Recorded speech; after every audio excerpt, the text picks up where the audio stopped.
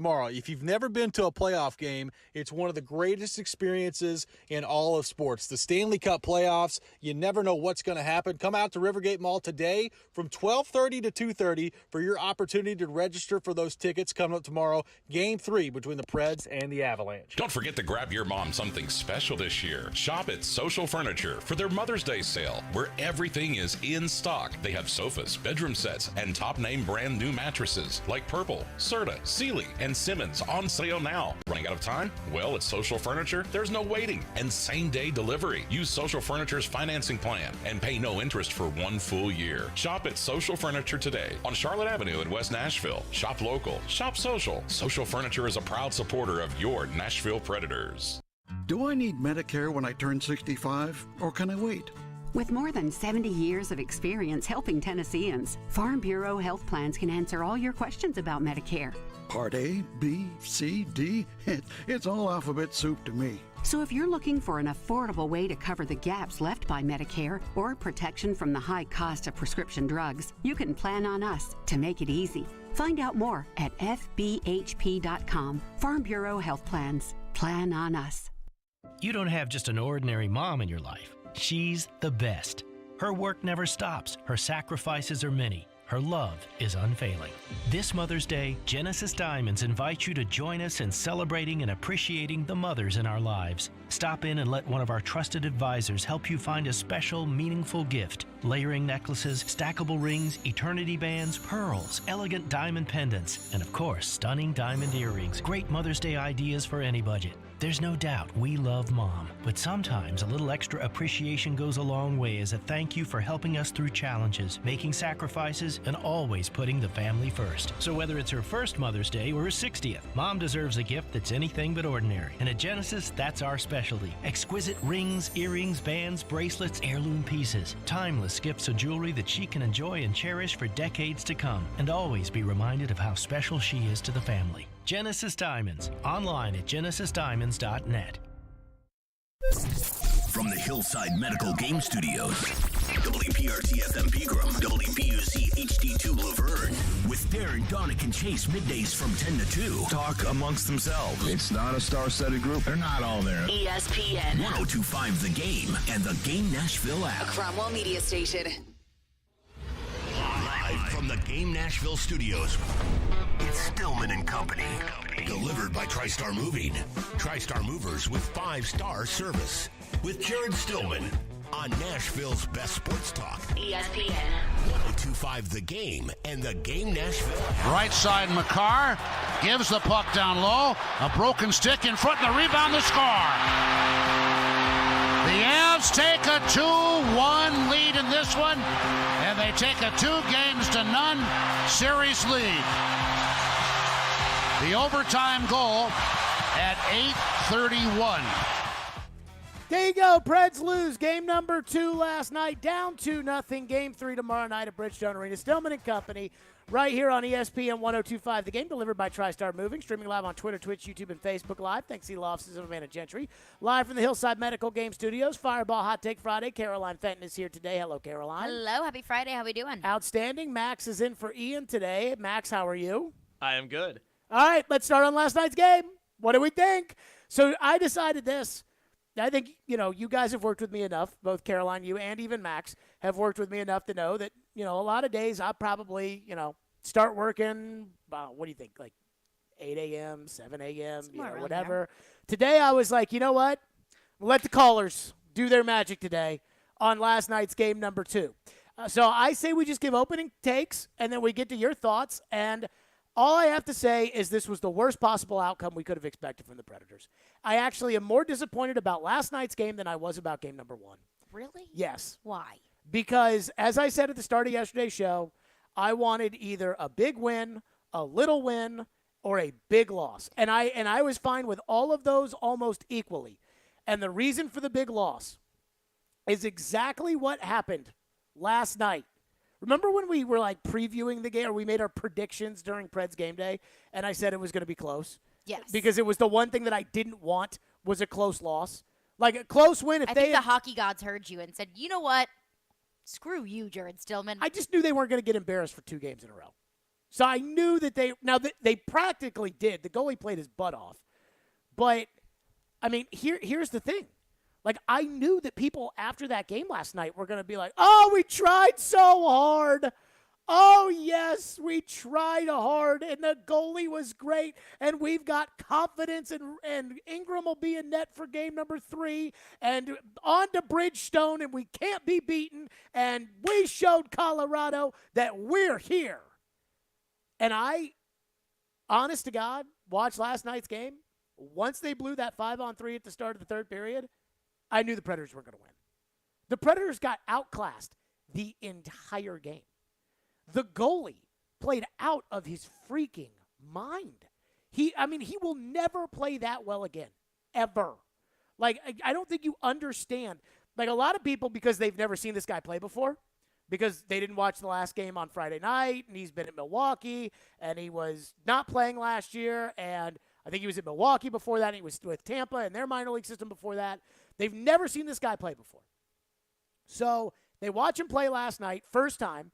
They totally forget about the fact that he blew a 4-goal lead on Friday that would have had you playing Calgary and not Colorado. But that's, put that aside. So they watch him last night, and I have buddies texting me like, star is born in Connor Ingram. And I'm like, guys, you got a lifetime performance out of him last night. Like, this was a maybe not once in a lifetime performance. But this is going to be, in my opinion, a top 5 game in his career. If not a top 2 game or top 1 game of the way that he plays in his entire career. And you still lost. And you still got outshot last night 51-26. And you still went 0-4 on the power play. And you still committed stupid penalties like Luke Cunnin, which will get, this penalty drove me freaking insane last night, the cross-check that he picked up in the third period, because the guy's on the ground, and he didn't just, cross-check him once. He literally was just doing this over and over again. Just like John Hines showed him. Just go right to the box. So, if I was coaching, and see, I think the Predators as a team, not as an organization, but as a team, like the hockey side of things, I think they have an accountability problem. And that's an example of it. Because the way Luke Cunnin's played this year, if you're going to pick up a third-period penalty like that, I'm not sending you to the box. I'm sending you to the locker room. Go pack up and just go. And he's not playing the next game because he shouldn't play the next game because he doesn't give you anything, and he hasn't given you anything all season. But guess what? He'll play. He'll play tomorrow. And so that's just like last night. Last night was horrible. Let me ask you this. If this were a baseball game, and your starting pitcher gave you a 2-hit shutout, but you couldn't hit, couldn't walk, couldn't bunt, couldn't run the bases, and you couldn't field, would you say, good game? No, you probably would not. That was last night. I mean, last night was terrible. It was terrible. And so I look at this series, and I truly believe that this series is over because I don't think the Predators are going to win both games at Bridgestone Arena, and I don't think they have any chance down 3-1, and I don't think you're ever going to hold the Colorado Avalanche, that team with that speed and that skill, I don't think you're ever going to hold that team to 1 goal in regulation the rest of this series. So I know everybody last night, and I was getting all worked up on Twitter, but last night I heard, a lot of, we got confidence now. We got it, baby. Here we go. And I told you exactly why I didn't want a small loss, a close game that they lost, because when the choice is optimism or reality, the fans usually take, especially for this team, I don't know why it is, because we don't give the Titans this kind of pass, but the fans oftentimes take optimism with this team 100% of the time, and that's exactly what they're doing after last night. Why is it bad if the fans are optimistic? Because it's not reality. Probably not. No, not probably not. You look at the game last night, and after the first McKinnon goal, I thought, oh, boy, buckle up. Because we are second-round pick for Jeremy Lozon. Wild Woo, ride. what a great trade. I mean, second-round pick. Nathan McKinnon was just coming in at like 100 miles an hour. Mark Borvietsky couldn't even get his stick even close to the puck to try and stop him. There was no one on Nathan McKinnon. It was just an open lane right into the net. You know why? Because they traded a second-round pick for a guy who stinks. Well, that's what happens. Is whenever you trade a second-round pick for a defenseman that stinks, then that's what you get is bad Think defense. about all the again, this is a microcosm of everything. But I mean, I'm sitting here watching, Cunnin, and he's terrible, and McCarron, and he's terrible, and who's the other one that's terrible? I can't even remember. Olivier. And by the way, I was confused why Olivier was even playing last night. Coach, but Tomasino's out and Olivier's don't in. even get me started on that. But I think my thing with last night is fans can be optimistic if they want. They're fans. That's their job. And you look at the final score last night, and you look at they were able to keep it tied. They were able to take to OT. So the Predators are back. The goalie's playing out of his mind. But the goalie was playing out of his freaking mind. And I don't think I've seen anything from the Predators, let's say like in the past 2 months, that makes me confident enough that that the goalie can play to that level and that they can beat that team. Because they play, the first period, I thought they played a fine game. They were a lot more physical in that first period. And then in the second and third period, they just looked gassed and they just took their foot off the gas. What I saw in the first period was fine. I think it was better than what we've seen in a long time. In the past couple of weeks or the past couple of months, which hasn't been great. So I understand the fans being optimistic because the Predators were able to take it to overtime. But there wasn't anything that I saw on the ice last night other than Connor Ingram that makes me feel confident that they can beat that team. So I don't have confidence going into Game 3. I don't have a ton of confidence coming back to Nashville just because they played in the first period better than I've seen them play. They weren't able to keep it up, and they still lost. The big picture is that you're just not very good. Well, the big picture is that you're also outmatched. And I hear so many people saying, well, what do you expect? But It's see, the Colorado Avalanche. That's the difference. That's the difference to me. Because there's a difference between not being good and being outmatched, right? Like Cincinnati in the college football playoff against Alabama was outmatched, right? But Cincinnati wasn't bad. No. This team's bad. Like the Predators are a bad team right now. Like they are a bad team. Last year, they were a bad team. Somehow they turned it around. This year, they were a good team, and they turned into a bad team. That's a bad team on the ice right now. That's bad. And they got bad players, and they got good players that aren't playing well. And, last night, for instance, here you go. Forsberg, no goals, no assists.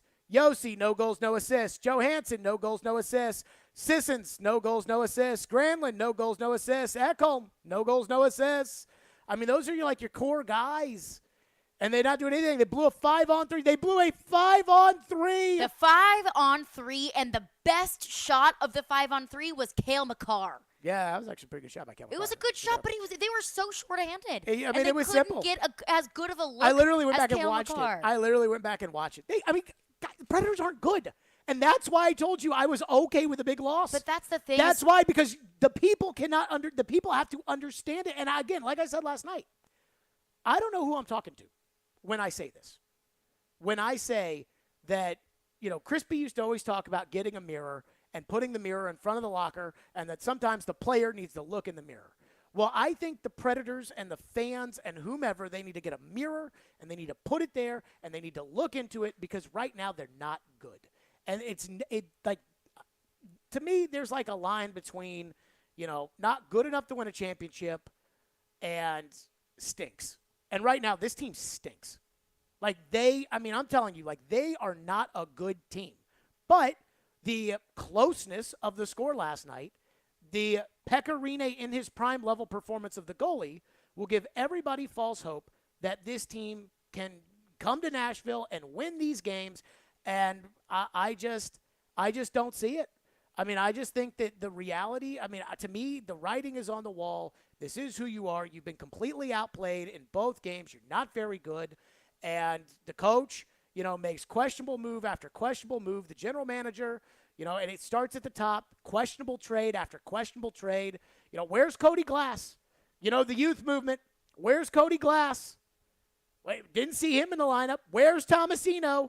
Didn't see him in the lineup. So people will feel good.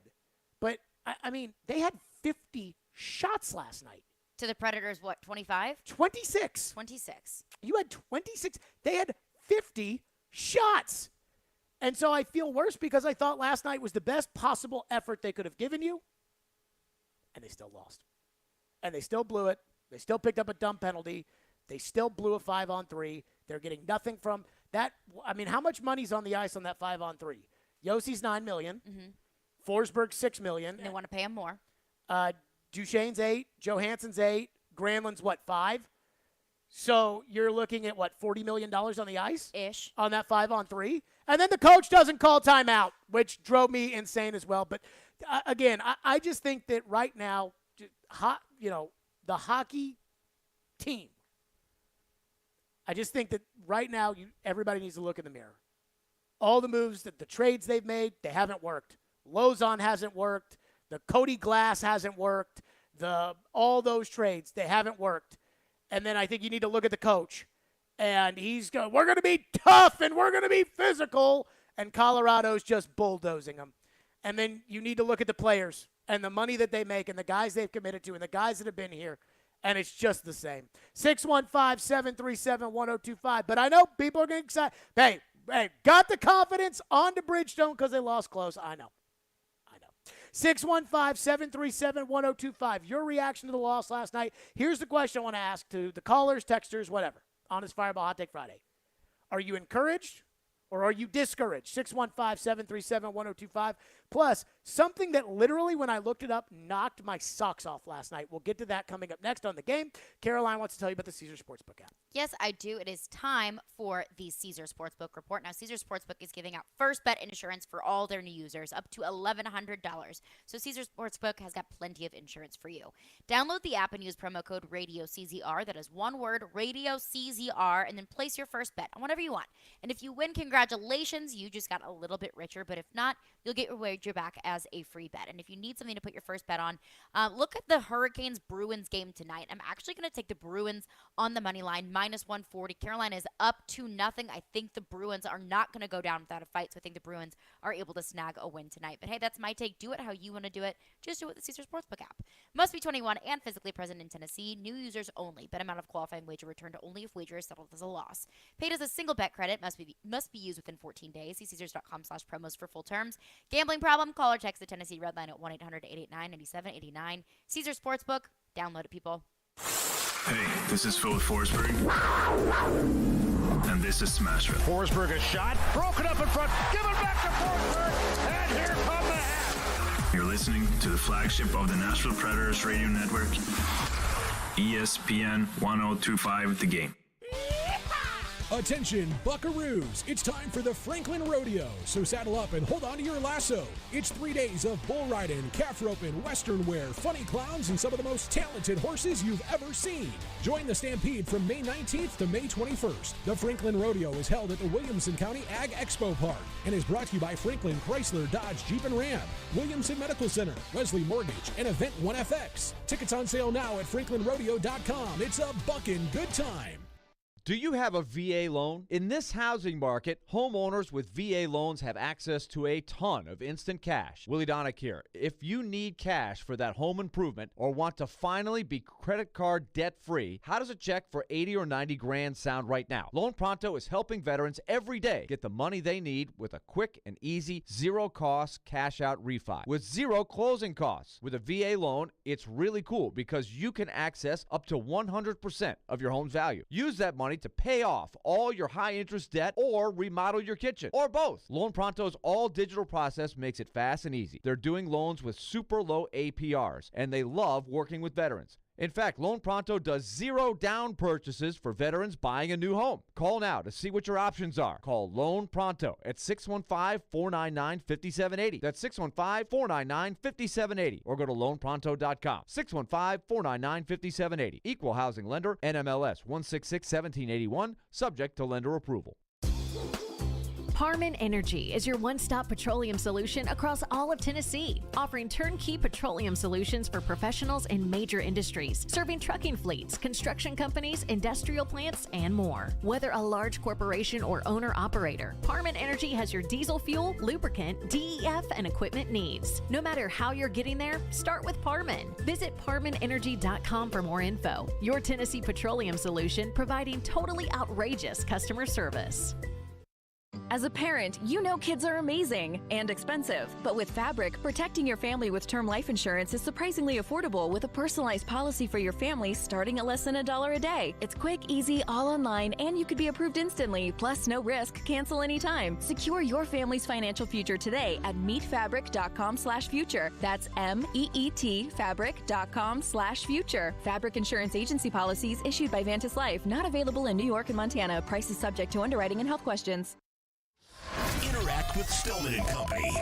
Call or text the show at 615-737-1025. Driven by WilsonCountyHyundai.com.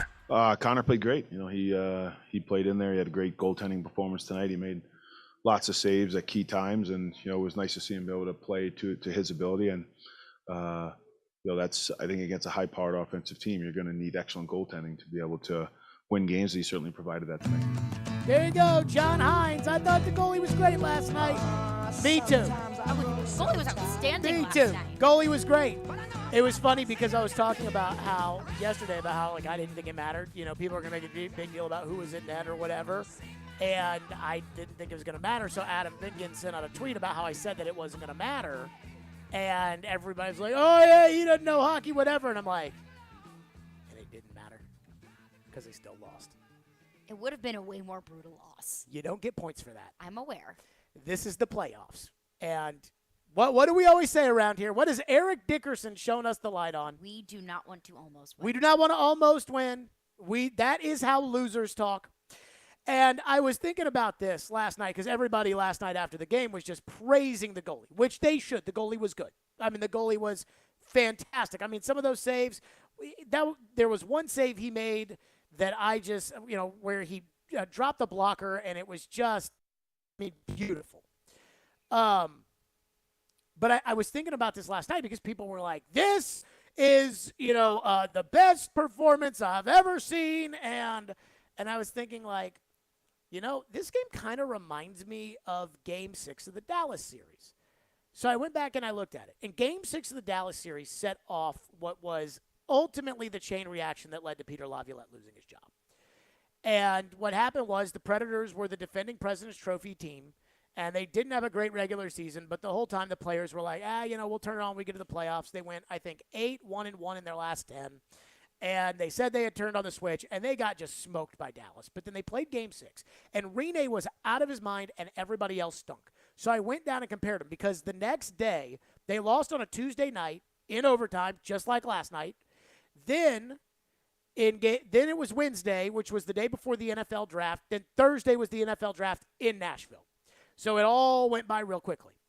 In that game, the Predators got outshot 51-48. Last night they got outshot 51-26. So that is a big difference, the discrepancy in shots. Power play. Last night, 0-4. Game 6, Dallas, 0-4. Goalie, Ingram last night, 49-51, 961. Rene, 49-51, 961. Forsberg, both games, no goals, no assists. Yossi had an assist in the Dallas game. Had an assist last night. No goals, no assists in the Dallas game. Johansson, no goals, no assists in both games. Ekholm, no goals, no assists in both games. Granlund, no goals, no assists in both games. Sissons, no goals, no assists in both games. So we got a new coach. You got, 12 new skaters. Out is PK Subban. I guess Fabro was in that game, and I forgot to include him. So 11 new skaters. And yet it's the same. It's the same. It's the same things that drove you all crazy at the end of that 2019 season because you thought this team could compete for a cup. And what you're saying, well, it wasn't as bad as the other night for last night's game. It's the same. And how many games have there been over the last 4 years, 5 years, where it feels like, man, the goalie gave them a chance and they just couldn't get any of the star players to score goals when it mattered the most? Go back to the Carolina series last year. Felt like Saros played great. So that's the thing that kills me right now is it just feels like it's the same. And that last night felt like you got a once-in-a-lifetime, like Rene going 49-51 is good, but it's not like that knocked our socks off. Like it was improbable to think that Pekka Rinne could do that again. Because, I mean, Pekka Rinne could train for 2 weeks, get in there, and maybe give you 49 out of 51. But last night, he's not giving you 49 out of 51 on a consistent basis. He's never done that in his life. Blew a 4-goal lead the other night against the worst team in the league. But yet, here you are in the playoffs. It's the same. The reaction's the same. Oh, we're coming to Bridgestone. And I think that's why yesterday I said, like, I'm okay with losing big. I'm not okay with losing close because I'm tired of the reaction being the same. Let's go to your phones. 615-737-1025 because I did promise phones today, and the phone lines are driven by WilsonCountyHyundai.com. Michael, get us going. Thank you for calling. Go ahead, Michael. Hey, Jared, I just want to add I completely agree with you, and I would even challenge you to look back even further. We're used to Pekka standing on his head, but this is reminding me even of when we were in the playoffs with Vokoun, 2007, 2008. We have a shot because the goalie is playing out of his mind, and we didn't have offense. That was always the excuse. There's no offense. Well, we have 240 goal scorers, and we're still not getting it done. I mean, Colorado is just hands down better than us, sadly. I mean, they are a better team in every aspect. At some point, and I've been a big supporter, but at some point we got to look at David Poile. You know, we changed the coach. I didn't really agree with getting rid of Laviolette. But here we are in the same situation 10, 15 years later, and it's the same story. I just would be curious on your thoughts on that. Thank you for the call, Michael. I am with you in that. And I would go back to Lozon. I mean, how many trades, even since you've been here? You've been here for a year. Mm-hmm. How many trades have they made that you're skeptical of it, like people are skeptical of at the time? And they're like, no. Understand.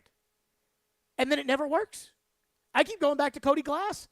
They trade. Now, look, the Ellis thing was a salary dump because they got out 3 years too late on Ellis. But, which, again, is not good, you know, when we're doing checks and balances of the general manager. But, I mean, how many times do they say, you know, Cody Glass, he was the 7th pick in 2017. Okay, and Mitchell Trubisky was the 2nd, and I don't want him to quarterback the Titans. And Lozon was in Boston. He was no good there. They unprotected him. Seattle took him. And then you traded a 2nd-round pick for him. And everybody around the league who knew who this kid was like, you traded a 2nd-round pick for Lozon? And they were like, no. He's young. We feel like he's got some untapped potential there. We want to sign him. Let's see.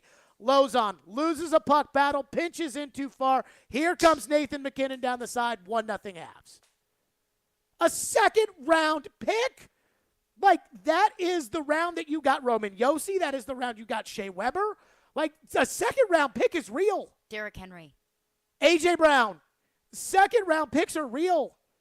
And yet, again, it's like every single time, these trades don't work. You know, these draft picks, they don't work. You know, Fabro, 1st round, boy, they raved about him. Tolvanen in 2018. In 2018, David Poile said he didn't want to make a bigger move at the deadline, though he did give up a 1st-round pick for Ryan Hartman, and that didn't work out.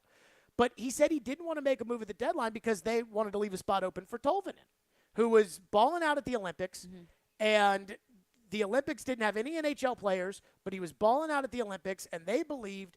And so they brought him in, and he played at like the end of the year after they had won the President's Trophy, and he wasn't ready to play. And then he goes to Milwaukee, and he stays in Milwaukee, and then he goes back to Milwaukee, and he stays in Milwaukee, finally comes up here for 10 games, looks like the greatest forward in the history of the Predators. And ever since then, couldn't get on the ice in the playoffs last year, kept getting scratched. They scratched him the other night. He hasn't broken through. So they hyped up Tolvanen. It hasn't panned out. They hyped up Fabro in the 1st round, but told us that he was better than Sam Girard when they traded Sam Girard in the Turris trade, which was a disaster. And that obviously hasn't worked out. Sam Girard looks pretty good on their team. And then they used the pick on Tomasino, and I actually like Tomasino, and I think Tomasino is getting better every game. And what's the freaking coach do last night? He scratches Tomasino so that Matthew Olivier can get in there. I mean, it's just, Cody Glass, he was the 7th pick in 2017. Okay. You know, draft picks, when you're picking guys at 18, sometimes they bust. And so it's just so frustrating. I go back to the thing I said the other day, which is The Titans traded AJ, and it was a very controversial trade. And there are a lot of people that are worried that the Titans, but at least when the Titans made the trade for AJ, they got the AJ replacement at the time. Treylon Burks is going to start at wide receiver for the Titans next year. When the Predators traded P.K. Subban, Victor Arvidsson, and Ryan Ellis, they got no immediate impact prospects in return. No high-end guys. They got some picks. They got some salary relief. But they didn't get anything in return for that. Even Forsberg. They're going to have to give Forsberg whatever he wants. Philip Forsberg has 3 goals in his last 10 playoff games. And to your point about the, $40 million on the ice with the 5-on-3. Oh, don't even get me started. That number's only going to go up with Forsberg. Because you got to pay him. But what are you paying him for if he's not showing up in the playoffs? And I feel like people are going to get mad at me, and this is me. I'm not trying. I want the Predators to be good. But I understand what the caller's saying. And when the caller says that this feels like 2007, 2008, I didn't really care about the team that much back then. But I did go, I believe it was game 4 in 2004 when they got swept by the Red Wings. I went to that game, and I remember being good effort. They tried hard. Good job, Dan Ellis. Well, good job. They tried hard. That does not fly with me anymore. Not in this town. 615-737-1025. Feel like the callers can get me worked up today. Probably so. I did not think I'd be this worked up today on the Predators. I think that you will not be overly worked up about the text line from what I've seen so far. Let's go to the text line next. 615-737-1025 is our phone number. 615-737-1025. And I do want to say that there was a major positive last night, and we will harp on that next. Join ESPN 1025 The Game for the Music City Celebrity Golf Tournament benefiting Folds of Honor on May 16th at Hermitage Golf Course. Put your team together and come play with athletes, musicians, and other local celebrities. Sign up at thegamenashville.com/golf. Every Wednesday at 5, join us for Jared versus Joe as they debate all of the big topics in sports, presented by Parman Tractor and Equipment and Mayweather Boxing and Fitness on ESPN 1025 The Game and the Game Nashville app. Huckleberry Brewing is now open, formerly Cool Springs Brewery. New owners, new look, fabulous menu, and same great location. So come on out and join us for watch parties, as we're proud to be an official Predators watch party destination. Come cheer on our Preds and enjoy one or all of our great craft beers. Our master brewer and friendly staff can't wait to see you. Bring the kids and let them enjoy our game room. Huckleberry Brewing is located at 600A Fraser Drive, next to Sperry's in Cool Springs. Hey, Robby Stanley here to tell you your Nashville Predators are in the 2022 Stanley Cup playoffs, and we need you at Bridgestone Arena. Round 1 playoff tickets are on sale now at NashvillePredators.com/tickets, and these are the games that you don't want to miss. Epic goals, massive wins, and historic moments. You can be a part of it all. Visit NashvillePredators.com/tickets to be there for all the action. Stand with us, Smashville, and make sure you paint the town Preds. That's NashvillePredators.com/tickets.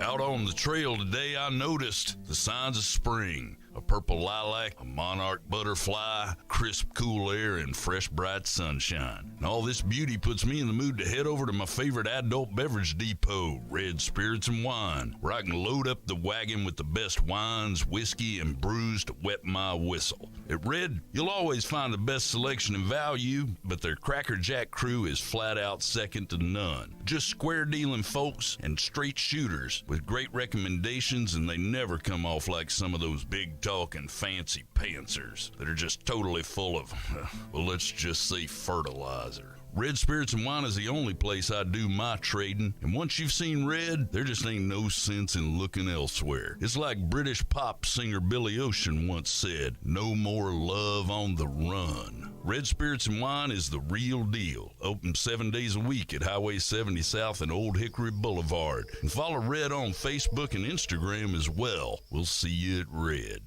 Hey, Robby Stanley here, and the NBA playoffs are rolling on, and you can make every game feel like Game 7 on FanDuel Sportsbook, an official partner of the NBA. Throughout the playoffs, all customers can place a no-sweat same-game parlay each week. You'll get up to $20 in free bets if you don't win. FanDuel has so many ways to play, and best of all, when you do win, you'll get paid faster than a fast break. I love my Miami Heat. They're off to a great start. I've got them going far in the Eastern Conference playoffs. Give me Jimmy Butler over on points. Give me Bam Adebayo over on rebounds as well. But you take it any way you want to take it. If you're new to to FanDuel. Just download the FanDuel Sportsbook app, sign up with promo code ROB to get your first bet risk-free up to $1,000. Once again, that promo code is ROB, and if you already have an account, you're all set to bet. Either way, you'll get up to $20 in free bets if your same-game parlay during the playoffs doesn't win. FanDuel Sportsbook, an official partner of the NBA. Must be 21 or older and present in Tennessee. Refund issued is non-withdrawable free bets that expire 7 days after receipt. Max free bet of $20 per week. Restrictions apply. See full terms at sportsbook.fanduel.com. Got a gambling problem? Call the Tennessee Red Line at 1-800-889-9789.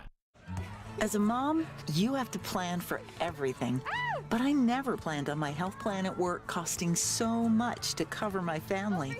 Fortunately, with more than 70 years of experience helping Tennesseans, Farm Bureau health plans help me get family-friendly coverage for a lot less. So I can focus on raising my kids, not my premiums. Ouch, Mom!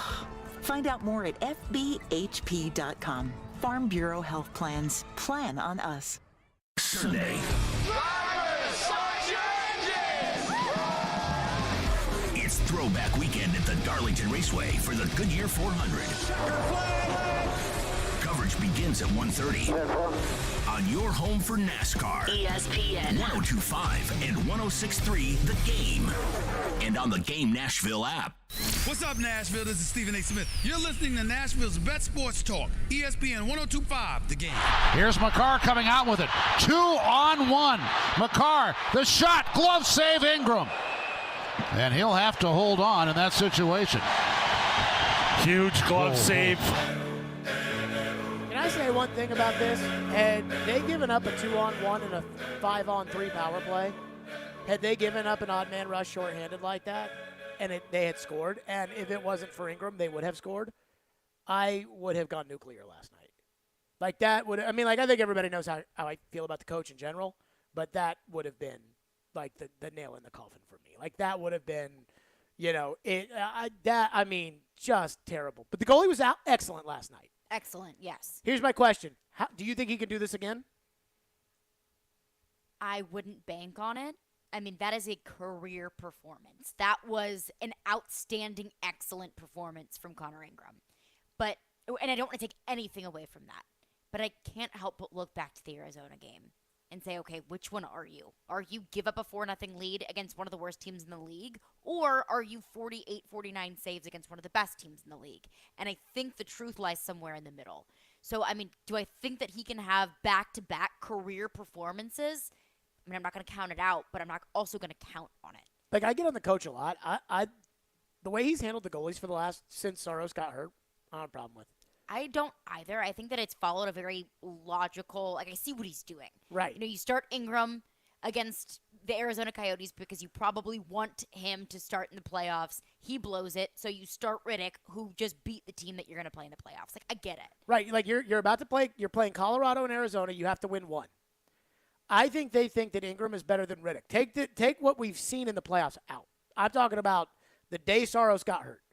I think they thought that Ingram was better than Riddick, but Ingram was getting, game reps in Milwaukee. And so they wanted to do this. They wanted to play Riddick against Colorado, lose. They didn't want to lose, but they expected that they would lose. Then they wanted to play Ingram against Arizona, expect a win, and then Ingram against Colorado, but then Ingram screwed it up because Riddick beat Colorado, and then Ingram gave up 5 unanswered goals against Arizona that cost you that game, which would have led you to play Calgary. And at that point, I don't think you really have a choice. You have to go with Riddick in game 1. I don't think the Predators had a choice, so I think they did the right thing. Then they take the goalie out because they would have taken the goalie out if I was the backup the other night in game 1 because it was just get him out, just like a pitcher in baseball, just like get him out. He's done enough. So they got Riddick out and they put in Ingram, and Ingram played fine. I didn't think there was any pressure in that game, so I didn't take like, oh yeah, now he's ready to rock and roll. He gives up the first goal and the first shot last night, and I thought, oh God. The McKinnon goal was. And then he was. I told myself, all right, buckle up because it's going to be bumpy from here. Well, I mean, I thought that was a bad play by Lozon, and Borowiecki's too slow to get back. And this is where, in the playoffs, being on the road, the last change I do think matters because when they see Lozon and Borowiecki come over, they're going to throw McKinnon's line out there every time. And then tomorrow night, they won't be able to do that. But here's the thing about Connor Ingram. Connor Ingram at Milwaukee or at the AHL Syracuse, which I believe is the AHL affiliate of Tampa. When he was there with Tampa, who waived him, and I think that's how the Predators got him. But he was 20-11 one year. This was 2018. 20-11 with a 2.33. Then the next year, he went back to Syracuse, and he was 14-7 with a 2.26. So again, under 3 goals. Then he goes to Milwaukee in a COVID-shortened year, and he was 21-5 with a 1.92. And I think at that point they thought like there was potential for him, like him or Saros, to be the future. And Saros was much more accomplished at the NHL level, but I think they viewed him as like a potential future piece. Last year seemed like a weird year. He went into the mental health program for the NHL, so we'll leave last year aside. This year, with a full season at the AHL, he was 30, 17, and 7. It's pretty good, with a 2.7 goals against.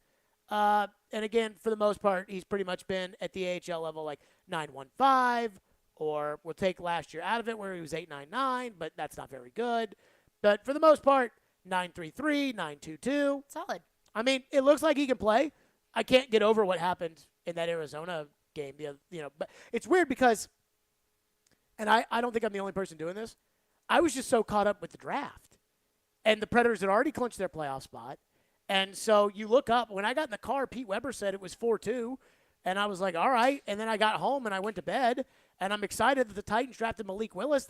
When I woke up the next morning and saw they lost, I couldn't believe it. So I don't even know how bad he was in that Arizona game. I think most people now that are like, Ingram is the man and we are ready for game 3, I think they probably didn't see the Arizona game. But I am having a hard time getting over the Arizona game as far as believing that Ingram can steal the series. And I certainly don't think he could steal the series if you can't steal the game in which he steals for you. And I also think that he has such limited NHL experience, also against the type of competition that you're going to see in the Colorado Avalanche. So how sustainable is that level of play from last night? I don't want to take anything away from it. Like if he is ultimately a great player, then that is sustainable. But we don't know. But I just don't think that I have a big enough sample size. If he was a great player, Tampa probably doesn't get rid of him, and you probably doesn't give up 4-0 lead. And so it's tough. But he did play well, and he had an outstanding game. I will give him credit. What do we have in our text line? 615-737-1025. One texter texts into the text line and said if only they would have won that last game against the dumpster fire Arizona Coyotes with a 4-goal lead, they would be playing the Calgary Flames, who have scored a combined 1 goal in 2 playoff games. Yeah. I mean, coulda, shoulda, woulda. But see, that goes back to the goalie. Everybody loves this goalie today, but if he had held that lead, you're playing Calgary, and I have not watched 1 second of Calgary versus Dallas, and guess what? I'm not going to. I flipped over this morning on Sirius to NHL Radio to see if they were talking about the game last night. Yeah. And they were talking about how the Dallas-Calgary series is the most boring series of all the opening round series. And as somebody who watches a fair amount of hockey, I don't watch as much as like Robby, but as somebody who watches a fair amount, I have no interest in that Dallas series. Like I will watch Boston, Carolina, and I believe Boston is going to lose tonight, and I believe they're going to fire their coach and general manager. And I believe that the Predators should look very closely at their coach because I love their coach. And I think he's a straight shooter, and I think he's an offensive coach, and I think he's whatever. But I'm not watching that Dallas-Calgary series. Why would you want to look at a coach who would, in what you're predicting, go down 3-0 in the playoffs? Because he's been to the Cup, because he took that team, they rebuilt on the fly. Very similarly to where the Predators were. They had been to 2 cups. They had won one of them. They fired their coach because it had gone downhill after they won the President's Trophy, and he rebuilt that thing on the fly. So they had a core kind of like the Predators that had won them their first cup, that has stayed together. They add some pieces. He brought Pasternak along. I think Bruce Cassidy would be a great coach for the Predators. I do think, though, that you have to hire your general manager first. And I have a gut feeling as to where the Predators would go for that if they moved on from both the coach and general manager. But those are off-season discussions that we can have. And if they don't start scoring goals, if they don't get the guys that they paid all this money to start scoring, then the off-season will come sooner rather than later. 615-737-1025 on this Fireball Hot Take Friday. We're right back to your Preds phones because it sounds to me like the people are not happy. They are not. 615-737-1025. And that's what I like to hear. You know why? Because we don't want to almost win. We do not want to almost win. That is how losers talk, and we don't want to do that. There is a new way to hear ESPN 102.5 The Game. Check us out on 106.3 FM. From downtown Nashville to Spring Hill on I-65, from downtown to Murfreesboro on I-24, you now have two choices on the dial to hear our shows and Preds hockey. Check out 106.3 FM now and save it as a preset. Do you have that one person or thing that just makes you mad? Join us every Friday at noon on the DDC for You Just Made the List. Fueled by Parman Energy. Visit ParmanEnergy.com, your one-stop petroleum solution, and try Star Movie on the DDC on ESPN 102.5 The Game. You just made the list! From Fox 17 News, this is a Code Red weather alert. I'm Fox 17 News Code Red meteorologist Dan Guthrie. Scattered showers and thunderstorms will continue to push east this afternoon. Everything wraps up by the evening, and the weekend is looking pretty pleasant. This weather report brought to you by Hiller Plumbing, Heating, Cooling, and Electrical. Call the Happy Face truck today. Get a great deal on versatile Kubota equipment today, like Kubota BX and L Series compact tractors, part of our under 100 horsepower tractor lineup rated #1 for reliability, Z Series mowers, and Sidekick utility vehicles. Stop by your local Kubota dealer today. Bring home the Kubota L2501 tractor for 0 down, 0% APR for up to 60 months, plus save up to $1,100 now through June 30th. See us or go to KubotaUSA.com for more details. 2 locations to serve you, Columbia Kubota or Franklin Kubota. Visit them online at ColumbiaKubota.com or FranklinKubota.com. Golfers, swing into Edwin Watts Golf Shops for the new Ping I-525 irons and Glide 4.0 wedges. The Ping I-525 irons have a forged steel face, allowing for dynamic distance and a greater feel. The next generation Glide 4.0 specialty wedges are engineered for high spin performance with a lower launch. Get a free custom fitting today. Edwin Watts Golf Shops, home of the 90-day satisfaction guarantee, and shop us online at worldwidegolfshops.com. If you're shopping for a new home, the last thing you want is another surprise jump in mortgage rates. Hey, Willie Donick here, excited to tell you about Loan Pronto's all-new rate protection program. You get a rate quote that is locked in for 180 days, 6 whole months. Brian and Amy did it. They locked in an APR in the 3s with Loan Pronto.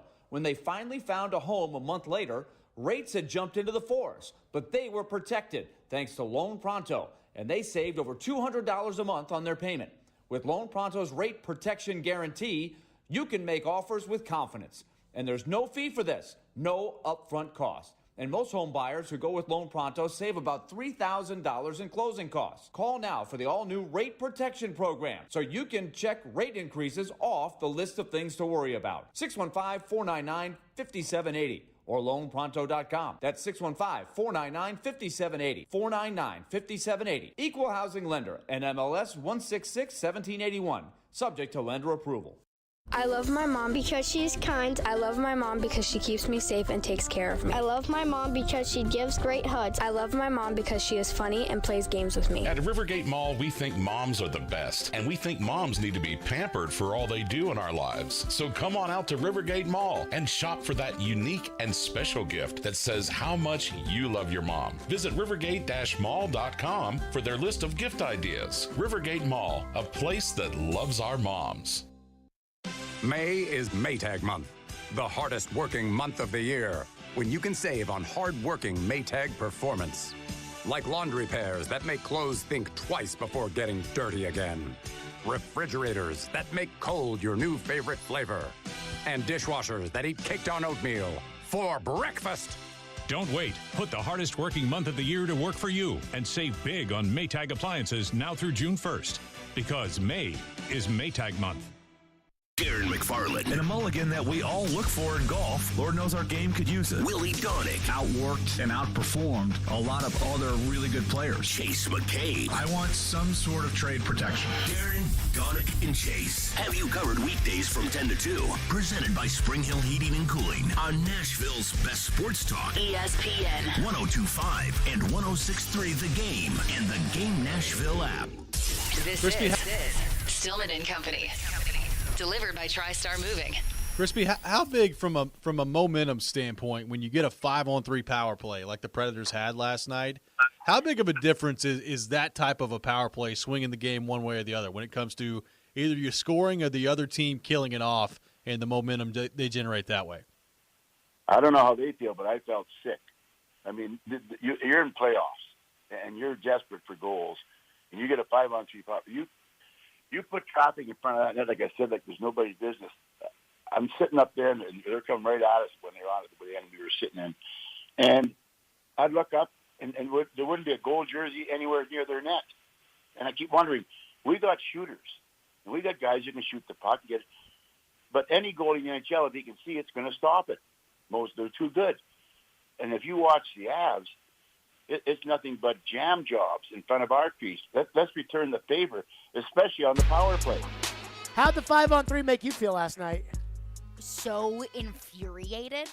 So it made Crispy sick. So frustrated. It made me want to just put my fist through my television. That to me was a big, take out the highlighter and circle the coach. Yeah. That was a big one. The fact that the best shot in a 5-on-3 was not a Nashville Predator. So I actually went back and watched the 5-on-3, and I wrote down notes as it was going on. So I must have watched it 6 times. Here you go. Here's who's on the ice. 95, 92, 64, 9, 59. Draw 1 to 59. 59 to 95 to 9 to 59 to 9 to 59. Shot wide. Then the rebound comes to 95. He misses the rebound. Clear, go the other way.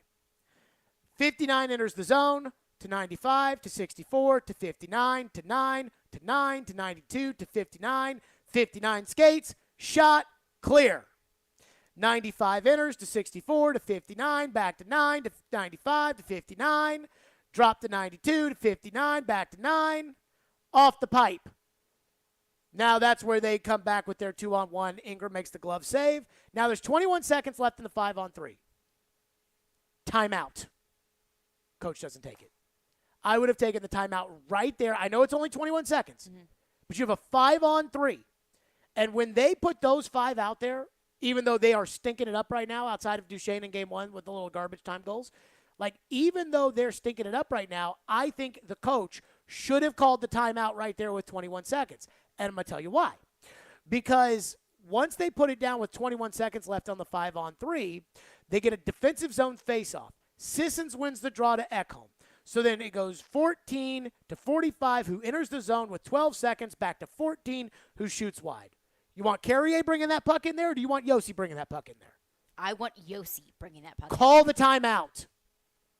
And he didn't do it last night. But, again, the timeout's not why they didn't score on that. But, again, it's all back to – it was literally what I call playing soccer, where everybody just sits there and they just pass it back. So 9 to 59, back to 9, back to 59, over to 95, back to 59, back to 9, over to 9, shot.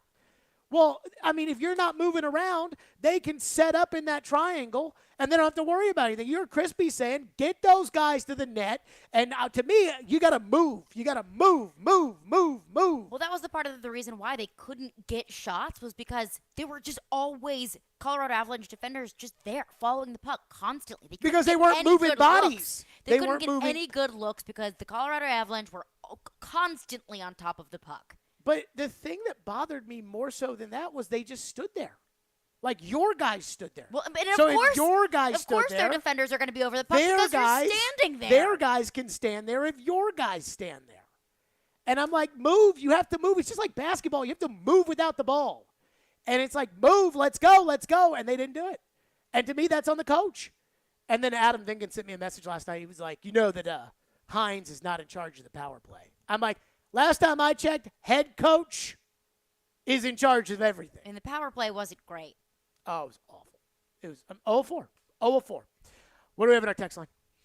One texter texts into the text line and says, to answer your question, overall, I'm very discouraged. The team looked slow and lazy, which drives me crazy with how Ingram played. As far as Ingram, I'm encouraged after that performance. I kept yelling at the TV, somebody score, don't waste this goaltending. He gave us the best chance to win, and they blew it.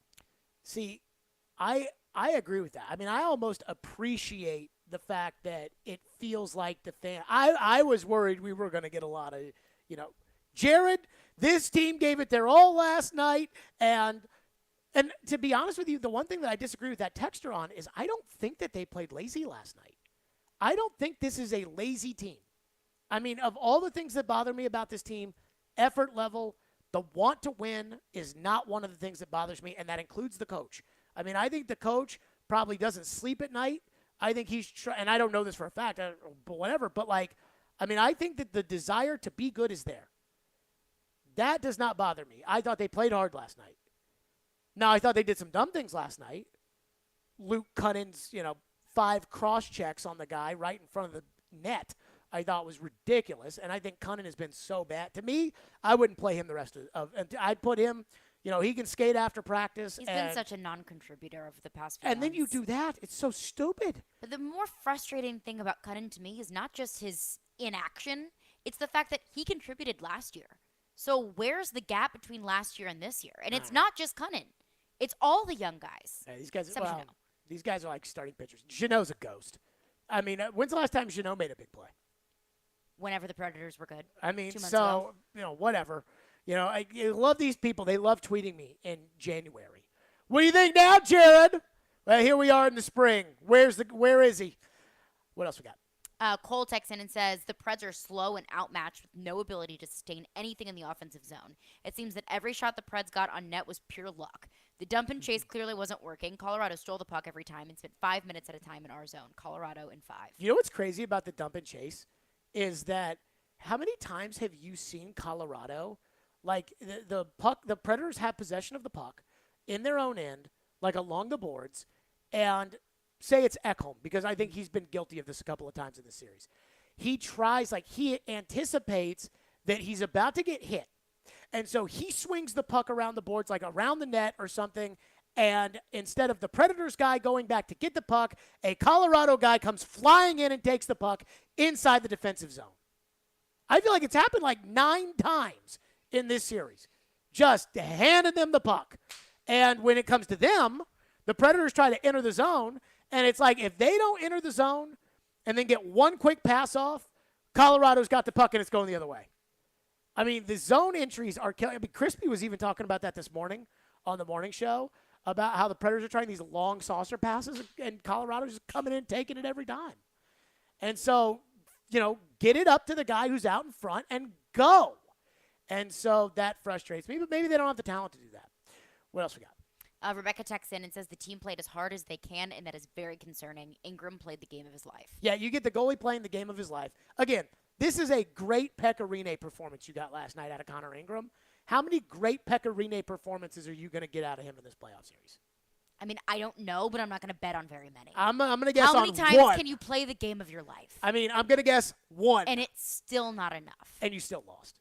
That's what makes this loss discouraging. Is there anybody in the Boohoo text line? Is there any, we were right there. We were right there. We're going home. Because if there's nobody in the text line and there's nobody calling today that's saying that, then I will owe the. I think that the text line is 99.9% angry, frustrated, and discouraged. Wow. Love Fireball Hot Take Friday. Seriously. Coming up next, there was something about last night's game that's going to leave them more angry, upset, and discouraged. And we'll get to that next.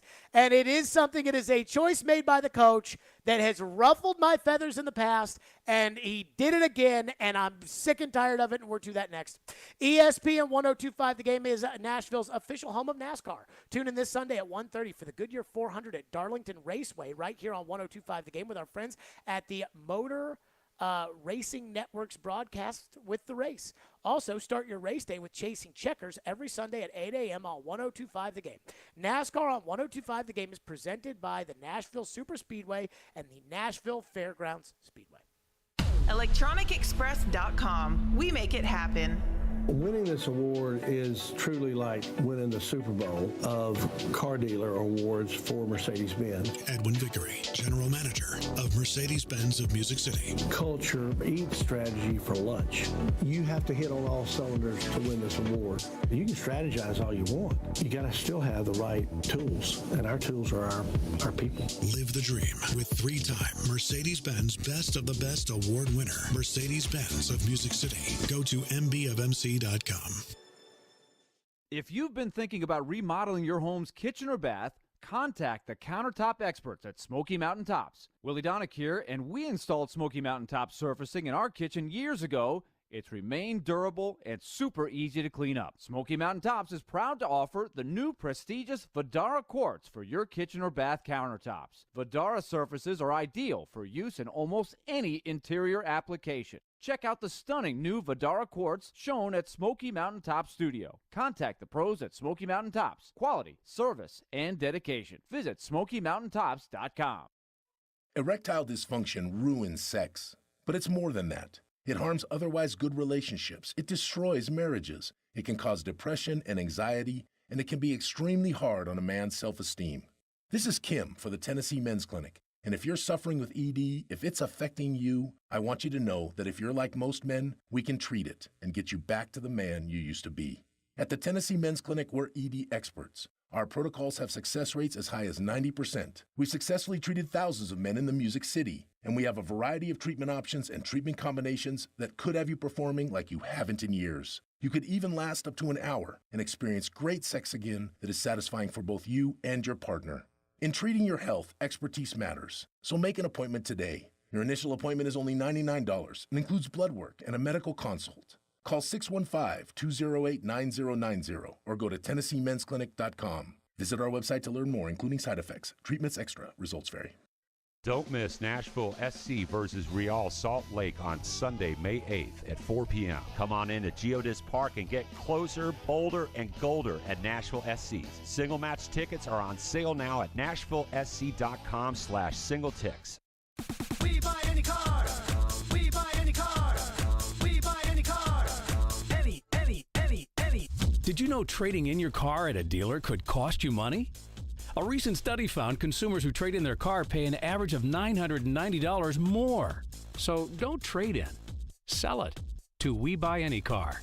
Learn more and get your free online valuation now at WeBuyAnyCar.com. Find out how much your car's worth at We Buy Any Car.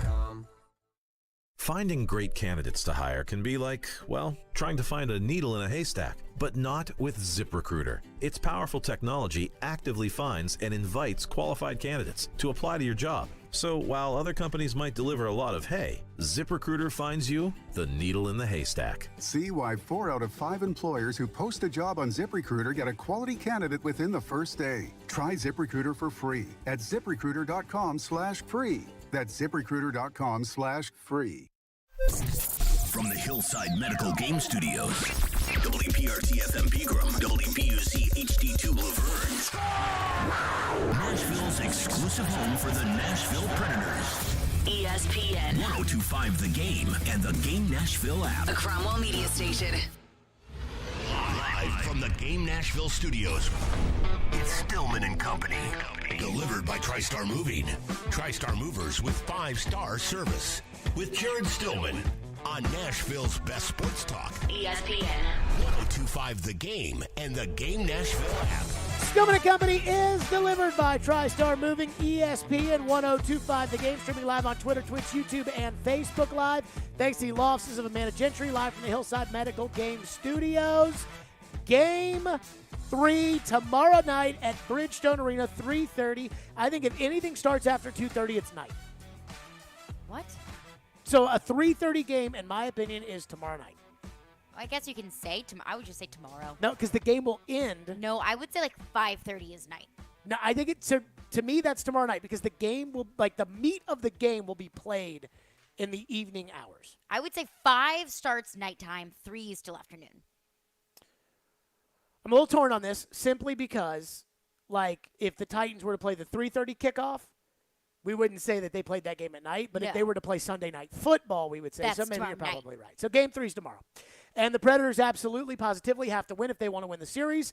And just judged off your earlier comments today, it doesn't feel like you all are very optimistic that the Predators are going to win this series, but we'll see. But I do want to say something that really, really irked me on this Fireball Hot Take Friday. Did I tell people we're live on Twitter, Twitch, YouTube, and Facebook Live? Thanks to the offices of Amanda Gentry. I don't think you did, but I appreciate you telling me And that we're live from the Hillside Medical Game Studios on a Fireball Hot Take Friday. You didn't say that, but I'm glad that you did. Okay, so this irked me last night. Did it irk you? Yes. Okay. So last year, if you remember, when they got in the playoffs against Carolina, everybody except for me had this false hope that they could beat Carolina. Like, everybody thought, like, hey, anything can happen in the playoffs. I know we're not favored to beat them, Jared, but anything can happen. And everybody pretended like that was possible.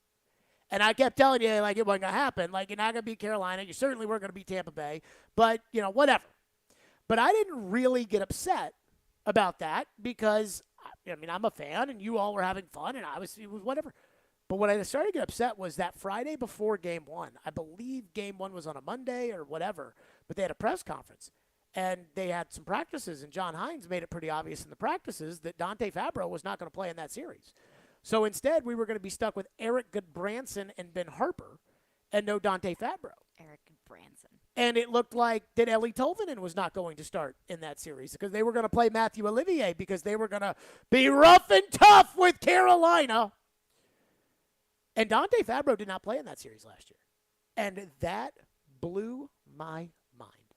Because Floyd used to always tell me as a general manager, there's two different things. There's doing your job and there's protecting your job.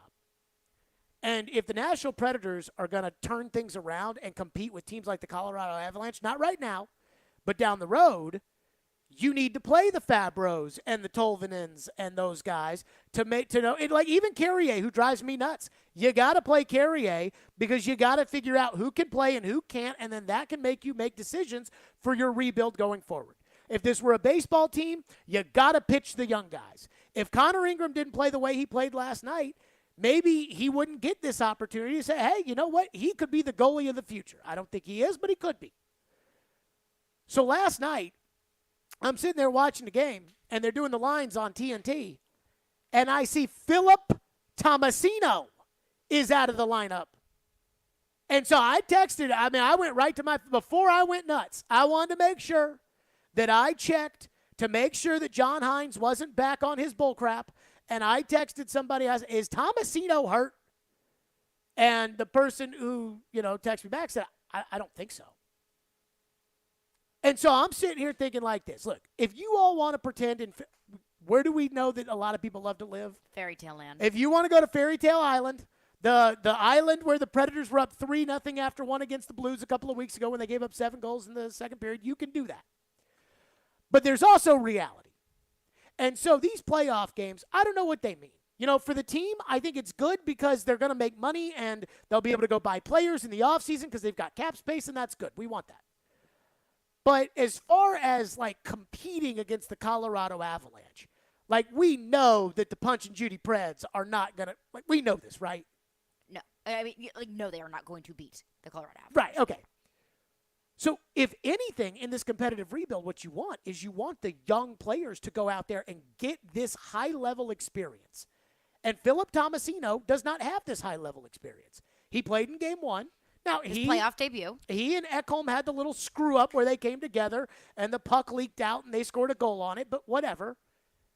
And so now he's benching Philip Tomasino for Matthew Olivier, a bottom-of-the-barrel roster guy, a guy you can go get from your minor league club, and if you lose him, you can just go sign another Matthew Olivier somewhere else. And so Philip Tomasino is not playing in the play, did not play last night. Tolvanen did play last night, but was out Game 1. Tolvanen, and he's screwing around with Tolvanen. And look, maybe Tolvanen's not the future. It looks to me like he's probably not after that unbelievable 15-game stretch he had last year. It looks like Tolvanen's not a dude. But at least you got to have the guys out there so that they can get the experience, so that they can get better, so that they can figure it out. With Tomasino's game this year, I think he's come a long way Like, I actually have a hope for Tomasino. I don't really have a lot of hope for Tolvanen going forward. I don't have a lot of hope for Fabro. I think Fabro is what he is, which is not good enough right now. So I'm losing hope there. I've lost my hope for Carrier. I don't think he's good at all. But Tomasino, he's a first-round pick, and he's gotten bigger throughout the course of the year. He's gotten stronger.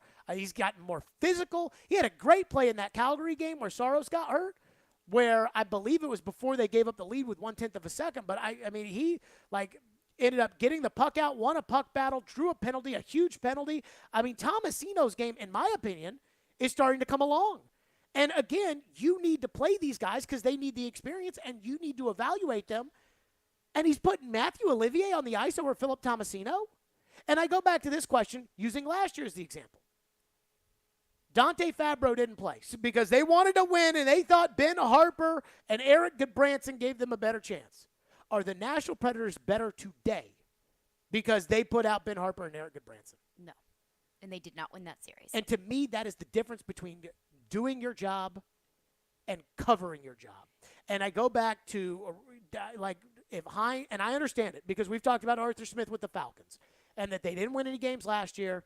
They're not going to win games this year with Marcus. They're not going to win games next year with Desmond Ritter, and Arthur's going to get fired. And it may not be Arthur's fault. And with Hines, he's on the hot seat because Joe Rexrode just wrote a 1,000-word article about why he should keep his job or why he shouldn't keep his job. And when they're starting to write articles like that, you are, in fact, on the hot seat. That is the hot seat. And so he's on it. And so I understand the inclination to think, you know what? I need somebody more physical. To help me win this one game, I need this. But you only do that if you think that contending is a reality and that winning that one game is more important than the development of the young players. I think because they do think contending is a reality. I don't think they do. I don't think Then Poile. why would you bench Tomasino for Matthew Olivier? Because I'm with you. Because he thinks if he wins last night, if they win last night, let's say Forsberg doesn't, and I don't want to get into the almost winning stuff, but hypotheticals. Let's say Forsberg scores in the 5-on-3 and the Predators win 2-1 in regulation last night. You think the first caller that we're taking today is talking about wanting to get rid of Poile and Hines? No. See what I'm saying? So if he thinks that gives them a better chance to win the one game, he's going to do it because, what did Joe write at the end of his article? What Hines can say and adjust to make things competitive, it's a big job. It's his job. What did Joe say in his article yesterday? Again, the one that said that John Hines should keep his job no matter what. Joe wrote that the Preds should pick up his one-year option. He should also be judged on the rest of this series, every period, every shift, no matter how long it lasts, which might not be long. Which means that we're not judging him off of every period, every shift. Well, I'm not. But I don't have the expectation that they can win this series. But Joe is saying we need to judge him every period, every shift, every game. Are they competing? That's what this is. What this is to me is I think Hines thinks that it gives him a better chance to win the one game by playing Matthew Olivier than it does for Philip Tomasino. And I won't completely disagree with that, though I definitely think Tomasino's a much better player than Olivier. But I don't think it helps you. Olivier is a more physical player. He's a tougher player. But I don't think it helps you long term. And that's, again, the difference between doing your job and covering your job.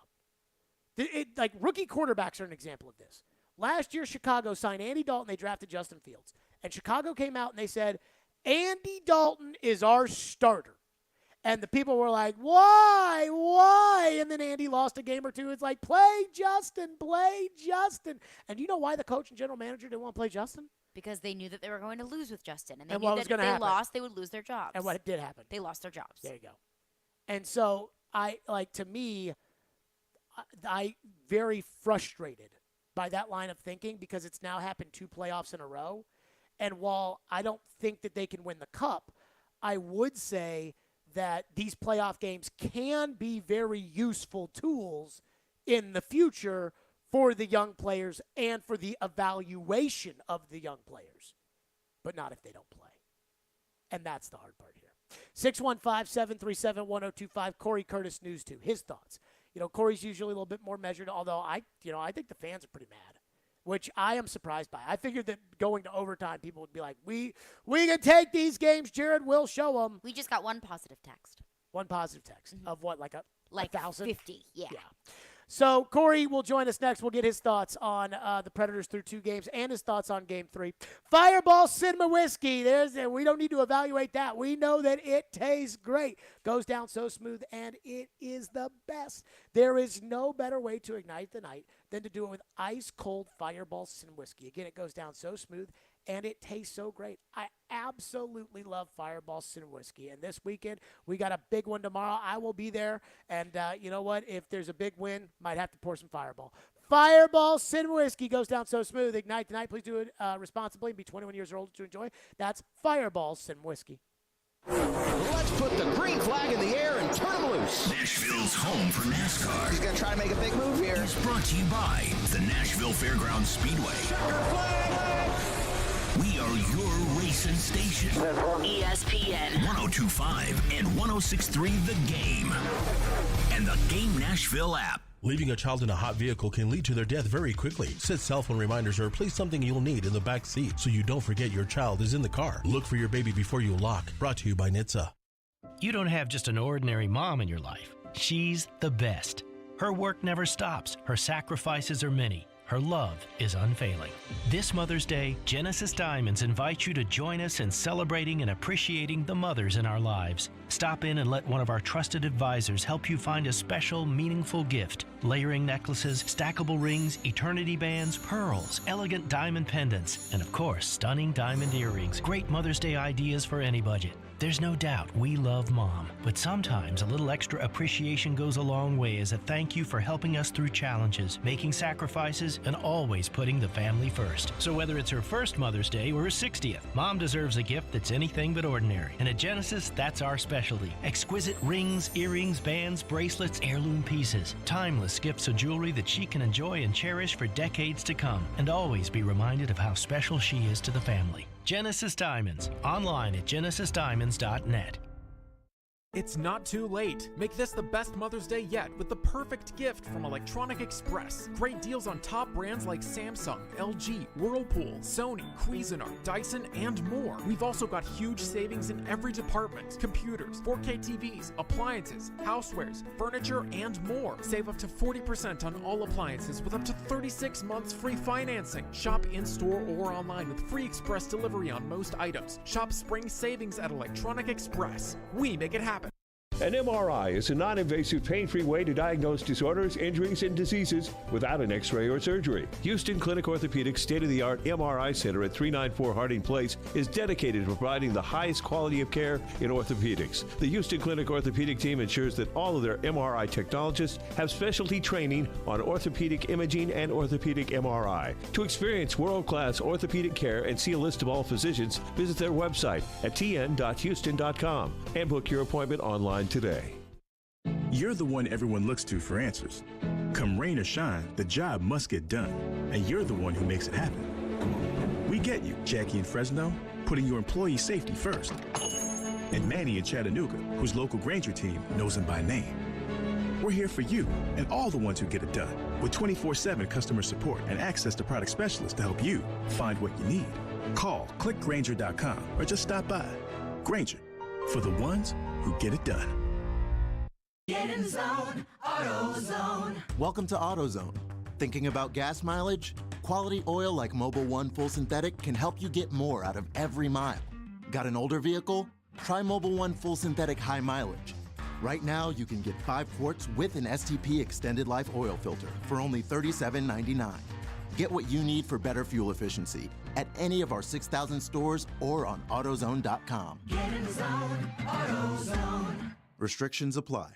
ESPN's Turon Davenport breaks down the Titans like no other. On the field chemistry, I don't think it's going to be a problem. It's just going to be a process. Catch TD Mondays at 11, Thursdays at 3, and Fridays at 8. Plus, the Talking with TD podcast drops every Wednesday. When you draft players, it's not just for one season, it's for a career. Nashville's best sports talk. ESPN 102.5 The Game and the Game Nashville app. If you've missed any of today's show, just search Stillman and Company on Apple, Spotify, or your favorite podcast platform. To celebrate summer concert season, get a $25 all-in ticket to more than 50 shows in the Nashville area for 1 week only. Text the keyword SUMMER, SUMMER, to the game text line at 615-737-1025 for your chance to win. The special offer runs through next Tuesday, May 10th. Get more info at livenation.com/concert week. So somebody sent me a tweet and said, with Tomasino out, good thing Luke Cunnin was still in there for the production in the lineup, which, of course, the Predators could certainly use Luke Cunnin's lack of production and stupid cross-check penalty that drove me insane. So I am highly discouraged, and I'm discouraged because I feel like there is no hope to compete. And even when you're playing the best team, if you're not one of the best, you should at least make it tough. And I'm not convinced the Predators have done that. Corey Curtis joins us now from News 2 on a Fireball Hot Take Friday. Corey, your reaction to games 1 and 2 of this series with Colorado, are you upset, angry, or do you think that the Predators have done a good job in this series? Well, look, I mean, they were rotten in Game 1. There's no way around that. I mean, the goalie was bad. They were bad. Colorado has certainly found another gear here in the postseason. I mean, when you watch McKinnon skate, the Preds don't have that guy. I mean, there's a reason the teams that finish last tend to be the ones that become good because they get the Nathan McKinnons of the world. So when that guy goes into overdrive, there's just not a lot stopping it. And their star power to this point with Makar, Landeskog, and McKinnon has been better than the Preds star power. I mean, I think you'd have to say that. Forsberg's been held off the mark. Roman Josi hasn't scored. It's just been what Duchesne and Trennan. And so the Preds need more from their big guys, without a doubt. But I think you have to be excited about what you saw from Connor Ingram in Game 2. You have to be excited that he gives you a chance to at least compete in the series. Look, down 2-0, having to beat this team 4 times in the next 5 games, is that realistic? Probably not. But we'll see what they do when they get back to Bridgestone Arena. We'll see if they can put a couple of wins on the board, or not. It's the playoffs. They play a heavy game. We'll see if that heavy game can wear on them, because it's going to have to. Because right now, they just don't look fast enough to get up and down the ice with Colorado. Corey, I feel like you have lived through the ascension of the Predators from essentially a franchise in poverty to what they became and now where they are today. Yep. And I remember as a senior in high school getting tickets to a Game 4, I believe, in 2008 against the Red Wings, and they lost, and Dan Ellis was in net. And I remember, as a fan, and I wasn't a big Predators fan back then, but I got tickets, so I went to the game. And I remember, hey, good job, boys. And I remember the Vancouver series where Vancouver was so much better and Pekka made it interesting. Like, to me, those days should be behind us. The celebrating getting into the playoffs, the celebrating of playing close. And I do feel like the fans are there. I do wonder, does the organization look at this right now and say, it's been 4 years since they've won a playoff series, and they are so far, in the rearview mirror of the Avalanche. And I wonder if that means that they think that perhaps huge changes could be coming. What do you think? Well, I mean, look, when you got to play the 1 seed in the first round, it doesn't bode well for you to win series, okay? When you got to play the best team right out of the bat, you're not going to win. So you got to do better in the regular season. You got to put up more points in the regular season, and you got to give yourselves better, chances to move on in the postseason. Do I think that they need massive changes? No, because they're not that many points away. And the only way you get the McKinnons of the world is by picking first. I mean, that's it. I mean, we've seen it with the Penguins, we've seen it with the Blackhawks, we've seen it with the Lightning.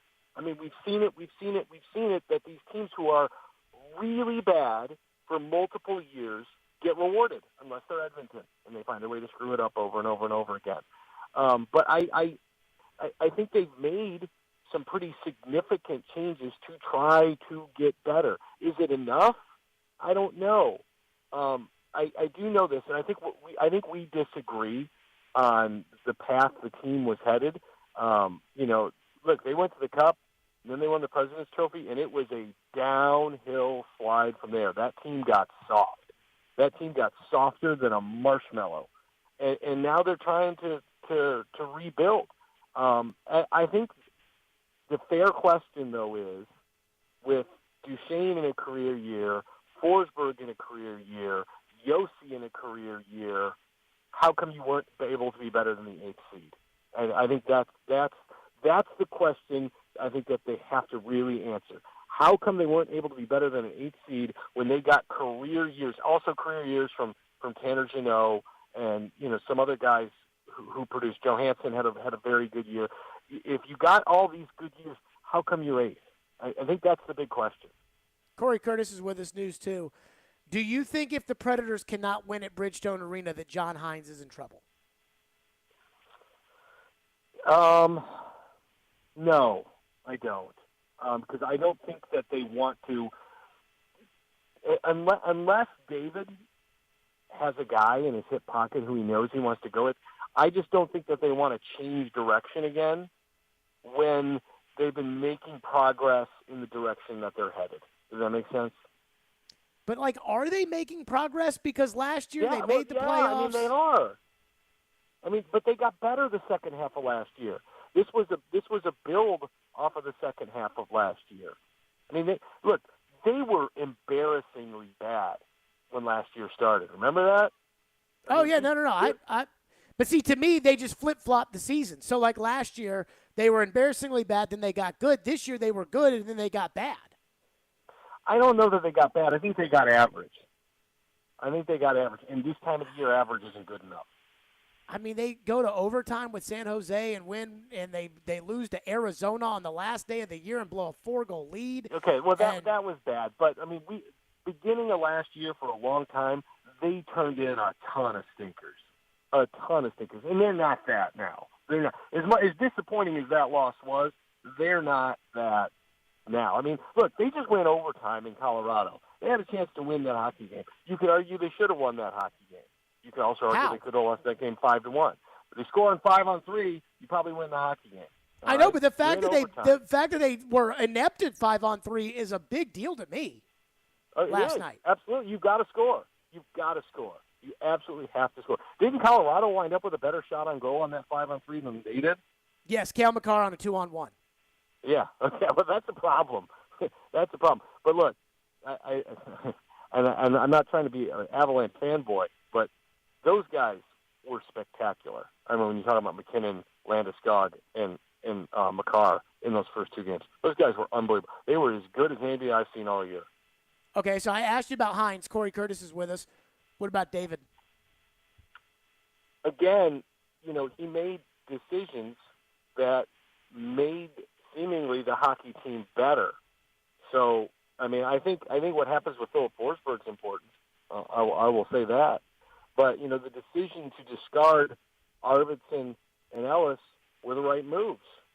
They were. The decision to stick with Jeannot and Trennan and those guys, those were the right moves.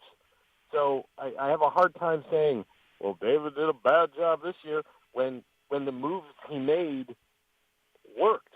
Now, look, you can decide that you get to a point where, you know what, it's just not going to happen with this guy. He's not doing a bad job, but we need to change to the recipe. We need to shake things up because that's just the way it is sometimes. That you just need to shake things up. Somebody's not necessarily bad at their job, but you just need to change to get to jumpstart things. And so if that's what they decide to do, I get it, but I don't look at David Poile this year and say, well, that was a bad decision, because most of the decisions he made worked out pretty well. Let's say you own the team, and let's just say the Predators make this a 5-game series and lose, and it's a mix of what we've seen so far. Yeah. What do you do? Because Joe wrote a column that was very similar to your answer right there, where, Caroline and I were joking yesterday that Joe basically said under no circumstances should John Hines be fired, and then laid out all the reasons why to fire John Hines. And it feels kind of like you did that on the David front. So let's say you own the team, series goes 5, You steal one of these games here at Bridgestone. What do you do if you own the team? You know what? This is what I would do in just about any scenario. But so if the Preds go down in round one to the number one seed, and frankly, are they the favorite to win the Cup? I mean, if they're not, they're right there. But I also think they're the favorite to win the Cup because they're playing you, and the team that won the President's Trophy is playing Alexander Ovechkin. Yeah, well, it doesn't matter. You got to play whoever's in front of you. Last year, the Preds had to play, who was it, Carolina, and they were pretty darn good, and they weren't the 8th seed. But I would get in front of, I would ask David and I would ask John Hines the same thing. What do we need to do to not be the 8th seed? What do we need to do to be in the top 3, our division? And look, those are good teams, right? I mean, there's a lot of good teams, and that's part of the problem. But you got to be good. You got to be better. You got career years from these guys. How do we get 8 more points? How do we get 8 more points so that we're not playing Colorado in round one? Because look, I mean, Minnesota and St. Louis, really good teams, right? Both had really good years. One of them's not getting out of round one. Is their coach getting fired? No. No, but you know what? They both had really good years. One of them's not getting out of round one. And it's one of the problems with the playoff system that they have now, which was designed to, alleviate travel, which I understand. But you know what? I'd rather go fly to Hawaii 3 times and play if I got to play a lesser team than Colorado. Sure. And so it's one of these, but it is what it is, and you got to beat them at some point. But not everybody gets out of round one. So I think your point of how you play is important. I think how competitive are you the rest of the series? I think that's all important. And then how do you get 8 more points next year? How do you put yourself in better position to have home ice and to move on past the first round? What's your hot take this week, Corey Curtis? You know what? A lot of people like to bang on Jared Stillman, and good Lord knows I do too, but I do think you did a good job at the Ryan Tannehill presser Tuesday because you did ask pointed questions. You asked them directly. You didn't apologize for them. You didn't stagger around them. You got to the point. You looked them in the eye, and you asked them some tough questions, and I appreciated that. All right. What a great way to ingratiate himself with the host of this radio show. Corey Curtis, News 2, as always. Great Fireball hot take this week. Enjoy the games this weekend, Corey. We'll talk soon. All right, Jared. Enjoy the weekend. You know what? I'm mean to you enough. I got to be nice to you once. There you go. Corey Curtis joining us on the program. 615-737-1025 is the phone number. That did get me in a good mood. Good. I'm glad you feel better. Take. But I do want to get to the takes about Poyle and Hines. Because did you notice that his answer on David was almost exactly like his Aunt Joe's column on Hines? Non-committal. It's just like, yes, but no. And so we'll get your thoughts on it. 615-737-1025. Tune in for Sounds Baseball tonight on ESPN 94.9 as the Sounds play Game 4 of a 6-game home series at First Horizon Park against the Norfolk Tide, the AAA affiliate of the Baltimore Orioles.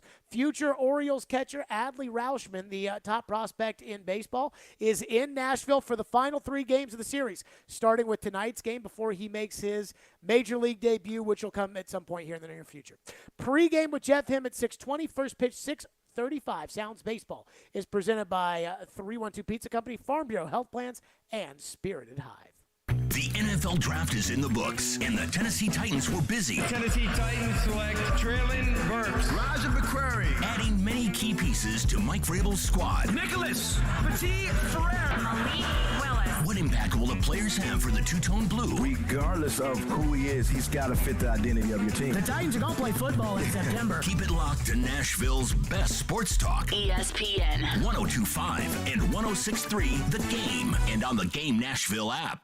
Calling a criminal defense lawyer or a divorce lawyer, you may think it's the worst day of your life. It doesn't have to be. If you have quality, competent representation who can guide you through a complex system, we can do that for you. Despite if you've been arrested for a DUI or a robbery charge, whether or not you're going through a divorce or a post-divorce, or demanding your fundamental constitutional right to parent your children. 615-604-6263. AmandaJGentry.com. We buy any car. We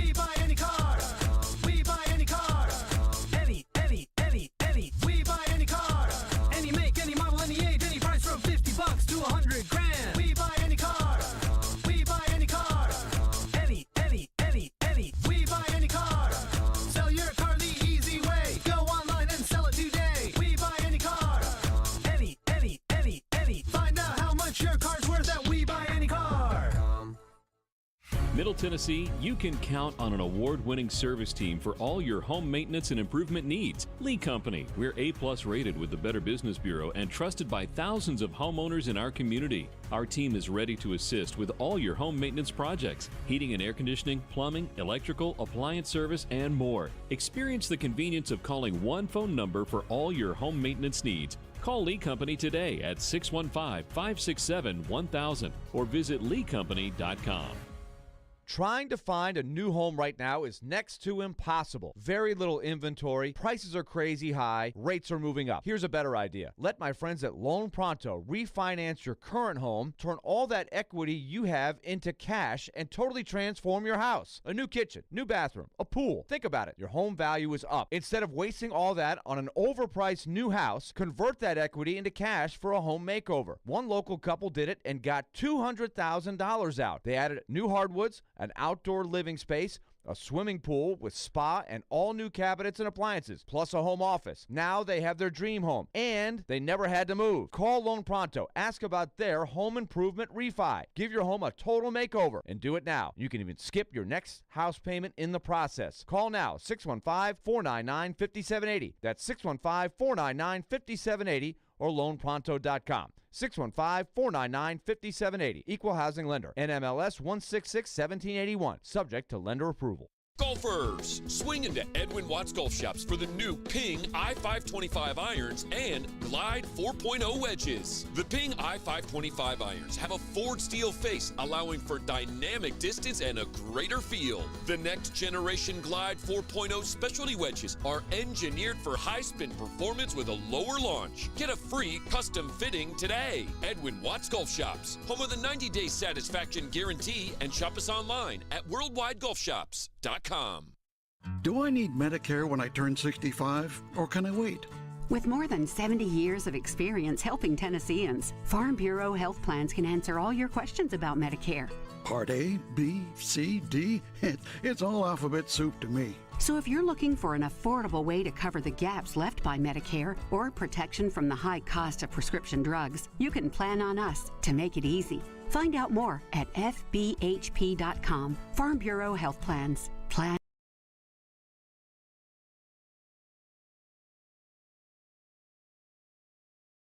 And surprisingly affordable with a personalized policy for your family starting at less than $1 a day. It's quick, easy, all online, and you could be approved instantly. Plus, no risk, cancel anytime. Secure your family's financial future today at meetfabric.com/future. That's MEET fabric.com/future. Fabric Insurance Agency policies issued by Vantis Life. Not available in New York and Montana. Prices subject to underwriting and health questions. Hey Nashville, this is Gary Bettman. You're listening to Nashville's best sports talk, ESPN 1025, The Game. John Hines has considerably overachieved. The problem with this team, Jared, to answer Robbie's direct question, the answer is the players. Now, I'm not absolving Hines from responsibility, and I'm not even necessarily disputing the idea that they're tired. I think if it continues to go like this, I think it's fair to look at Hines' system, how the season went with Saros as well, and say, did you run your team into the ground? But absolutely, John Hines has overachieved. John Hines won a battle of wills with star players who were vastly underperforming their deals and got them to actually perform above their deals.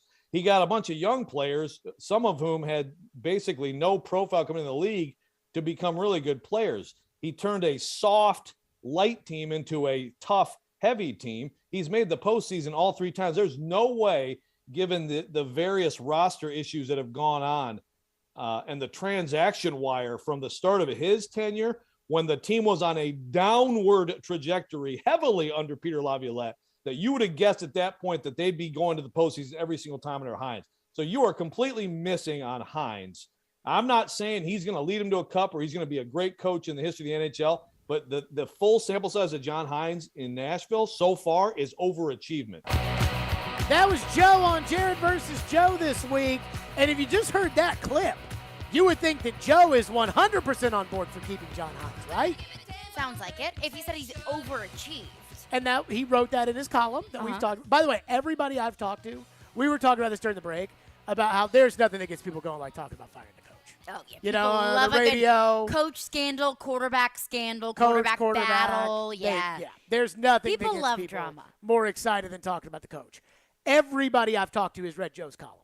And we joked because we felt like Joe's column kind of, both sides did. It's like, again, just this one paragraph of Joe's column that is, he should be the Predators coach next season no matter what happens in the first round series with Colorado. The Predators should pick up his one-year option. He should also be judged on the rest of this series, every period, every shift, no matter how long it lasts, which might not be long. And it's like, well, if we're judging him on the series, then that would mean that you haven't decided on what to do with the coach. And yet Joe's saying that he's already decided what to do with the coach. So why judge him if you already know what you're going to do with him? And so the big thing, and Corey Curtis just brought this up too, which is when it comes to, I think everybody thinks they're lumped together. And I think everybody thinks that Poyle and Hines are lumped together. And I think I would agree that it's probably the smart thing to lump them together. But, like, if I owned the team, I'd be leaning out. I'd be leaning that if this series goes the way it looks like it's going, we'd be having a conversation with David about how much we love him, and we'll give him some role or something. But as far as chief player decider, that's over. And we're going outside the organization. We're getting somebody new, and the somebody new can make the choice on the coach.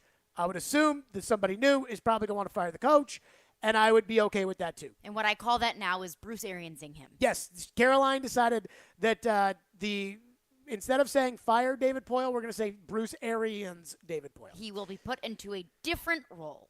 Corey Relieved of his Curtis. duties. Corey Curtis, I asked him directly, okay, what would you do if you own the team if this series goes 5 games on the David front? And even then, he said he would sit down with David and he would sit down with Hines and he would ask them how can they be better than they were this year. I'm kind of tired of waiting for that. And this is really more a David than it is a Hines, but I'd lump them both together. I mean, bubble series knocked out by a crummy Arizona team, that's not good, even though that was a weird, crazy kind of year. And then the second year, last year, they turned it around. Midway through the year, I thought they were both getting axed at the end of the year. And instead, they turned it around. They make the playoffs, and everybody seemed to be happy except for me. And then, this year they started off well, and everybody was happy. And then the Forsberg drama kind of leaked over more than it probably should have. And then I think the team's tired. I think that this style doesn't work for 82 games. That's just my opinion. But Corey still didn't give a definitive answer. Well, I do wonder because I think that we're all on board with the fact that firing the coach without firing the general manager or vice versa doesn't make any sense. If one goes, they both go. So I could see, to your point, I could see the idea of the new GM keeps Hines and says, I'm evaluating for a year, and then after they don't win next year, using Hines as a scapegoat and firing him. But yes, but even still, I hear you, but that's still not the most logical thing to bring in a new GM and not let him bring in his guy. Most guys want to bring in their guy. Yes, of course. So I think that even if some local media members, Corey included, may look at Hines and say the change needs to be made, I don't think they want to go there because I don't think they want to go there with Poyle. Because if they say Hines should be fired, then you're also kind of grouping in David Poyle into that as well. And I don't know if he wants to go there. So I don't think it's that the local media doesn't want to go there, though I did think that for a little bit. That I thought that they were afraid that, if they say this, then what does it mean about access or whatever? I just think that the local media, and there may be truth to this. I mean, there may be a giant lump of truth to this. I don't know. I don't think that they believe that the Predators will pull the trigger. I don't think that they think that the Predators would make a change. But then that's a fundamental issue within the organization. That let's say hypothetically, which it kind of looks like it's going that way, the Predators get swept in 4. That's a problem within the organization. That's not good try, let's go get him next year. This is the gap between us and a Stanley Cup contender. And that gap needs to close if you want to win a Stanley Cup. And if you can't recognize that there are certain things within the organization that need to change in order to get there, then that's a fundamental issue within the organization. I just don't. To me, it's simple. I hate to say that it's this cut and dry, but it's simple for me. But then again, it's simpler for me because I didn't agree with the direction of the franchise last year when they decided not to sell at the trade deadline. I didn't agree with the way they handled the Forsberg thing.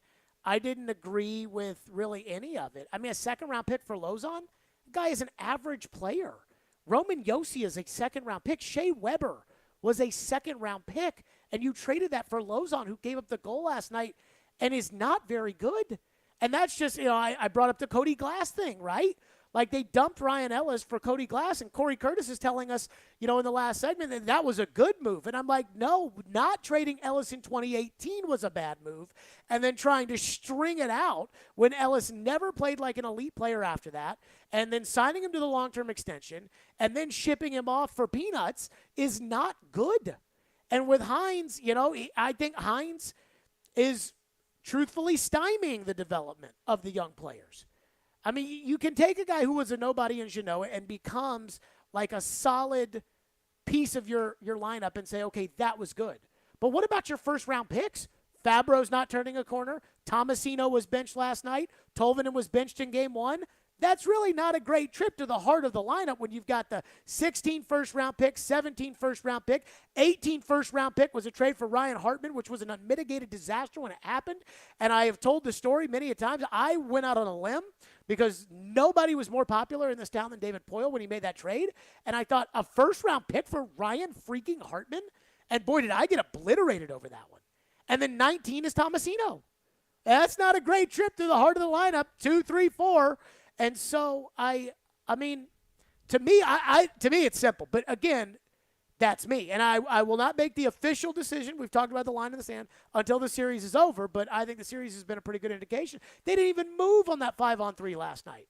And I think they're tying together because they fired Laviolette in the 5 o'clock hour on Tuesday or Monday. And when we started the show on a Tuesday, Hines was already the coach and had already had a press conference and coached a game that night. So David knew who he wanted to hire when he fired the last guy. And Hines right now has won 3 playoff games if you count the bubble series in 3 years. I mean, make that of what you will.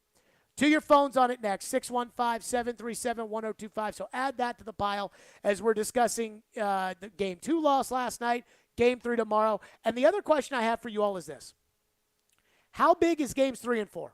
Because I said I have not crossed the line on saying that, it's time for Hines to officially go, though I had crossed the line some time ago on Poyle anyways. But how do you feel about that? And how do Games 3 and 4 affect you in how you feel about it? 615-737-1025. Or to your phones next. Stillman and Company on a Fireball Hot Take Friday at ESPN 1025 The Game. Let's put the green flag in the air and turn them loose. Nashville's home for NASCAR. He's going to try to make a big move here. It's brought to you by the Nashville Super Speedway.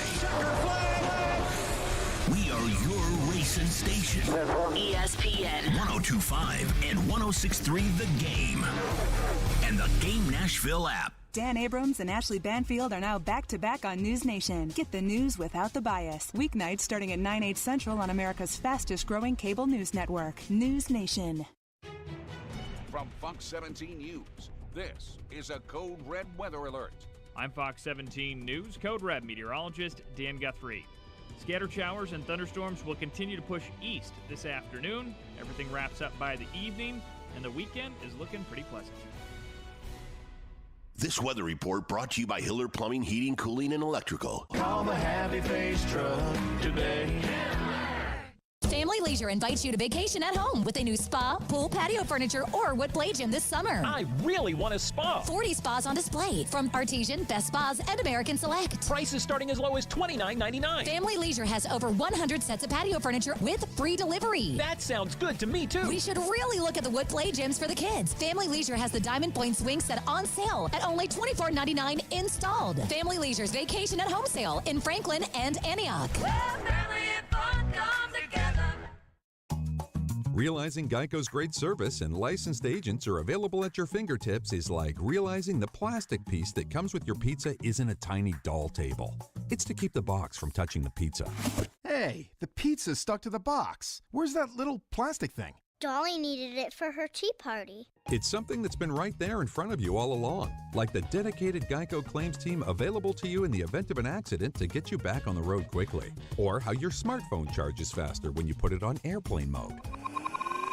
Wow, what if I put it on rocket mode? It's something you can't believe you never realized before, like how Geico's industry-leading app lets you pay your bill, file a claim, manage your policy, or summon help when you need it. Or how those holes in your shower caddy are there so you can store your shampoo bottles upside down. Showers happen fast when you're not waiting on shampoo. Great service. It's just one of the many reasons to switch to Geico. They're all right there in front of you. Don't miss Nashville SC versus Real Salt Lake on Sunday, May 8th at 4 p.m. Come on in to Geodis Park and get closer, bolder, and golder at Nashville SC's. Single match tickets are on sale now at nashvillesc.com/singletix. Yeah, I'm so stressed. Our business is growing. We've got people all over now. Ooma. What is that? Meditation? I'm recommending Ooma and their all-in-one phone, video, and collaboration solution. Ooma? Yep. Switching to Ooma is a cinch. Just $24.95 per month per user, plus taxes and fees. Ooma. Now you're feeling it. Visit Ooma.com. That's OOMA.com to learn more. Ooma. Smart communications for the smarter business. You're listening to Stillman and Company, delivered by TriStar Moving. I would ask David, and I would ask John Hines the same thing. What do we need to do to not be the eighth seed? What do we need to do to be in the top three, our division? And look, those are good teams, right? I mean, there's a lot of good teams, and that's part of the problem. But you got to be good. You got to be better. You got career years from these guys. How do we get 8 more points? How do we get 8 more points so that we're not playing Colorado in round 1? There you go. That was Corey Curtis earlier today talking about how if he owned the team, he'd be sitting down with Poyle and Hines said, all right, how do we get 8 more points so we don't have to play the Colorados of the world? That suffice for you, or would their answers, would you buy it? Would you? Corey's answer? No, just like if you own the team, would you really listen? I feel like we've had, we've had enough chats about the direction of the team, and I think at a certain point you have to let the results speak for themselves. I just traded a second-round pick for Jeremy Lozon. And he just gave up a goal. And he's average. Within, 5 minutes of the first period? He's a third-pair defenseman, and he's not good. I mean, at a certain time, you have to look at the results. You have to look at the fruits of the labor and say, is this good enough or not? And if it is, then okay. Then that's the direction of your franchise. But if it's not, then you have to make moves. I'll let you all make that decision at 615-737-1025. Our phone lines are driven by WilsonCountyHyundai.com. It's a Fireball Hot Take Friday. Nate has been waiting patiently. Thank you for calling. Go ahead, Nate. I don't know if we are looking far up enough in the organization. I was going to save this for the offseason, but since y'all basically brought it up earlier with Corey Curtis, I wonder what ownership thinks. I looked the other day. There are 17 owners. That is so many cooks in the kitchen for owning a team. I understand you got to have a lot of money to run an organization like the Preds, but at some point, you basically have to take votes for moving in a certain direction, like firing a coach or especially GM, if you have 17 owners. I'd wonder how many owners actually want the Preds to do well and how many are just kind of in it for making the money, and that's why the Preds have been waffling in the playoffs for the past 4 years, is because not enough owners want the Preds to truly win. So I would say this: if they care about the money, and I appreciate your call, Nate, if they care about the money, team to be good, they would fire the coach and general manager. Now I don't know what Poyle's situation is, because I was listening to Boston radio, and they've decided in Boston that if the Bruins don't win this series against Carolina, and I don't think they're going to, that Sweeney's out, the general manager, and then Cassidy, the coach, who a lot of people like, is probably out too, under the theory that he's Sweeney's guy and new guy and whatever. And they know that Cassidy's deal is up at the end of the year. I don't think anybody knows what David's contract situation is. We know Hines is up at the end of the year, and they control a 1-year option. I mean, the idea of if you own a team to move on from a coach when you've made your decision and not have to pay money out is usually the exception, not the rule. Normally, you have to pay money out on a coach because you fire the guy. And so and I don't know how ownership feels, and I haven't talked to them about it, to sit there and say that they have so many owners. Herb Fritz owns the team. He And I think Tom Sigrin, who used to be the chairman of the team and is an owner, I think Tom Sigrin just, to me, that guy hangs the freaking moon. I think that man saved the Nashville Predators. And I think he probably, is a big part of it. But this, and I could be wrong for that, I think Sean Henry, is a very big voice in the room when it comes to deciding what these things are and what they do. But I say this with all of that, which is, I feel like I know the Predators well enough to know that ultimately they're going to do what they think is best for the organization. And I don't get mad at the ownership for that. A lot of people got mad at Amy Adams Strunk when they didn't know her. And they were like, oh, the Titans ownership, they have so many people, they don't care. And now nobody says that because they know her. And so ownership to me is not a concern with why they would or wouldn't do it. What do we have in our text line? Well, we have a bunch of texts kind of along the same sentiment, but Aaron texts in and says, if Forsberg walks, Poyle can follow him out. Okay, so I struggle with this, right? Mm-hmm. So this Forsberg decision is massive for so many reasons, right? Oh, yes, 100%. And it's already been botched. Fair? Yeah. I mean, and I was going to go through this at the top of the next segment because we're going to talk about Forsberg. Mm-hmm. But the Adam Vingan timeline of they should trade Philip Forsberg at Thanksgiving, they shouldn't trade Philip Forsberg at Christmas, to where they are now, and I don't know how Adam feels publicly about the Forsberg situation, but this should have been resolved. And I think the Titans are an example of showing you that even when it's technically not the real deadline, it really is, and that's how they treated Thursday night with AJ, and that's when they made the move. Because when they made the move, they maximized the value. They got an AJ replacement plus a third-round pick, and they saved, $20 million doing it, and everybody's happy, and they've moved on the end. In fact, I read something today that said that the Titans actually were shopping AJ pretty hard, which is a whole other discussion to get into. But the Predators, it seems like, they said that they were going to try to work out a deal, and then it felt like if they didn't, they knew they had to trade him, but then they didn't trade him. So now what position are they in? And if you've decided that Poyle has botched enough that you want to move on, don't you want to let the new guy make the decision on Forsberg? Because it's a massive decision, right? It's a massive decision for the team, for the level of play that you're expected to have next year, for the future of the organization, and money. It involves your cap, and not only that. I mean, I would assume Forsberg wants a pretty serious no-movement clause. So if he's going to want a serious no-movement clause in this, then there's an element that, do you want to handcuff the next guy of, hey, you've got to deal with the fact that Forsberg wants a no-movement clause, or he has a no-movement clause, so you can't trade him. So if you come in here and so my theory about, and a lot of people feel this way about Poyle, which is if Poyle doesn't get Forsberg done, then I'm out on him. And I just don't think you see general managers get fired on July 3rd. You see them get fired after the season, so you get a new guy in so that you then, have on July 1st that guy's plan for the future. But whatever happens with the future of Philip Forsberg, this entire thing has been mismanaged. The entire process of extending how you got there has been a mess. Yeah. Another texter texts in and says last year, someone's calling out on pancaking.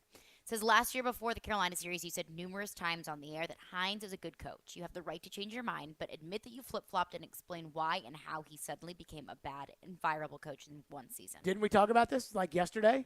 About how the turnaround Hines deserves credit for. Absolutely. Because that was a real turnaround. Last season. And yes, that thing was a mess. Why does Hines deserve to be fired? Because he hasn't accomplished anything in 3 years. Because the system that he plays, I believe, has worn out the team. And because, quite frankly, I think that the team's unorganized. I don't think that they're not tightened up enough. That 5-on-3 yesterday was an example of that. You got $40 million out on the ice, and you can't get one good look. And to me, all of that adds up into the fact that it's just not – we don't want to almost win around here. We want to win. Mm-hmm. And not only that, the two things that have really gotten to me, I think Hines thinks too much in the playoffs. I think the management of the roster in the playoffs last year was an unmitigated disaster. I thought the way that Rod Brendamore worked the refs in that series, and it had a legitimate effect on the series. By the way, listening to Boston radio, apparently Rod Brindamore's doing the same thing. Of course he is. is. And they're up 2-0. Of course he's doing the same thing. And he's complaining about the refs. Because it works. And it's weak, but it works. He is literally complaining about the refs again. And, Hines was so defiant about that. And then this year, I think he's worn the team down. And I don't think the young players are getting any better anymore. And so, I don't think the Hines era, I don't think we're going to look back on it. And this is what makes it hard. I said this to Chase earlier this week. He's more Mike Munchak, and I like Mike Munchak a lot, but I'm just talking about results as coach. He's more Mike Munchak than he was Ken Wisenhunt. Ken Wisenhunt's easy to fire. Daniel Jones is easy to write off as a quarterback. Aaron Rodgers is easy to say he's a great coach. Barry Trotz was easy to say that he had a great tenure as Preds coach. This is, it's tougher, but I'll be honest with you. I've said this. I think Hines is a good minor league coach.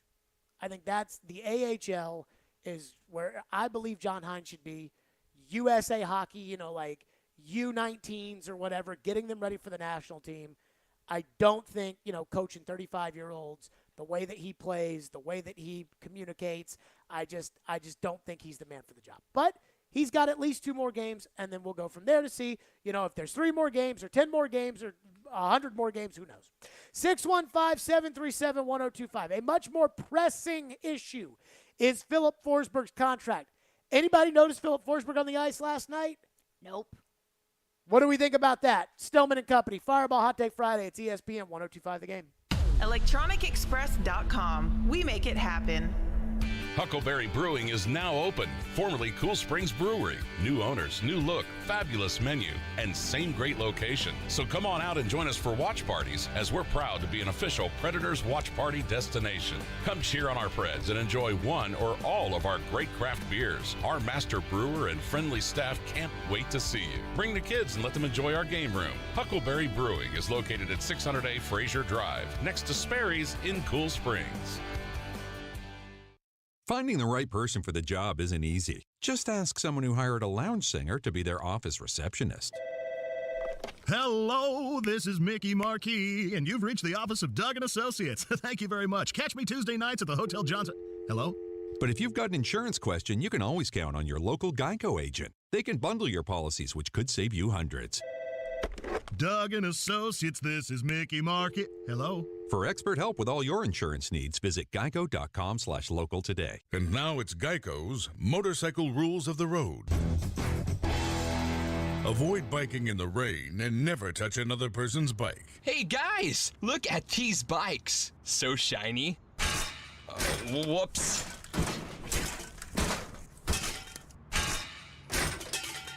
I'm gonna leave a note. Oh gosh, there's more.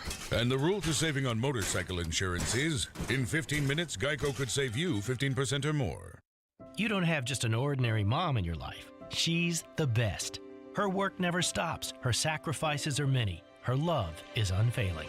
This Mother's Day, Genesis Diamonds invite you to join us in celebrating and appreciating the mothers in our lives. Stop in and let one of our trusted advisors help you find a special, meaningful gift. Layering necklaces, stackable rings, eternity bands, pearls, elegant diamond pendants, and of course, stunning diamond earrings. Great Mother's Day ideas for any budget. There's no doubt we love Mom, but sometimes a little extra appreciation goes a long way as a thank you for helping us through challenges, making sacrifices, and always putting the family first. So whether it's her first Mother's Day or her 60th, Mom deserves a gift that's anything but ordinary. And at Genesis, that's our specialty. Exquisite rings, earrings, bands, bracelets, heirloom pieces. Timeless gifts of jewelry that she can enjoy and cherish for decades to come, and always be reminded of how special she is to the family. Genesis Diamonds, online at genesisdiamonds.net.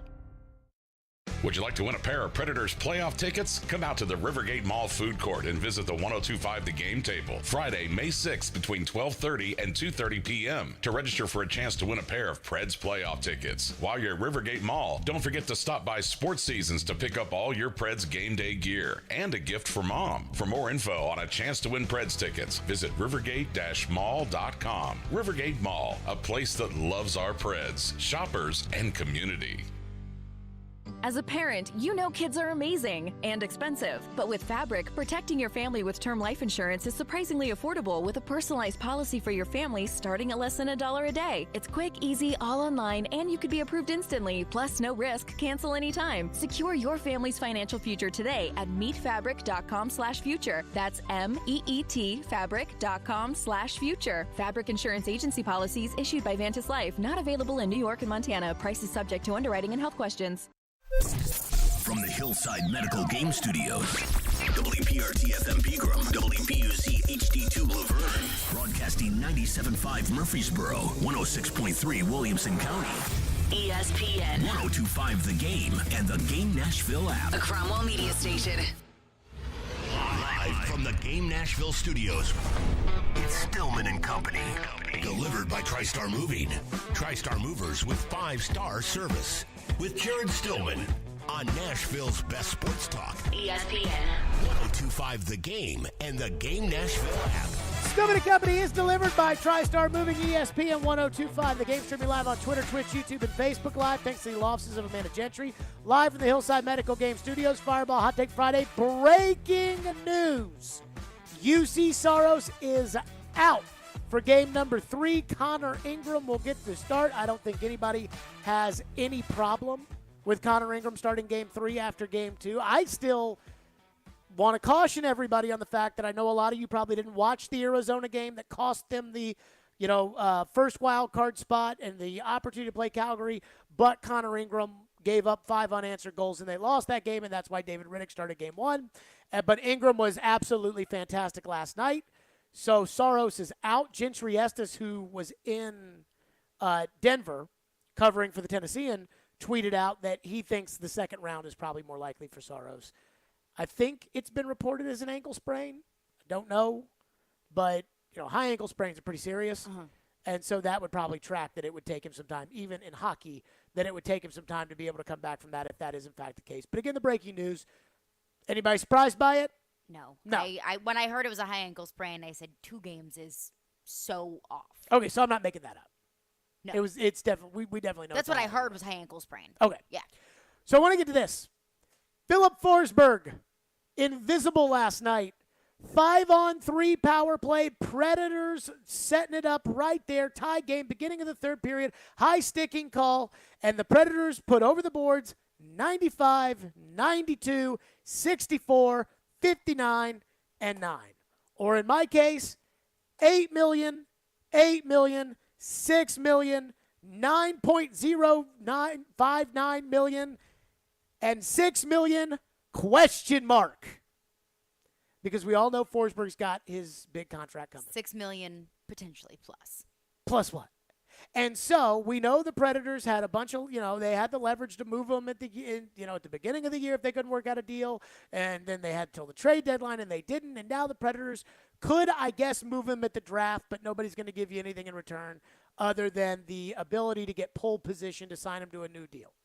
And I believe he has to be traded before, I forget when it is. Vingan told me a while back, but before like June 28th, they have to trade him in order to have the next team be able to give him the 8th year. But the Predators have maintained time and time again that they want to sign Philip Forsberg. They don't want to trade Philip Forsberg. My question's for you all. How do we feel about that right now?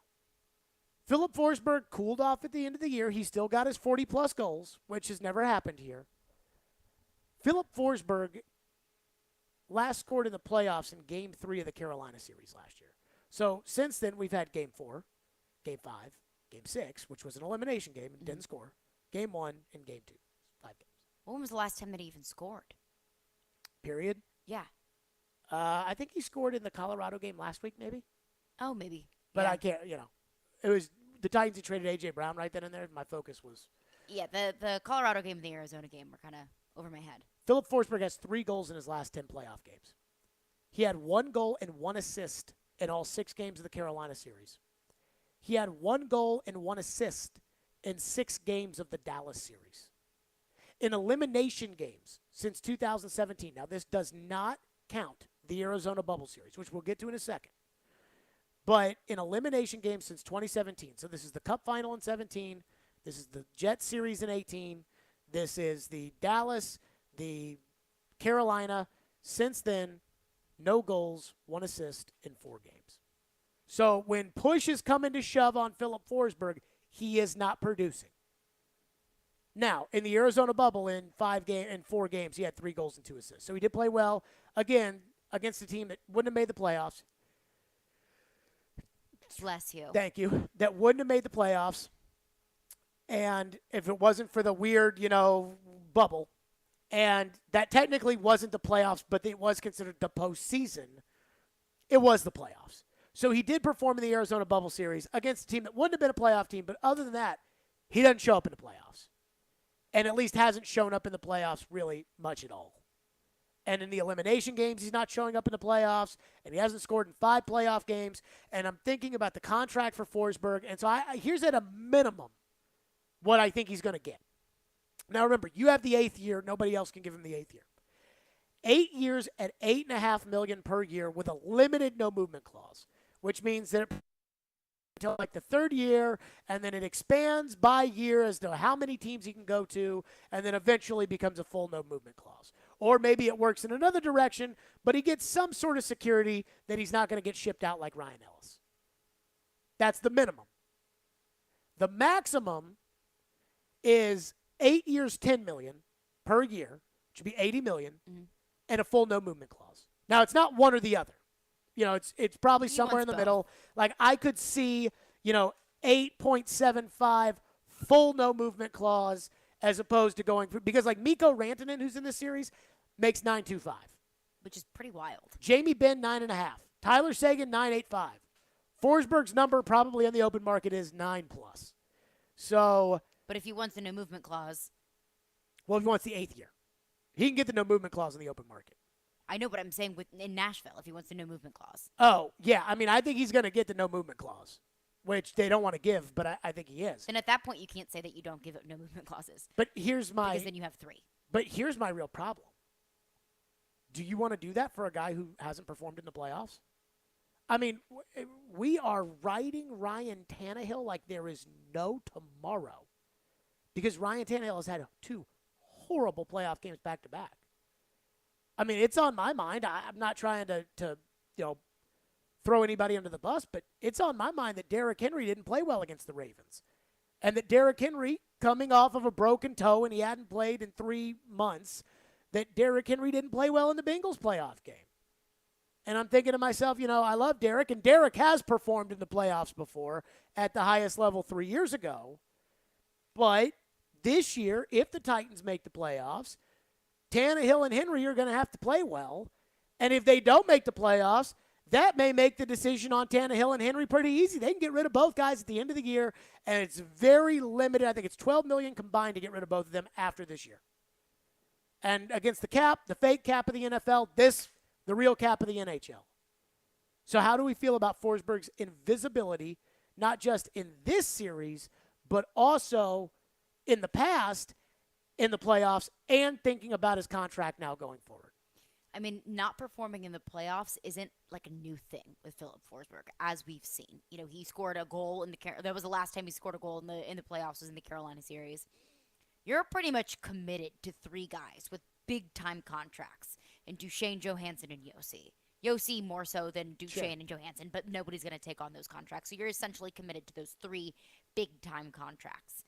We talked about how much money was on the ice in the 5-on-3, and they couldn't get anything out of it. And you want to add even more money to that for the same amount of production? You have to, though, don't you? You get nothing unless you just decide to move on with a 3rd-round pick. But, I mean, so are you going to commit financially to Philip Forsberg just because you wouldn't get anything in return for it? I understand that it would hurt so much giving up Philip Forsberg for a 3rd-round pick, but that also goes back to the mismanagement of this entire situation, was they weren't willing to come to a deal. So whenever you could have gotten something legitimate in return for Philip Forsberg, David Poile and the Predators didn't. So, I mean, I don't want to dish out the money for Philip Forsberg. We've seen the streakiness. It's not something new. It's not something exclusive to this year. It's something that has kind of been in fruition for his entire career with the Nashville Predators. But don't you think he would have caught fire for one of these playoffs? I mean, I think the Anaheim series in the Western Conference Final in 2017, Forsberg was money. You know, I mean, he was. In 2017. Again, 5 years ago. He was. I was a sophomore in college in 2017. He was absolutely fantastic. And so. But how long are you? We could say the same thing about Ryan Tannehill in 2019. It's not 2019 anymore. Well, but he did play well in the playoffs. Tannehill has never played well in the playoffs. Yeah, but I'm just saying it's been too long. I mean, again, I researched it today. Last playoff goal, Game 3 of Carolina last year. 3 goals in the last 10 playoff games, 1 goal and 1 assist in the Carolina series, 1 goal, 1 assist in the Dallas series, and an elimination game since the Cup final, including the Cup final, no goals, 1 assist in 4 games. I mean, I can't get on to the general manager and the coach and question the direction of the franchise if you're not going to make moves. I understand that firing a GM or firing a coach is a way larger, more seismic move than not signing Philip Forsberg. But if you want the direction of the program to go in a different one, you have to make changes. I don't think that signing Philip Forsberg to a massive contract, when we've kind of seen what he's hot in February. When it comes to April and May, he's invisible. And I don't think that's $9 million worth. See, this is my theory, too, is I think that the Predators had to have made this decision. And this is what's hard about if you change the management. But I told you when that erroneous report came out that they were shopping Forsberg to St. Louis, or the St. Louis guy said that they were shopping Forsberg. Mm-hmm. And I said, you've got to know, there has to be, a final number, and you have to tell the agent, hey, this is what we're willing to take. And I need you to, if you're not going to take this, then we're going to have to make a move. The Titans did that with AJ, and that's hard. That is hard. But the difference, it's not a popular move. But it is more popular than the other side of it. If you sign Forsberg, I'll continue this on the other side with your phone calls. Here's the question: Forsberg has been invisible for these 2 games. He wants the big money. How do you feel about that? 615-737-1025 is our phone number. 615-737-1025. How does this play into the negotiation? How do you feel about it? Or are the Predators stuck? Stillman and Company right here, Fireball Hot Take Friday. It's ESPN 102.5 The Game. Join Chase McCabe for Chasing Checkers every Sunday morning at 8 for all the news in the world of motorsports. Joey Logano gets the very first victory in the next-gen car while hearing from the big names. 2-time champion Kyle Busch. Being able to bring NASCAR, the Cup Series, back to Nashville is cool.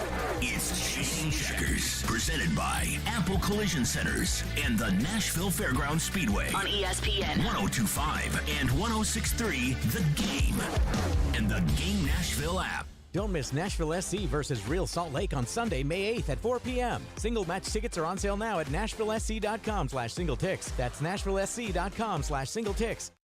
The versatile Kubota B Series is a do-it-all tractor, part of our under 100 horsepower tractor lineup rated #1 for reliability. You can run powerful attachments that can be easily switched out. The Kubota B Series. Talk to your local Kubota dealer today to schedule a demo. Go to KubotaUSA.com for full disclaimer.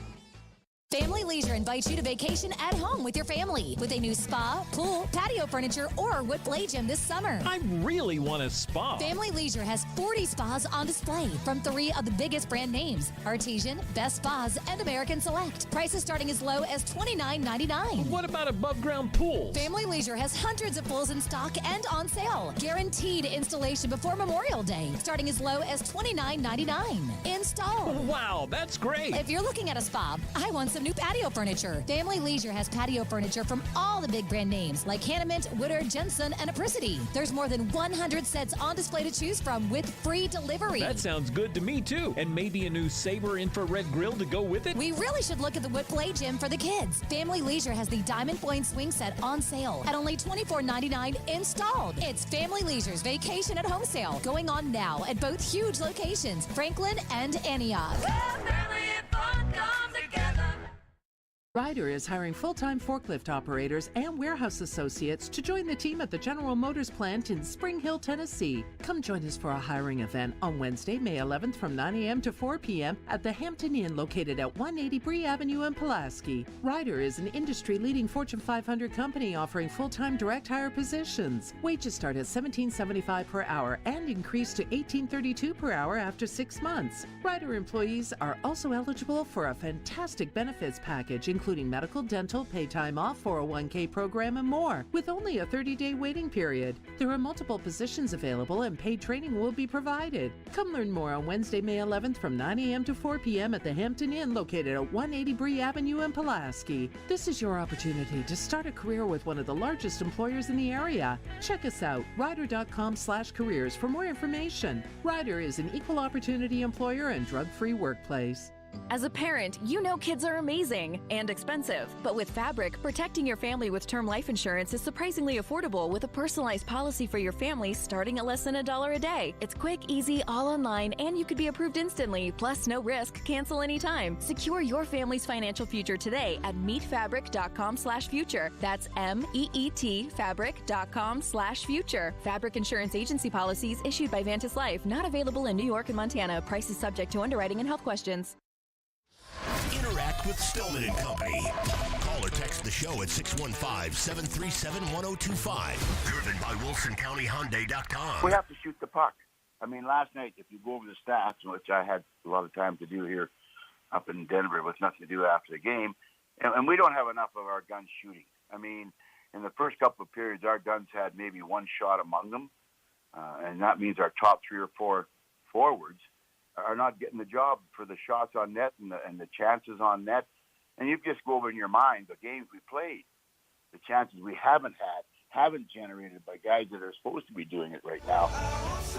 That sounded like Crispy putting it on those guys. We know who he's talking about, right? Forsberg, Johansson. Now, Duchesne has a couple goals, but they kind of felt like garbagey goals. You know, the game was over by the time he scored them. Made it 7-2. The Blake Bortles goals. Goals so, nonetheless. Again, the question is, Philip Forsberg in the playoffs does not have a goal in this series, does not, I believe, have a point in this series.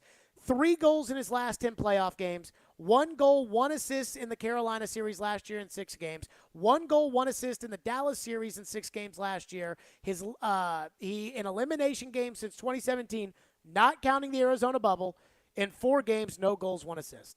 Now, in the bubble, he did have 3 goals and 3 assists, which it was good.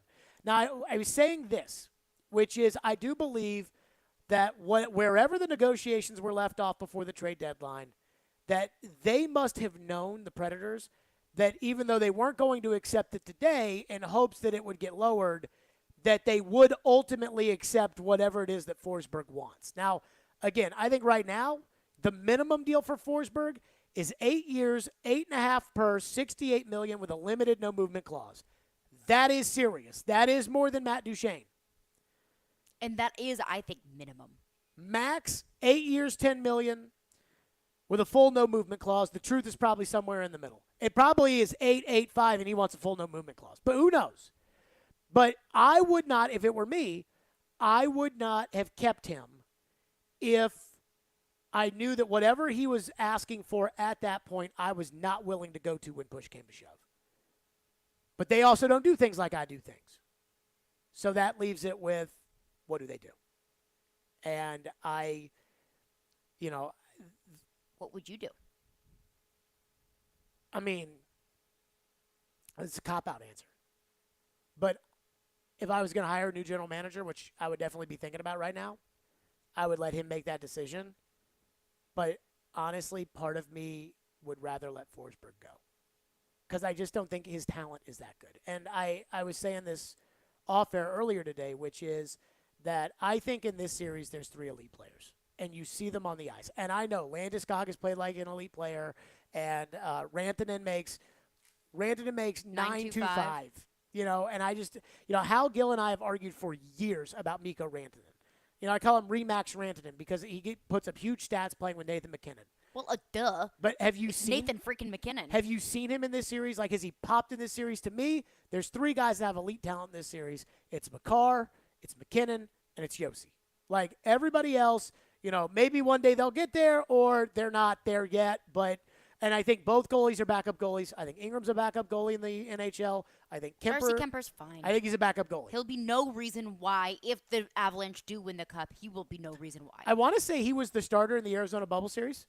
I think that it was Kemper He did come from Arizona. And I believe that it was Antti Ranta, who is in Carolina, was the backup there with that Arizona team. But I digress. Is he in Carolina or Florida? Carolina. Okay. But personally, I never would have let it get to this. I told you when Adam Vingan put out the article that they were going to trade Forsberg, or not they were going to trade Forsberg, that he would trade Philip Forsberg around Thanksgiving. I said yes, and then I didn't change. Everybody else changed. I didn't. If he wasn't going to take what I was willing to offer at the deadline, he'd be gone, just like AJ. And it would be just like AJ. There'd be 1 day, 2 days where people like, how could they? And then everybody would get over it, and we'd have the picks and the prospects because they would have gotten a freaking haul from one of these teams that thinks that Forsberg can put him over the top. Kyle Dubas might get fired in Toronto if they don't win this series against Tampa Bay. You think he thinks, boy, we could use him. These guys, when it comes to the 925 for Rantanen, and will somebody pay $10 million a year for Forsberg? And I'm like, yeah. Somebody will pay $10 million a year for Forsberg because one of these general managers is on thin ice. And it's like, if I can bring him in right now and we win games, and I can keep my job. pair him with my other elite forwards. Yeah, then I can keep my job. And if I don't bring him in, and if I bring him in and he fails, then I get fired and it doesn't matter, and it's the next guy's problem anyways. Phone lines driven by WilsonCountyHonda.com, 615-737-1025. I think this one's going to make you a little frustrated because it makes me a little frustrated. Okay. Mike Texan says, listen, you need to pay Forsberg and keep him because he's one of the ones who got you to the playoffs. You can say he needs to perform more in the playoffs, but so does the whole team. Also, watch when Forsberg tries to enter the zone with the puck. Most of the time, he's being double-teamed because players know what he's capable of. He is a wizard with the stick. So, couple of thoughts here. Number one, Forsberg, in my opinion, very clearly has level 2 talent. He is not a level 1 talent. And that's why when I put up the level numbers, 1 being a McKinnon. McKinnon and Crosby and Max, where would you put Barkov in Florida?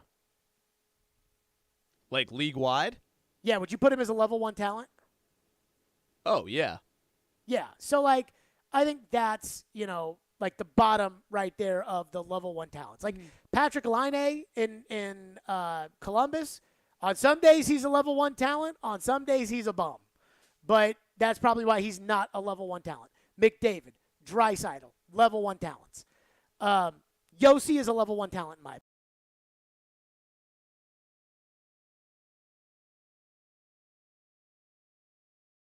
But then again, which isn't a bad thing. I think Tyler Seguin. But you just can't pay a level 2 player like level 1 money. But you have to. Tyler Seguin, 9.85. Jamie Benn, 9.5. Now, I think Benn and Seguin are better than Forsberg, but I don't think they're much better than Forsberg. I don't think Tyler Seguin, at this point in his career, is a level 1 forward. He was. Austin Matthews is a level 1 forward. Steven Stamkos and Nikita Kucherov and Alexander Ovechkin. Those guys are all level 1 forwards. Crosby, Malkin, level 1 forwards. So he's very clearly, to me, a level 2 guy. And that's the difference is you talk about, the Colorado game plan is to shut down Forsberg. And I don't disagree with that.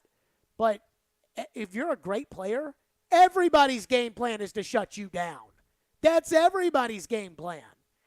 And the really, really great players are the ones that are able to overcome that.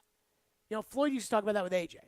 And about people will say, well, AJ's a number 1 receiver. And he would talk about how you can double team Antonio Brown, and Antonio Brown still gets open and catches the football. Mm-hmm. If you can double team someone, like the great players get double teamed every play. And I think hockey's no different. What else we got? One texter texts in and says Forsberg has been the best player in his time with the Preds outside of Roman Josi. I mean, I don't think that's true. Who do you think has been better? Rene. He says in Pekka when he was still on the team. I mean, I think that Rene, Josi, Weber, Subban.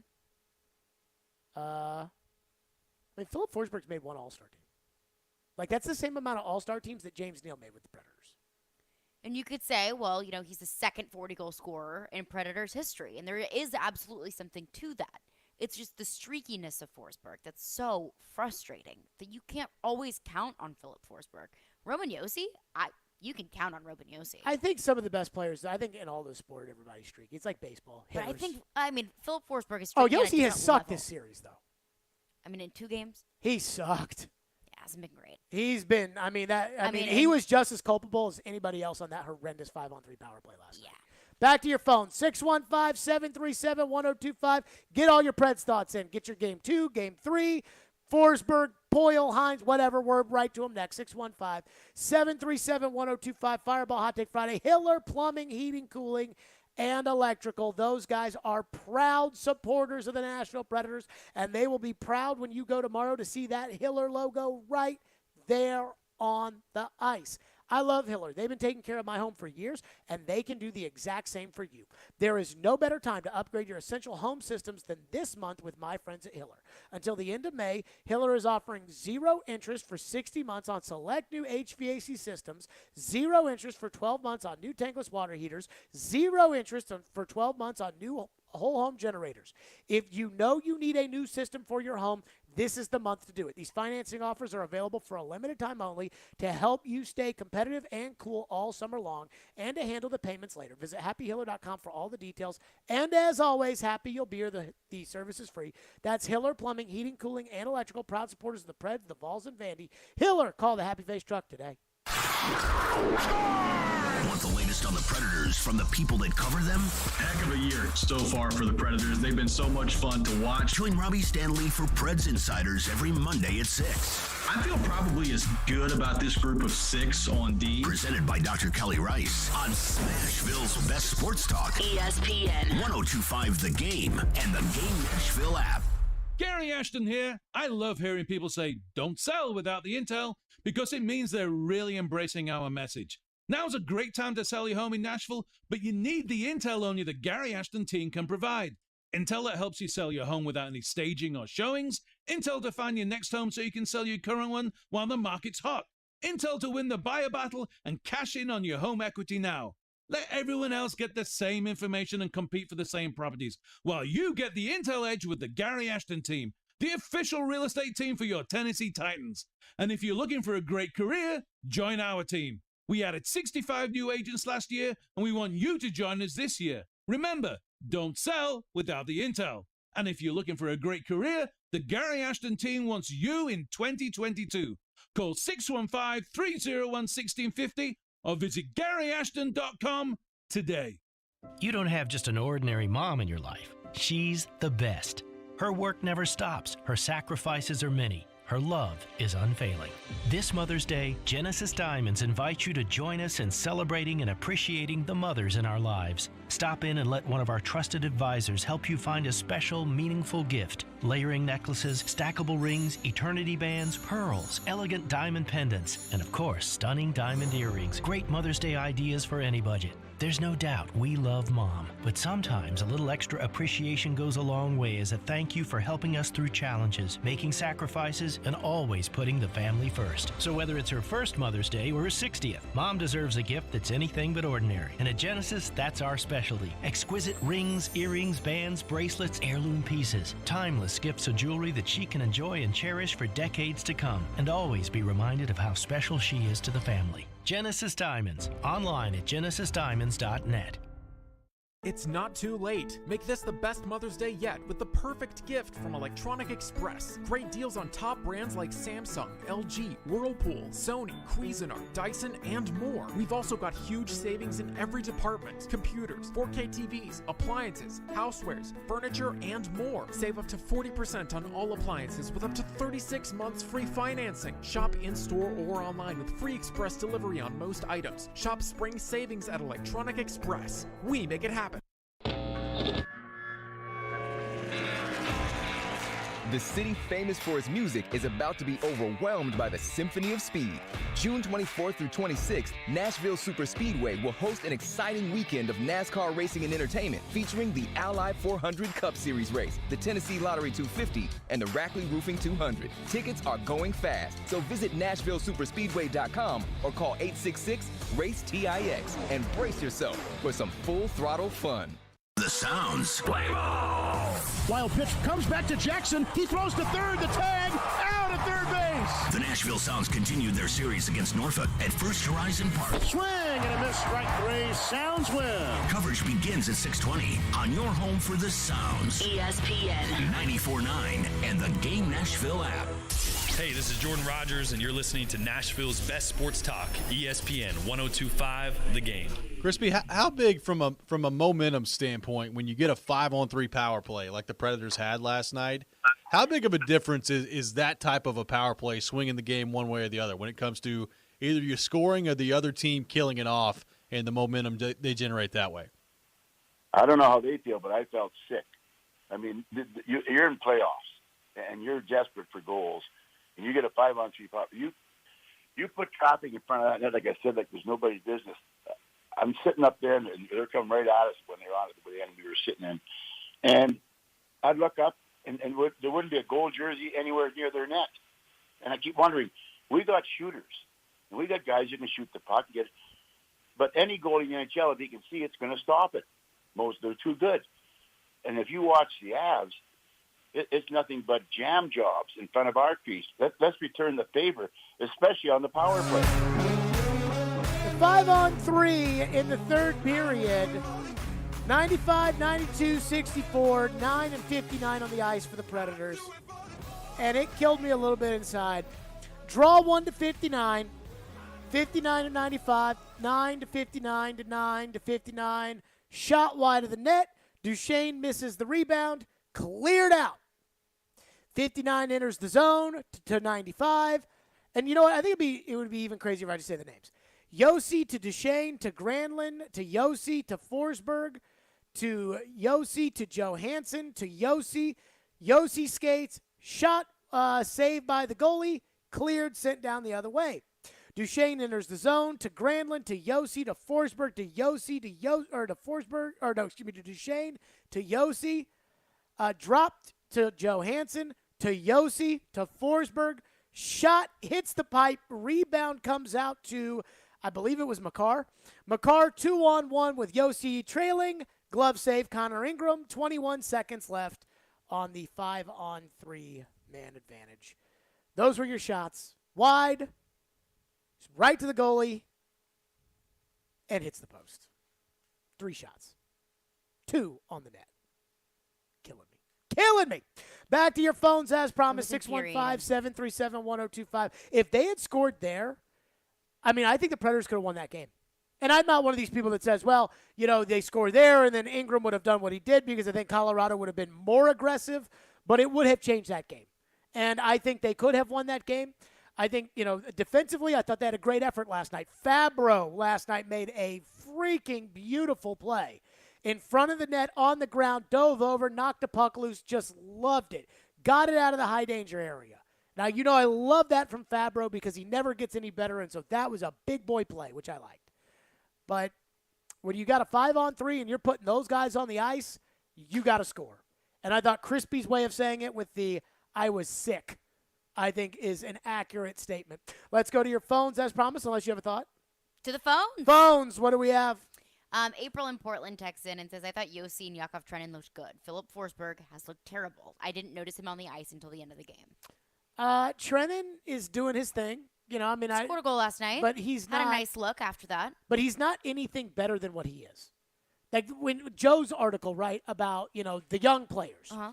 And Joe writes in his defense of John Hines, I mean, this really feels more like a plea bargain than it does a defense because it feels like, you know, yeah, we admit to this, and this. But Joe, we're innocent.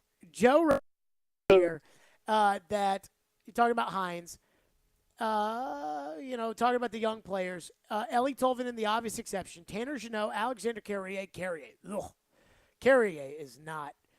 Like, these games are important for Carrier. You know why? Why? Because you can evaluate these guys.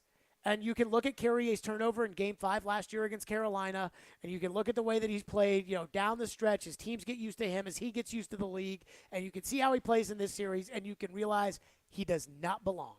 And so it's important to be able to play these guys so that you can decide, like, okay, who can improve and be better and who just simply doesn't belong.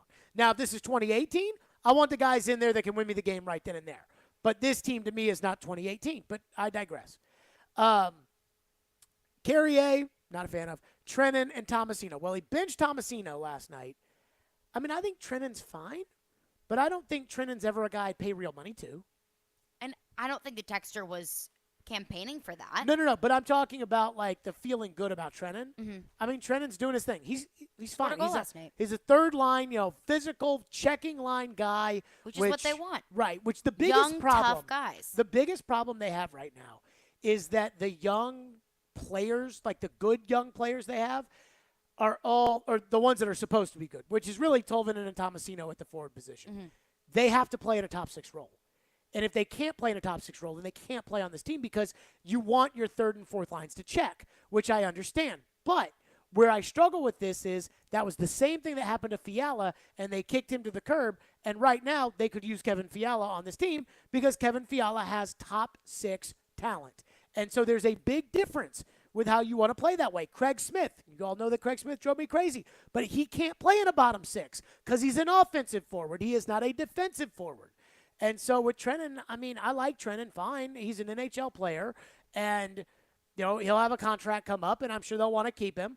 But I would never pay Trennan real money. I mean, I'd pay him like maybe $3 million, but like that's the max that I would go. And while we're on the subject of Tolvanen and Tomasino, do you think it was a strategic move to play Tomasino night 1, bench Tomasino night 2, and then play Tolvanen night 2? No, I think it was a reaction from the coach. How? I think the coach felt like Tomasino didn't play well in game 1. That's all I can come up with. That maybe he blames him for that turnover in front of the net with Ekholm where they collided, and the puck kind of leaked out, and Colorado put one in the back of the net. I can't give you a reason for why he wouldn't play the most promising young forward on the team. The lineup management last year was confusing, and the lineup this year so far has been head-scratching as well. What's next? Another texter texts in and says, Luke Cunnin is not a second-line player. Bench him or put him in the fourth line. The line makes me crazy. Hines has to give Johansson someone to play with and stop benching Tolvanen and Thomas. I got to tell you, I think his usage of Johansson is borderline criminal. I mean, he's out there on an island by himself. I do not have, any negative feelings towards Johansson in this series. I mean, I wish that he'd be a little bit more physical in front of the net because Granlund's not that guy. When it comes to the power play, especially on a 5-on-3. But Johansson's really not that guy either. Like, you want Johansson distributing, but his usage of Johansson is criminal. I mean, to me, especially at home where I get the last change, I'm putting him with Forsberg and Duchesne, and I'm saying go get him. I mean, that's what I'm doing. Granlund centers the line. I do not give 2 poops. I put my 3 best players on the same line, and I'm saying go do it. And I'm with you on the Cunnin. Cunnin sucks. And not only that, Cunnin's penalty yesterday was the definition of selfish. It is a 1-1 game in the 3rd period. And they're right in front of the net. And Cunnin just takes his stick and literally cross-checks the guy like 4 times. It's almost like he was trying to perform CPR on the guy. It was like, dude, what are you doing? It's right in front of the net. It's after the play. The refs are looking at it. Like, they're letting things go. It's the 3rd period of a tied game in the Stanley Cup playoffs. They're not going to call everything. You can't cross-check a guy 4 times. And not only that, he's awful. He gives you nothing. If I was coaching that team, I'd say, hey, don't worry about the box. Go to the room. Go to the room, pack up, get on the plane, go home, don't come back. Like, that's how I felt about the Cunnin penalty last night. That was so freaking selfish last night. Cutthroat. It was selfish. Oh, my God. It was almost, Fabro last night, Fabro drives me crazy sometimes. Mm-hmm. I thought they were going to allow the goal. The one where Lehkonen, is that how I pronounce his name? The goalie interference call? Now, I don't really understand goalie interference. It's like a catch in the NFL. But I think it's also one of those things, like if it looks like a duck and it quacks like a duck, like it's goalie interference. I know, but you when can't. You see it. But you can't really do that. He That's was what they like do with the catch. Straddling Connor Ingram, looked like he was about to get up on his shoulders. I don't disagree with that. But they tried to demonstrate it with the rules guy. Did you watch TNT broadcast last night? Yeah, I did. So at the intermission they broke it down with the rules guy, and the rules guy was like, "You can't be in this blue paint." I'm like, that is not how that rule is adjudicated. No. Because it is like very gray area. area. It's so subjective. It's like targeting. And so I thought when Fabro pushed him on the back end, that was going to be enough for them to allow the goal. Even though the interference occurred before Fabro pushed him, I thought that they were going to pin this on Fabro for what he did. They got to stop doing stuff like that because it's stupid. And so the Cunnin penalty and that just, oh my goodness, it just I just flew off the handle. 615-737-1025 is our phone number, 615-737-1025. So there's a really interesting article that's in-depth on Malik Willis. I think very in-depth on Malik Willis, and I want to get to it next because there's a couple of nuggets in there that I found to be maybe disappointing. Maybe that's not the right word. We'll get to that next, though. Stillman and Company on a Fireball Hot Take Friday. It's ESPN 102.5 The Game. Join Chase McCain for Chasing Checkers every Sunday morning at 8 for all the news in the world of motorsports. Joey Logano gets the very first victory in the next-gen car while hearing from the big names. Two-time champion Kyle Busch. Being able to bring NASCAR, the Cup Series, back to Nashville is cool. It's Chasing Checkers, presented by Ample Collision Centers and the Nashville Superspeedway on ESPN 102.5 and 106.3 The Game and the Game Nashville app. When you need to hire, you need Indeed. Their powerful hiring platform helps you attract, interview, and hire candidates all in one place. Visit Indeed.com/credit. From Fox 17 News, this is a Code Red weather alert. I'm Fox 17 News Code Red meteorologist Dan Guthrie. Scattered showers and thunderstorms will continue to push east this afternoon. Everything wraps up by the evening, and the weekend is looking pretty pleasant. This weather report brought to you by Hiller Plumbing, Heating, Cooling, and Electrical. Call the Happy Face Truck today. Don't forget to grab your mom something special this year. Shop at Social Furniture for their Mother's Day sale, where everything is in stock. They have sofas, bedroom sets, and top-name brand new mattresses like Purple, Serta, Sealy, and Simmons on sale now. Running out of time? Well, at Social Furniture, there's no waiting and same-day delivery. Use Social Furniture's financing plan and pay no interest for 1 full year. Shop at Social Furniture today on Charlotte Avenue in West Nashville. Shop local. Shop social. Social Furniture is a proud supporter of your Nashville Predators. Bring your hive together with Spirited Hive. It's Hive O'Clock. What is Hive O'Clock? It's connecting or celebrating with your hive. A time to be present and create shared memories. At Spirited Hive, we become aficionados discerning what goes best with bourbon, tequila, and vodka in a canned cocktail. Bourbon whiskey with rosemary infused with honey and lemon. Tequila ginger infused with honey and lime. Or vodka cranberry infused with honey and lime. Available to purchase on reservebar.com or tap room for delivery within the hour. Join us at Spirited Hive on Instagram to see what the buzz is all about.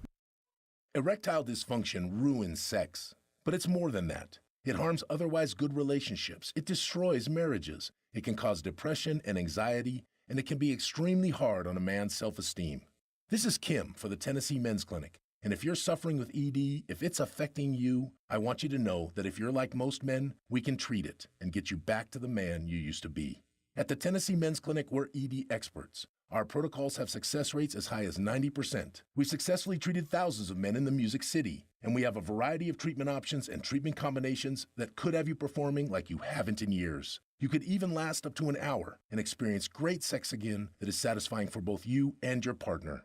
In treating your health, expertise matters, so make an appointment today. Your initial appointment is only $99 and includes blood work and a medical consult. Call 615-208-9090 or go to TennesseeMen'sClinic.com. Visit our website to learn more, including side effects. Treatments extra. Results vary. Summer heat is on the way. Is your air conditioner ready? Costs are rising everywhere. Groceries, gas, utilities, you name it. Is your AC old, inefficient, and cost you more than it should? Interest rates are rising, but not at Spring Hill Heating and Cooling. Qualified buyers have up to 72 months no interest for a new York air conditioner and 6 months no interest for repairs. At Spring Hill Heating and Cooling, all new systems come with a 10-year parts and labor warranty. Spring Hill Heating and Cooling, a York certified comfort expert company. Schedule now at springhillac.com. Inside knowledge on the Titans. Todd Downey's got his notepad out right now, just writing things down. Inside knowledge on the Predators. They go right into the forecheck, and boom, you get a beautiful goal from Colton Sissons. And then there's a team in Knoxville. How excited should Tennessee fans be by what they've seen from Josh Heupel in year one? Wake up and hang out with Robby and Rexrode. Weekday mornings from 6 to 10 on Nashville's best sports talk. ESPN 102.5 The Game and the Game Nashville app. Watch live on Twitter, Twitch, and YouTube. This is Stillman and Company, delivered by TriStar Moving. It doesn't matter what the television analysts think or where they should go. The GMs are the ones that have to make those decisions, and they make them based on time-tested and analytically tested parameters. And so the third round was where most of these fellas, other than Pickett, should have gone, because in Malik Willis's case, he's short, and he's playing at a level of competition that isn't commensurate with Ohio State or Alabama. So that's why he's there.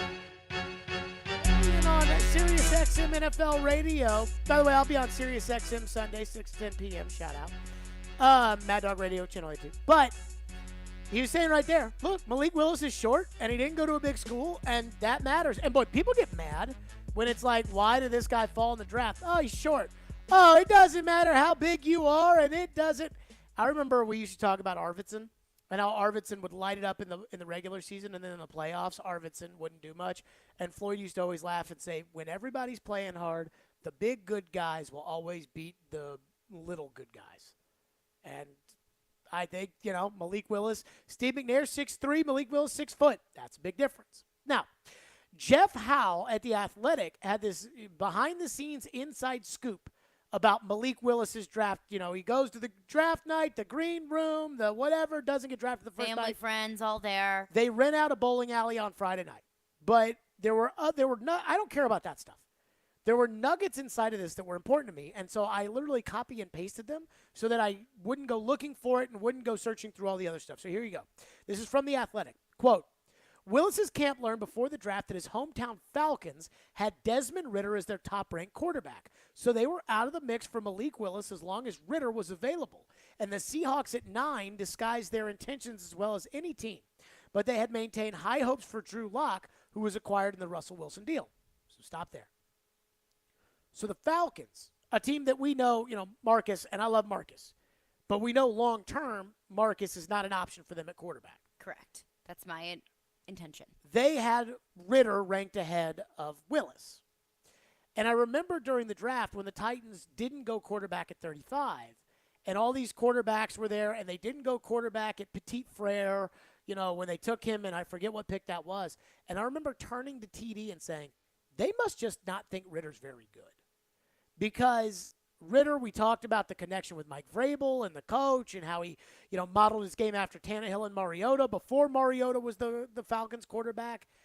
And I'm like, I turned to TD and I was, so obviously the intangible element of the quarterback, I assume that they would have loved. If everybody loved it, if everybody loved his personality and, the connection with the coach at Cincinnati, I assume the Titans loved the kind of guy Ridder was, so they must have just thought that he stunk. And I looked at TD and said that, and TD kind of looked at me like, yeah, it sounds like that could be a possibility. But then Arthur took him.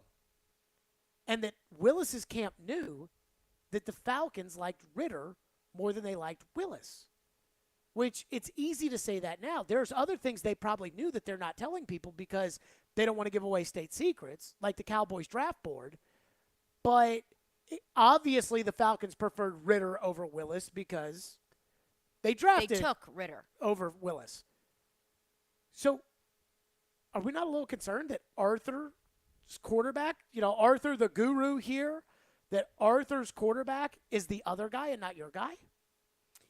I don't know, because there were a few nuggets in that article that I think kind of explain that. One being that teams must have had Ridder, Willis, Howell, Matt Corral, all rated so similarly. Howell went after, Sam Howell went after Bailey Zappi. I know, but I'm just saying they probably had all of those quarterbacks graded so similarly that if it was like, okay, one goes off the board, whether it is Ridder or whether it is Malik Willis, that if one goes, then they can just take the other one. The second thing is Malik Willis ran a very simple offense. So that's another nugget that I pulled out of here, which is this one right here. Quote, Willis's slide can be traced to one factor that was deemed a concern before the draft. Liberty's offense was so overly simplistic that his jump to the NFL would be drastic. Willis primarily dealt with one-word play calls at Liberty, which employed a new one-read passing game with very few full-read field progressions. You're not going to be able to do that in the NFL. And I think Tom Brady was talking about, I was watching the because of Malik Willis this week, I was watching the first Man in the Arena documentary, which was the first Brady Super Bowl, and Drew Bledsoe and Willie McGinnis are the two guests. And so Bledsoe, I wanted to hear what they said about the two. Bledsoe basically said that, he thought Brady was fine and he liked him, and that Brady bothered him by asking so many questions. But it didn't sound like Drew's number one concern was mentoring Brady. Right. It sounded like Drew's number one concern was quarterbacking the New England Patriots. And so when they got to the Super Bowl, they were talking about the first play, and Brady was talking about, once I got that first play right in the rhythm, 80, and I was trying to remember the name of it. Like, as he did it, I rewinded it a couple times, and it was like 80 slop gap slip shoot Z90X Q pop, something like that. Mm-hmm. Well, Malik Willis is one word. And Brady in his second year is X90 ZQ pop. I can't even remember what I just said. 80 slip shoot X90 ZXY pop. Whatever. So that is concerning. And some dudes never get it. Now, here is something that I do kind of like. Willis returned to Atlanta over the weekend, so this is after he got drafted. Malik Willis returned to Atlanta over the weekend to get back to work. The Titans gave him a playbook for their rookie minicamp, which starts May 13th, which is 1 week from today. That starts May 13th, and Willis outlined a daily plan with his quarterback coach McAvoy to prepare. McAvoy compared it to their month-long prep process before Deshaun Watson reported to the Cleveland Browns for their offseason workout program. Willis has daily video calls with the Titans' offensive coaching staff. Then he'll report to the quarterback takeover, which is where he works out, to go through the install on the board, drop the plays and concepts, and get comfortable with the verbiage, rehearse the play calls, and then talk through everyone's assignments. Then they'll put it all together on the field. So it sounds like the Titans obviously are very invested in this, but that he's already having discussions with the Titans about, play calls. Here's what we want you to know for the mini camp. He goes out there and practices it.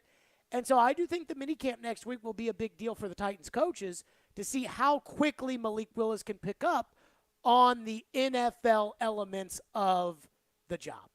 And I think the reason why Arthur may have been more attracted to Desmond Ridder over Malik Willis is because I think the Falcons are in an area where they want the rookie quarterback that they drafted to kind of come in and start to take over the job from Marcus. Why do you look at me like that? Because, and I don't want to sound like the TD clip that we play on the little TD, the Talking with TD podcast, but you're drafting a player for a career. You're not drafting Desmond Ridder because now if you have them equal, then you draft Desmond Ridder over Malik Willis. But if you don't have them equal, if it's like, well, Malik is more talented, but Desmond's more ready, you take Malik because you're going to be bad this year anyways. But what if they had them graded similarly and Desmond Ridder was just more ready? Then if it's a tiebreaker, was used to more of like a pro-style but offense I rather don't than think, a simple offense at Liberty. I think if the Falcons are letting Willis's camp know that they prefer Ridder, I think that they prefer Ridder by a lot. Maybe that's the case. But that is a concern. Arthur's the best offensive coordinator the Titans have ever had, and Arthur prefers the other guy to your guy. I don't know if it's certain traits, but we've heard some positive things about Desmond Ridder and negative things as well. The accuracy, for example. It doesn't matter. It doesn't matter what we've heard. What we've heard is from the people that had Malik Willis going 20th. So their opinions don't count. The draft guys that are like, I had him ranked in the 30s, and he was projected to go at 20, and he went at 86. Well, if their opinions don't count, and we're only going to go off of the draft board and where they fell, then sure, then maybe Desmond Ridder is the better quarterback. But that doesn't necessarily mean that Malik Willis is a bad quarterback. Arthur's opinion matters. Like, to me, Arthur's opinion matters more than almost everybody else's when it comes to this particular thing, which is the quarterback. Yeah. Arthur's opinion matters more because nobody has made chicken salad out of the quarterback here better than Arthur. And that bothers me. And that is, like, next week when they take the field for the rookie minicamp, I'm just telling you right now, I look at Malik Willis as the 86th pick in the draft. I do not look at Malik Willis, and everybody else will look at him. Well, that's what he is. But everybody else will look at him like the first-round hype. So what? But that's we saw the so what. The blown out of proportion this week, that's because of the first-round hype. They're not blowing it out of proportion if you said it about at the end of the day, Sam Howell. At the end of the day, the real thing, the hype, okay, put that to the side because the people can talk about what they want to talk about. But at the end of the day, the real investment into Malik Willis was a third-round pick. Sure. So that at the end of the day, that's all that matters is your real investment into Malik Willis. I know, but the hype that will surround it is what is going to be talked about. And this week was an example of how the outside hype surrounding Malik Willis becomes an inside problem. That's an inside problem that has to get addressed. Yes. That next Friday, they have to sit down, Tannehill and Malik, and they have to talk about it. Yes. And then next but Friday. Also, that was by no doing of Malik Willis. Everybody else will be out there on Friday watching Malik throw the ball. And everybody will be making takeaways and everything else. And the first round hype. But and if you ultimately want him to be the heir to the quarterback position. I don't want anything. I don't want anything. If you ultimately want him to be the person that puts pressure on Tannehill, because I think that's what we all want. If you want, well, his presence will do that. But if you want Malik, like the Titans can't want Malik. Malik has to earn it.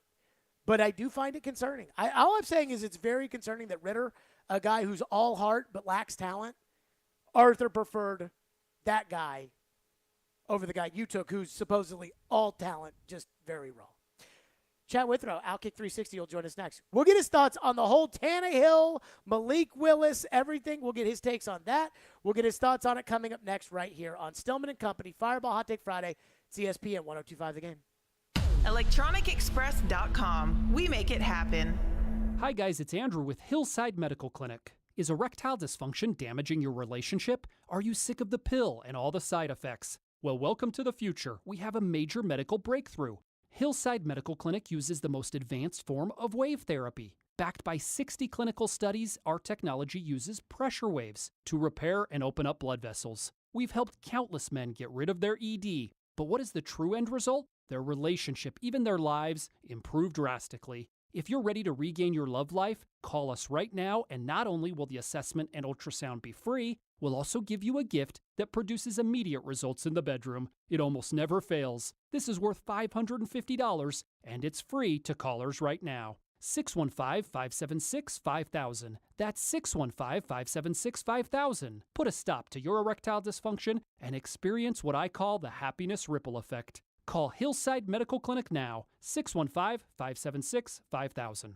What if you could be debt-free in 3 weeks? Hey, Willie Donick here. My friends at Loan Pronto are helping people do it every day. It's Loan Pronto's debt consolidation home refi, wiping out tens of thousands in credit card debt. Listen, your home's value is way up. You can refinance now, take money out to pay off all your credit cards, eliminate PMI charges, pay off personal loans, or other high-interest debt. One local couple had over $50,000 in credit card debt. Loan Pronto did a debt consolidation refi. And even though their mortgage rate went up a tad, they cut their monthly payments by $900. Why pay 20% interest when you can consolidate it to one low payment with a mortgage APR in the threes? Homeowners who do it save an average of $800 a month. Do it now and even skip your next house payment altogether. That's what I call financial freedom. Call Loan Pronto now. 615-499-5780. That's 615-499-5780 or loanpronto.com. Equal housing lender, NMLS 166-1781. Subject to lender approval.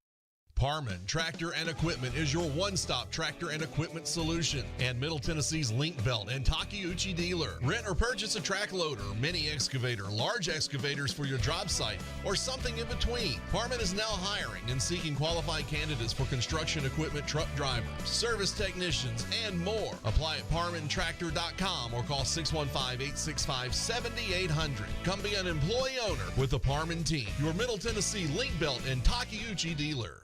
I love my mom because she's kind. I love my mom because she keeps me safe and takes care of me. I love my mom because she gives great hugs. I love my mom because she is funny and plays games with me. At Rivergate Mall, we think moms are the best, and we think moms need to be pampered for all they do in our lives. So come on out to Rivergate Mall and shop for that unique and special gift that says how much you love your mom. Visit rivergate-mall.com for their list of gift ideas. Rivergate Mall, a place that loves our moms. Hey, it's Chase McCabe, and when I'm out with my friends, my go-to is Screwball Peanut Butter Whiskey. It can be served as a drink or a shot, and it's always a hit with the crew. Screwball is the original and most awarded peanut butter whiskey in the world, made with real whiskey, peanuts, and peanut butter. You can learn more about them by visiting screwballwhiskey.com, and do like me when you're out and about, ask for it by name at your favorite bar. Enjoy responsibly. Copyright 2022 Screwball Spirits, LLC, San Diego, California. Whiskey with natural flavors, 35% alcohol by volume. From the Hillside Medical Game Studios, WPRT FM Pegram, WPUC HD2 Laverne. Broadcasting on Alexa. I appreciate that. And other smart speakers. ESPN. 1025 The Game and the Game Nashville app. A Cromwell Media Station.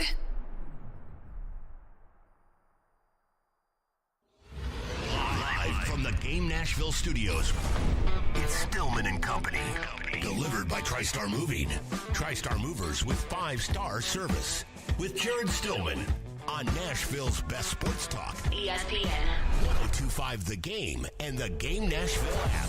Stillman & Company is delivered by TriStar Moving, ESPN 1025. The game streaming live on Twitter, Twitch, YouTube, and Facebook Live.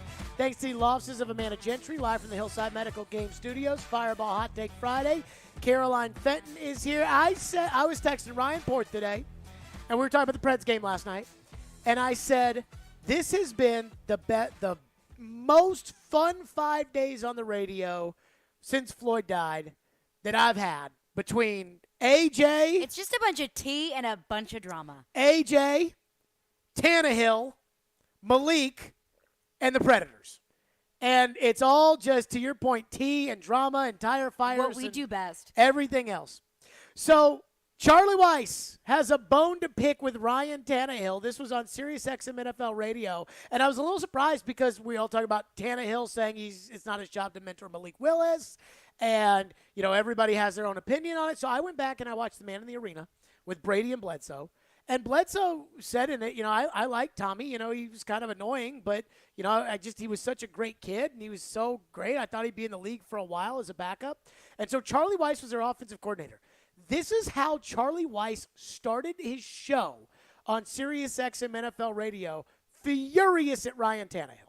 I have an issue today, What's your issue? I have an issue with Ryan Tannehill. I do. What, that he doesn't want to mentor? Yeah, I don't want to be a hypocrite. I mean, when Joe Flacco did this a couple of years ago, I hammered Joe Flacco. You did. You put the wood to him. And I think that Ryan Tannehill deserves the same hammering. I don't understand a veteran quarterback saying, it's not my job to mentor another guy that's coming in to play my position. I just don't get that. But Ryan Tannehill, here is a player. He should feel confident in his own shoes. Okay, but obviously the way the season ended with him throwing a bunch of picks in the playoff game, he doesn't feel that way. So they draft a quarterback in the third round, mind you. This isn't like they took one in the first round. This isn't like they even took one in the second round. They took a quarterback in the third round, and then you come out and say that it's not my job to mentor him. Give me a break. Well, I look at it on a couple of different levels. All right? Hopefully not a positive level in any of them. I mean, he is big mad, and Chad Withrow joins us, Outkick 360. Chad, your reaction to Charlie Weiss mad at Tannehill. Everybody's mad at Tannehill. Your thoughts? Well, a few things. First, I have to address Caroline. Caroline, are you saying a lot of drama in tea? Tea. Is that what you said? T-E-A. Yeah, tea. Spilling the tea. So it's like whenever you have gossip or drama going on, you spill the tea. Like you give all the dirty details. You can't be on this show if you don't use the word tea, by the way. I have never heard that phrase before. I learn something every day. Apparently, I'm old. It'll be in your vocabulary daily now. Yeah, well, it's good. I like it. I'm gonna steal it. I'm gonna use it. So I appreciate that. Second, is there a less likable dude than Charlie Weiss? No. Even just not even seeing him, but just hearing the sound of his voice. Like, he has got to be one of the least likable guys in all of sports. And three, he is dead right about Ryan Tannehill. Now, I'll say this. I don't think, and I've heard the entire quote, I don't think Ryan Tannehill is going to be some sort of Joe Flacco-level bad teammate to Malik Willis or anything like that. I think he's going to do his job, and he's going to allow Malik Willis to watch him do his job, and he's going to answer questions if Malik Willis has them. My big issue with it is it's just yet another example of Ryan Tannehill's lack of awareness. Why would you say that? I don't think the question was, are you going to mentor are you going to mentor Malik Willis? So this was. Can I tell you, as the person who completely- asked it, that was not the question? Yeah. So I mean, yeah, that's right. You asked the question. So again, it's a totally self-inflicted wound. Like, he just brought that into the answer. Oh, I don't think it's not my job to mentor Malik Willis. What's wrong with just saying, I mean, I'm going to help him in any way I can. Matt Moore helped me when I was starting out. I'll do whatever I can to help the team and help get a backup quarterback ready to play. That should be the answer. As a team leader, I want to make sure everyone's ready to play. So I'll do whatever I can to help him so he's ready to play if he has to play. I don't think there was any reason for him to jump in and say, it's not my job to mentor him. So I think when you haven't heard the answer, you can get a little irate, like we've seen a number of people, Robert Griffin III, I think Ryan Clark, Charlie Weiss. They're going to get a little bit more fired up having not heard the answer. But I also think it's just a ridiculous thing for Ryan Tannehill to say. And this follows up really an off-season, starting with post-game press conference after the Cincinnati loss, then not showing up to locker cleanout, and then going quiet throughout the off-season, then having his PR team release an Instagram-sponsored post during voluntary team activities, and then now he just brings this into the equation for no reason at all. It's yet another, much like the 3 interceptions, a self-inflicted wound for Ryan Tannehill. So you and I were talking about this, off air, obviously, during the week. And I do feel like, the national market at times can be pretty soft. But I will say that I personally feel like I have been probably his biggest detractor this offseason, on a consistent basis. And yet I actually am on Tannehill's side with all this arguing. Maybe I'm the one who's wrong here. But if he didn't say it's not my job to mentor him, but said everything else in that one answer, I think everybody would have been okay with it and said, yeah, that's good. Or if he had said it's not my job to coach him, I think everybody would have said, yeah, that's good. And maybe I'm interpreting Tannehill here. Like, I'm on his side, Chad, and normally I'm not, and yet I feel like most people are not on his side for this.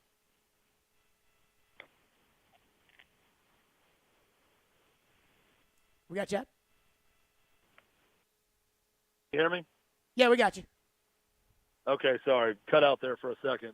I got the gist of what you were saying. I think to say that if we just take out the big thing that he said, then we would have no problem with it. That's like saying, right. If we added into his post-game press conference that he took all the blame for the loss and said those 3 interceptions are solely on me and I'm the reason we lost today, then we wouldn't have an issue with him just talking about the team and it being a team loss after the game. So I think that's a stretch, because the dumb thing that he said is the dumb thing that he said. And I'm with you in that I don't have a problem with the context of it in terms of what he said around that statement. I just don't think there was any reason for him to say that. And look, this is classic Nashville media to me, okay? We've spent an off season where almost everyone around the Titans is seemingly out on Ryan Tannehill. People that cover it, we need to do this is a bad move, this is that. And the moment everyone gets around the team and starts having media availability, they're unfairly crushing Ryan Tannehill. Look at the big bad national media coming after him. He's really not that bad. Look at his career. He's really been pretty good. This is typical soft Nashville media. And I get tired of every time something becomes a national story, the story locally is always, it's not that big of a deal. It's not that big of a deal. It's never that big of a deal to people in Nashville with anything that's big nationally. And I just don't get that, because I think that is very much unlike most markets in America. And oftentimes it's the same people that will be, bemoaning a lack of national attention with the Titans. And the moment they get it for anything that they don't want them to get it for, they have a big issue with it. So I don't disagree with what you're saying on the whole of the, kind of the people that cover this team, except that I am on Tannehill's side for this. Like I think it's unfair what's happened to Tannehill, and I'm the biggest Tannehill detractor out there. I mean, I was screaming when they picked unfair- Malik what's Willis on unfair? Friday Tell me- because Tell the me, free Jared, lunch was over. What's unfair about it? Like, you don't think that Ryan Tannehill should help Malik Willis? I do. I think Ryan Tannehill needs to worry about playing quarterback because he's not going to be in this league anymore if he doesn't get it together. And I don't think that he's good enough to get it together, but if he doesn't get it together and you don't beat the Colts and you don't beat the Bills and you don't beat the Chiefs, I don't care what you say to Malik Willis because you're out. You know what I mean? Well, look, again, playing quarterback, yes, but part of being the quarterback and being a $33+ million quarterback is you're the leader of the offense. I would argue you're the leader of the team, but he's not the leader of the team. Kevin Byard is the leader of the defense, so that's fine because he doesn't play defense. But as the quarterback, you are the leader of the offense, and your teammates are going to watch what you do and what you say. So there's no reason for him to say it's not his job to be a mentor because it is his job to get the offense ready. And a big part of getting the offense ready is making sure the backup quarterback knows what to do in case you get injured, in case you're out. Let's say he misses 4 weeks. The Titans are going to need Malik Willis to get them to 2-2 over those 4 weeks so they make the playoffs. So I just don't buy that he's just some paid robot that's supposed to go in there for $33 million and execute the quarterback position to perfection. There's more that goes into that position. They're not paying him to play left tackle or to play nose tackle or to play offensive guard. He's the quarterback, and he's not acted like it this offseason. There's not been a speck of leadership that I've seen from Ryan Tannehill. Who did Ryan Tannehill meet up with and throw with this offseason? Oh, the great Mason Kinsey and Des Fitzpatrick. Great. I'm so glad you got work in with two guys who will never see a pass this season. It's just not the level of leadership that I would expect from the guy. And don't give me the, well, Aaron Rodgers doesn't meet up with guys. Aaron Rodgers is a back-to-back MVP. If Ryan Tannehill wins back-to-back MVPs, I'll lay off of him for throwing with Mason Kinsey and Des Fitzpatrick only. We're talking about not being a mentor. But the guy absolutely sucked a year ago when it mattered most. So excuse me for burying him when he continues to commit self-inflicted wounds that aren't necessary. And he's doing it all too regularly. So I have one thought on that, which was, and I think I told you this, but I can't remember. I believe Ryan Tannehill is a good teammate. I think he's a bad leader. And I think that this year, you know, with everybody hurt around him, AJ hurt, Julio hurt, Derrick Henry hurt, you know, to me, it was put on him. And what's he do? He throws short of the sticks against the Steelers. He crumbled under the pressure against Cincinnati. And then ever since then, to your point, you know, everything that he's done wrong. I think that that's just him. I think he's a bad leader. I hate to say it. I think he's a bad leader. I think he's a good teammate. That's why the guys, you know, respect him so much. But I would agree with you that I think he's a bad leader, and I don't defend his leadership. Yeah, he's just not what I would describe as a dude, right? And that's not – I'm not going to, you know, pile on him for that because not everyone is made that way. But it's like, Chad, you were here when Eddie George was here. I mean, the way people that used to play on those teams talk about Eddie George, it's no accident that he's leading TSU the way he is. Well, Steve McNair, you know, I mean, it's just there's a certain quality about the quarterback that's a dude. I think Joe Burrow possesses it. You know, I think Baker Mayfield possesses it. He's just not all that good and talented. I think Ryan Tannehill is a very athletic, talented physically quarterback, but he does not, to your point, Jared, he does not have that huge leadership quality. And that does not make him a bad guy or a bad teammate, but I need more. If Ryan Tannehill is the reason that they could not re-sign A.J. Brown, and quite frankly he was, because they didn't want to add years to the contract and spread it out and do all that because they're probably going to be done with him. Not probably. I feel like they admitted they're done with him after this year with the drafting Malik Willis. If he's going to be that high-paid guy and the reason they can't sign A.J. Brown, I need more from him. Is it his fault that he's not, as I quote, a dude? Probably not, but that's what I need from him, and he's just simply not it. And I think that he's shown that time and time again. Look, he had a great stretch. He's had some really good games. He had a couple really bad games. a year ago. But ultimately, he's not a franchise quarterback. And everyone in Miami now is laughing at everyone in Nashville because they tried to tell everyone that the whole time. And we refused to listen, and we had a reason to refuse to listen because he was really good for a stretch. Yeah. Chad Withrow's with us, Outkick 360. On the other side, there is a little bit of news. Tea. A little bit of tea. Tea on the AJ front that I want Chad's reaction to, and you got to hear it as well. We'll get to that coming up next. FanDuel Sportsbook's my official sportsbook app. That's right. I love FanDuel Sportsbook. The playoffs are into the second round, and you can make every game feel like Game 7 on the FanDuel Sportsbook app, an official partner of the NBA. Throughout the playoffs, all customers can place a no-sweat same-game parlay each week, and you'll get up to $20 in free bets if you don't win. FanDuel has so many ways to play, and best of all, when you do win, you'll get paid faster than a fast break. If you're new to FanDuel, just download the FanDuel Sportsbook app and sign up with the promo code JGM to get your first bet risk-free up to $1,000. Once again, that's promo code JGM. And if you already have an account, you're all set to bet. No sweat. Either way, you'll get up to $20 in free bets if your same-game parlay during the playoffs doesn't win. FanDuel Sportsbook, an official partner of the NBA and my official sportsbook app. 21 and older and present in Tennessee. Refund issued as non-withdrawable free bets that expire 7 days after receipt. Max free bet $20 per week. Restrictions apply. See full terms at sportsbook.fanduel.com. Gambling problem? Call the Tennessee Red Line 1-800-889-9789. The college football season never stops.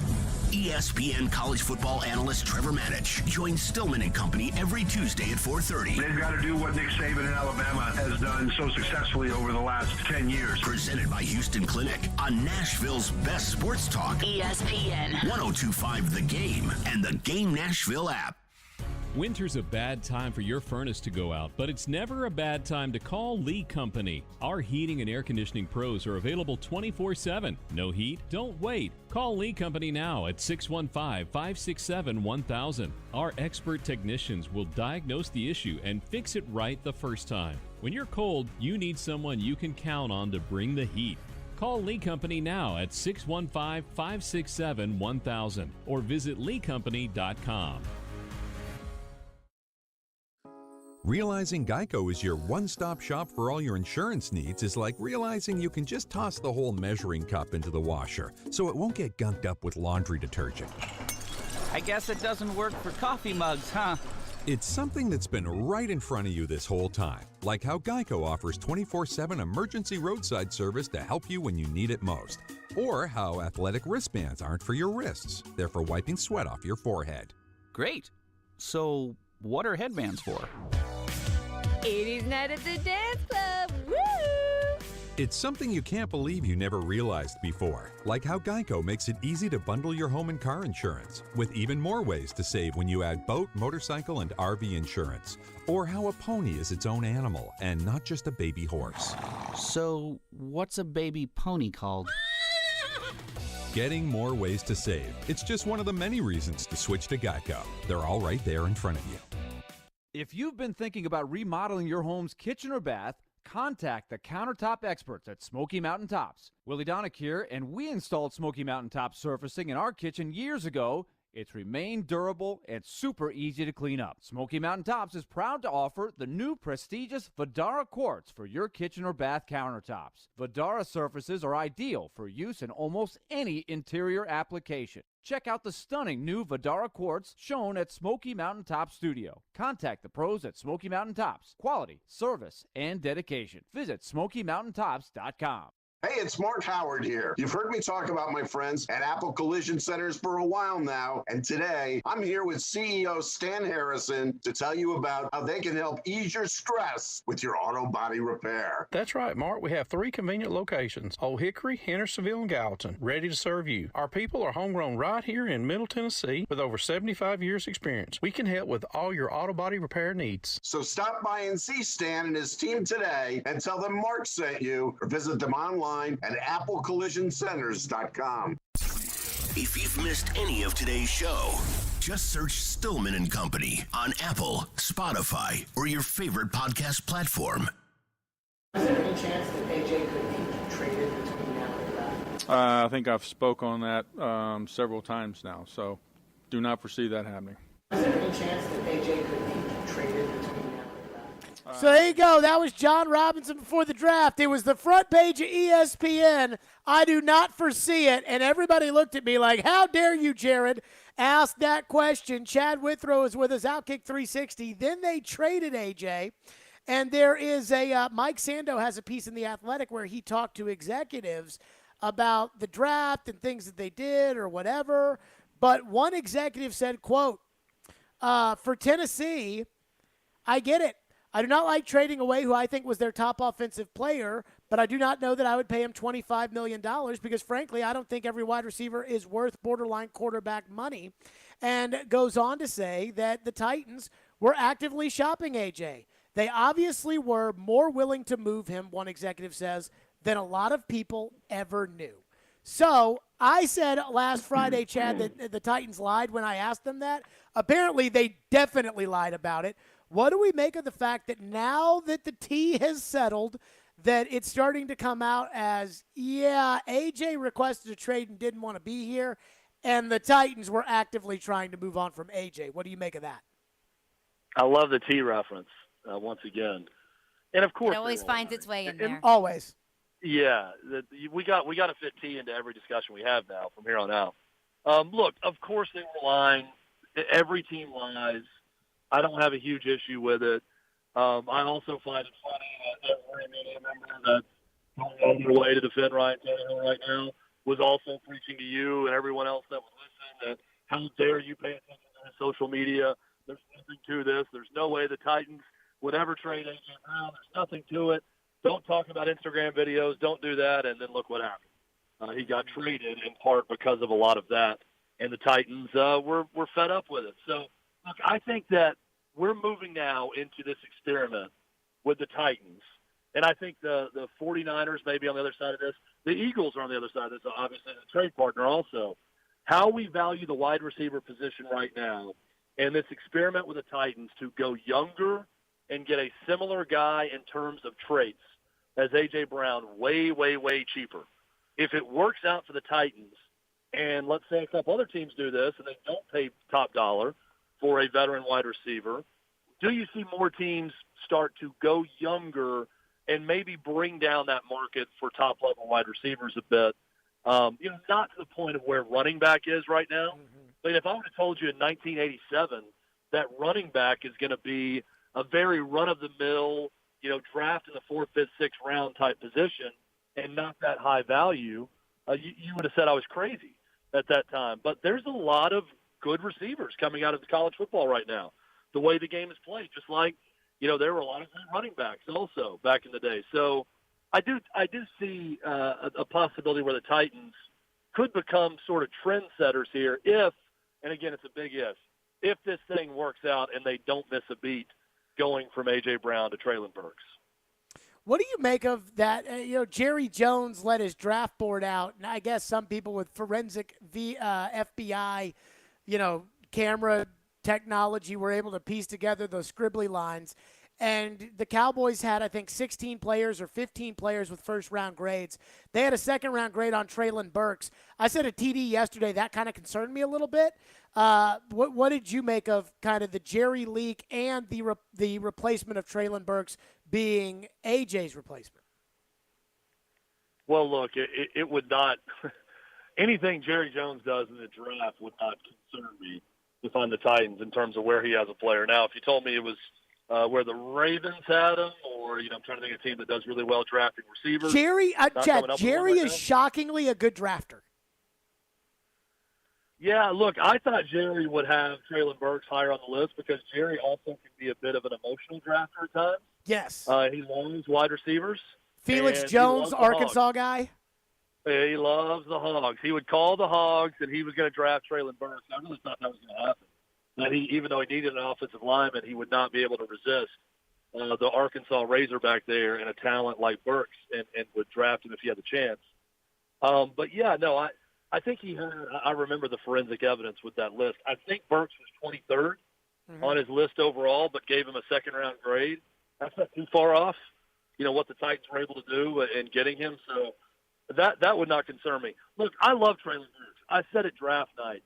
I think this is sneaky a smart move for the Titans, or could be. At least I understand what they're attempting here by moving A.J. Brown and not putting that type of capital into one receiver and going with Traylon Burks. I loved him in Arkansas. He's got a very similar skill set to A.J. Brown. I think he plays with that alpha-type mentality. It's hilarious to me that every time someone talks about him, they talk about how slow he is because he didn't test well. Well, they said the same about A.J. Brown, that he was maybe half a step slow.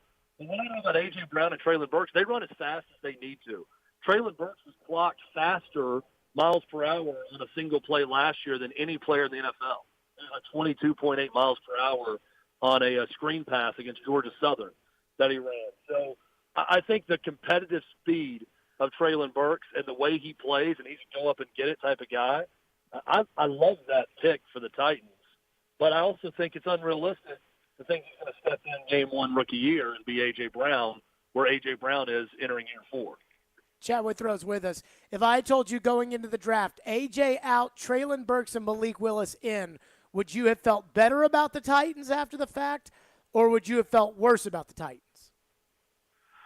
It's a really, really good question, and I am probably blinded with my answer because I want Ryan Tannehill out so desperately.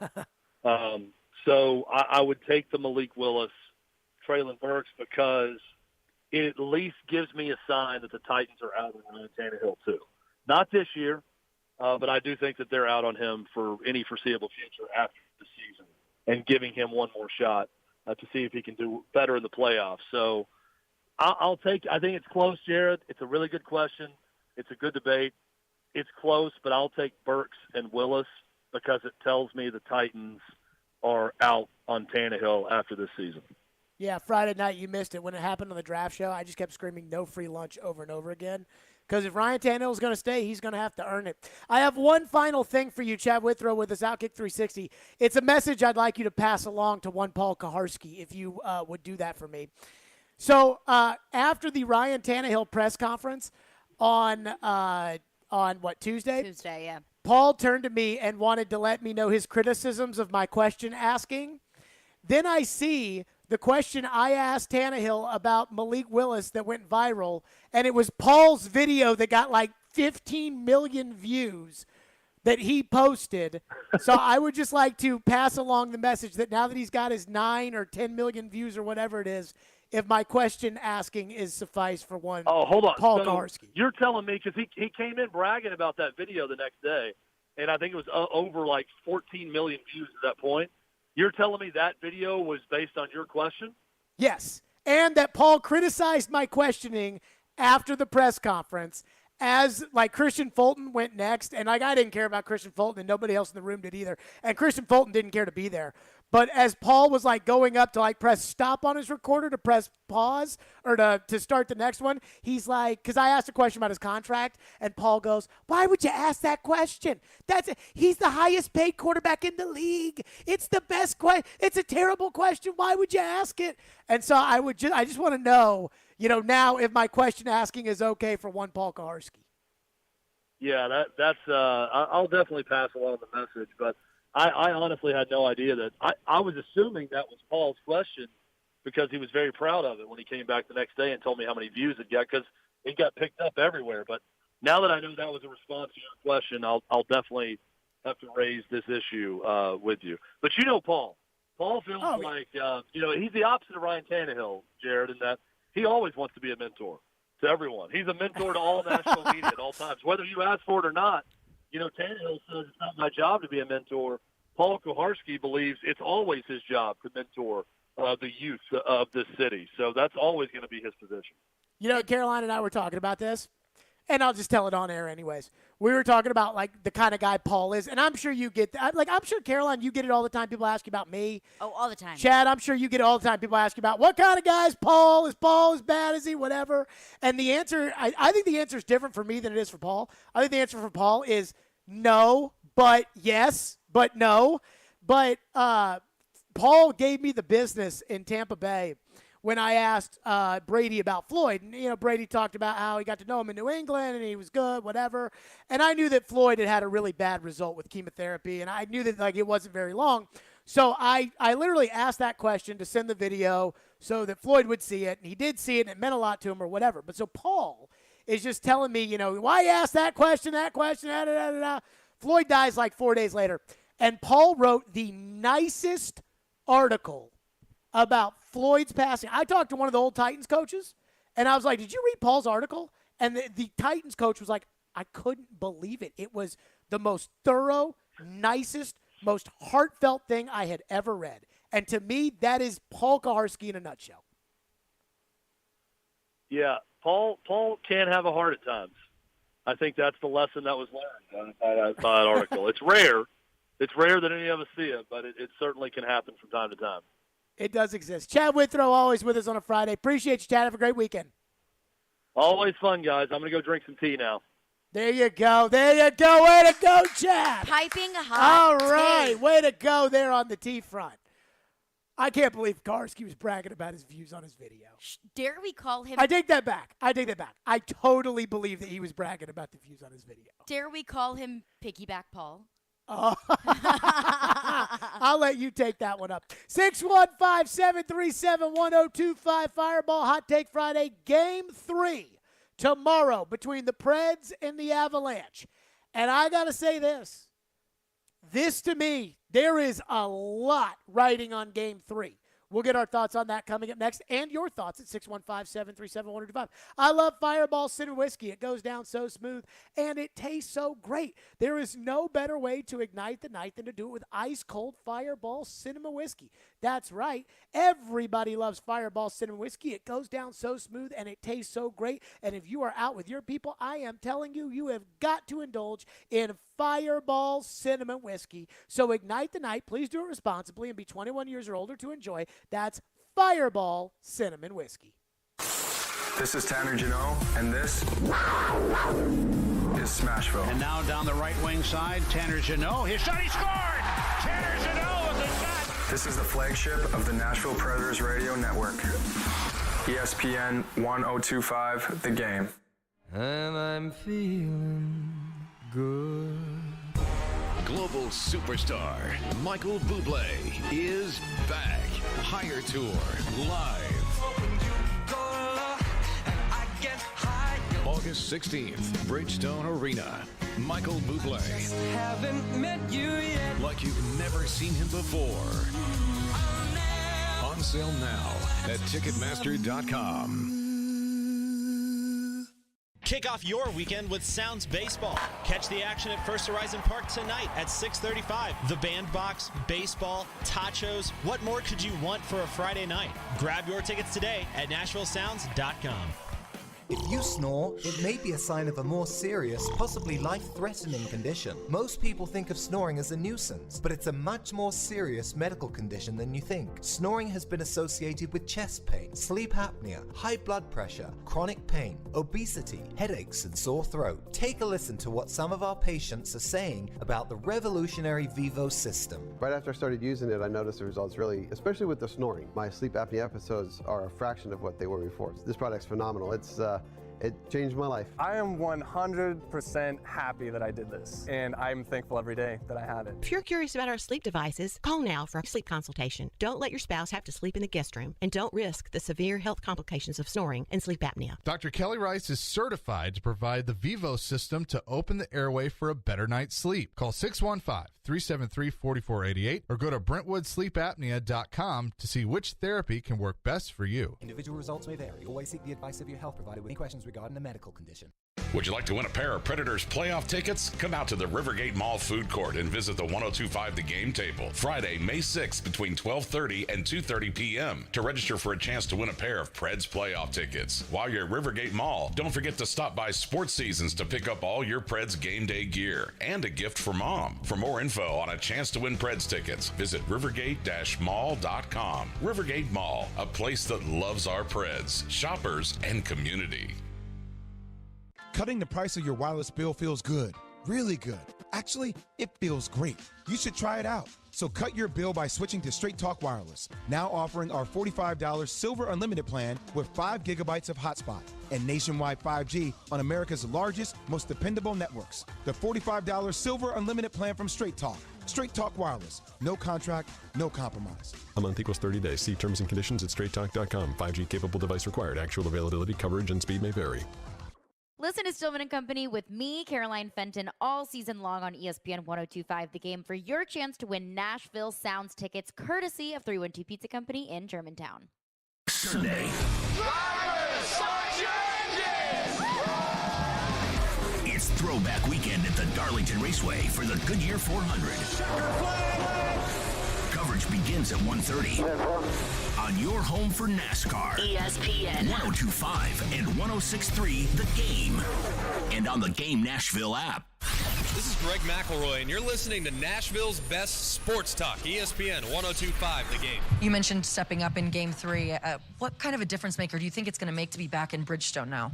Well, I think it's going to be it's big. I mean, experienced it last year. We were down 0-2 to Carolina. We went back to Bridgestone, and I think, it is a big difference when you're in your own building with your own fans and things like that. They certainly give our guys a lot of energy. So I think there's some certain things we can build off of. We're excited to get home. We'll rest up and then get in front of our fans on Saturday. There you go. That was John Hines. They play tomorrow, 3:30, 2:30 pregame show. I'm guessing Preds Extra tomorrow. Max, you would probably know what time that is. 1 o'clock pregame coverage starts, and then again the pregame show at 2:30, and then the puck drops at 3:30 tomorrow. So I was thinking about this with the Predators, and I go back to the Joe column on The Athletic, where Joe Rexrode basically says no matter what, they shouldn't fire Hines, but Hines has to earn his keep, which doesn't make any sense, but we go with it. And the thing that gets me about it is how important is the series shift to Nashville? There's two elements of this I want to discuss. One, how likely are the Predators to take a game at Bridgestone Arena, specifically Game 3? Because if they lose Game 3, they're definitely going to lose Game 4. So how likely are they to take Game 3 because they're at home? But also, if tomorrow is a repeat of Game 1, I don't know how they could bring Hines and Boyle. Like, that is a big, moment of truth right there. If you lose that one, like that style of game, where the fans in your own building are sitting there with the frowny faces because they're getting their rear end spanked, that's not going to be good for the coach. So, one, how much does the Bridgestone effect play? How much does that matter?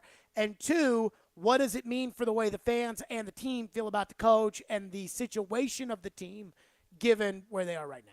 Well, I think if they have a repeat of Game 1, it might be even worse than Game 1 because everyone could use the excuse of goaltending in Game 1.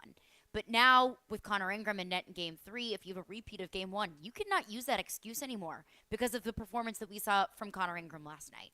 So what it falls on is just bad play around the goaltending. And who does that fall on? That falls on the coach for not coaching them up for the game, and that falls on the general manager for not building a roster that's good enough to at least be competitive. And you're going to hear the excuses of, well, it's the Colorado Avalanche. They're the best team in the NHL. Why can't you be the best team in the NHL? Why can't you compete with one of the best teams in the NHL? Because the best teams in the NHL are able to compete with the other best teams in the NHL, which just proves the gap between the Predators and a Stanley Cup competitor. So I think this. I think that, everybody there is everybody's going to be there tomorrow. Mm-hmm. How much local media was in Denver, right? I know Gentry Estes was there. I know Paul Scorbina was there. Steve Lehman was there. I think Steve those were Lehman, the three, News Channel plus 5 was there. Brooks. Is that it? I believe so. Okay, so you got 3 people that were there. How many Preds fans were there, right? I don't know. How many Preds owners were there? I don't know. Everybody's going to be there tomorrow at 3:30. And it's your building and your fans, and I've seen this team get booed off the ice before. February 13th last year, they played the crappy Red Wings, and they got booed off the ice in front of like 8,000 fans. And it was the loudest boos from 8,000 people I've ever heard in my life. I even asked John Hines about it after the game. And I talked about, the whole being booed at home. And John Hines, and I'll give John Hines credit because he was talking about, hey, we got to give him something to cheer for. Well, there's going to be 17,000 people in there tomorrow. And so you get smoked in that one. Those boos are going to be loud. And if you're somebody who's on the fence, and I think the Joe article is pretty on the fence, and we had Corey Curtis on today from News 2, And correct me if I'm wrong, but didn't Corey Curtis kind of feel on the fence about where the franchise is and where they're headed and where they're going and all those things? So I say this to say, I think that this is a humongous game for them, for the direction of the franchise, with them in charge of the direction of the franchise. I think it is a humongous game because, again, a game like last night, even when you're completely outplayed, you blow a 5-on-3, you get outshot. What was the shot total? You get outshot 51-26. Even when you get totally dominated, but your goalie almost steals it for you so that it's a competitive game, that is a different feeling for every single person that's a Preds fan in that building tomorrow than it is from game one, even though the result is the same. Like, the result's the same. Mm-hmm. You lost game one, you're down 1-0. You lost game two, you're down 2-0. But the Even games though it was were a closer game. so different, right? Yeah. So, I mean, I think there's a lot riding on tomorrow about the morale of the fan base and the belief. And also, if they do, and we are never going to get someone in trouble for something that they didn't do, but if the Predators have a similar performance to game one at home, that's another thing. Goes back to the morale. Yes.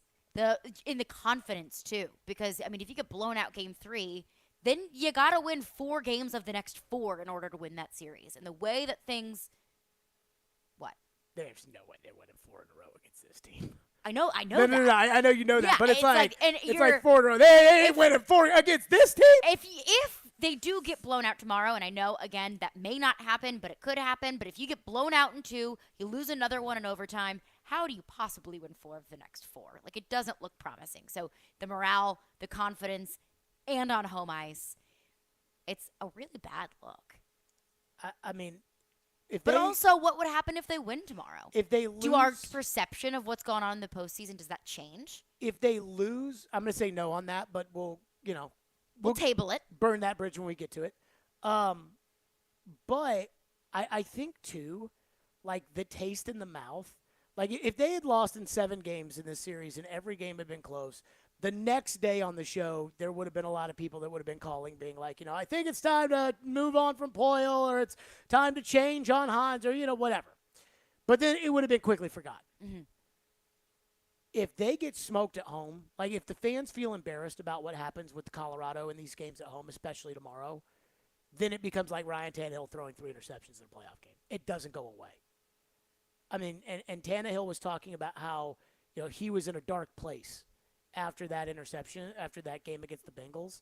And I absolutely have all kinds of sympathy. And I've told you, I'm in therapy. I mean, I've told everybody I'm in therapy, whatever. But that should hurt. Mm-hmm. Like when you're a professional football player and every day of your life is dedicated to this, and you give up the opportunity that he gave up, it should hurt. I mean, if you're a professional in anything and you blow it at that magnitude, it should that hurt. Hurts. It should hurt.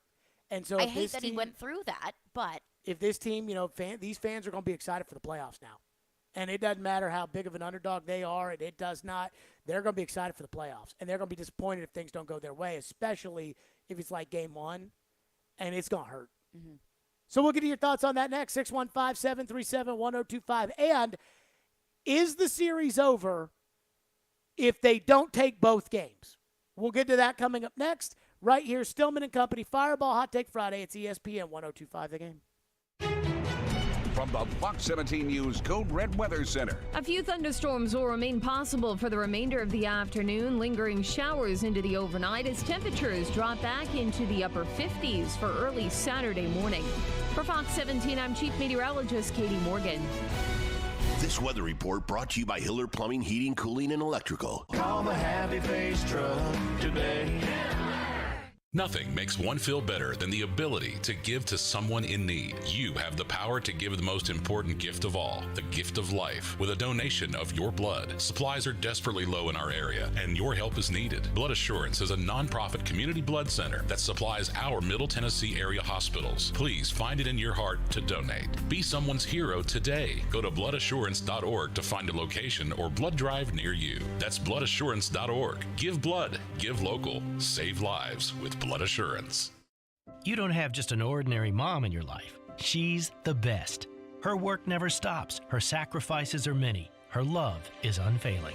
This Mother's Day, Genesis Diamonds invites you to join us in celebrating and appreciating the mothers in our lives. Stop in and let one of our trusted advisors help you find a special, meaningful gift. Layering necklaces, stackable rings, eternity bands, pearls, elegant diamond pendants, and of course, stunning diamond earrings. Great Mother's Day ideas for any budget. There's no doubt we love Mom, but sometimes a little extra appreciation goes a long way as a thank you for helping us through challenges, making sacrifices, and always putting the family first. So whether it's her first Mother's Day or her 60th, Mom deserves a gift that's anything but ordinary. And at Genesis, that's our specialty. Exquisite rings, earrings, bands, bracelets, heirloom pieces. Timeless gifts of jewelry that she can enjoy and cherish for decades to come, and always be reminded of how special she is to the family. Genesis Diamonds, online at genesisdiamonds.net.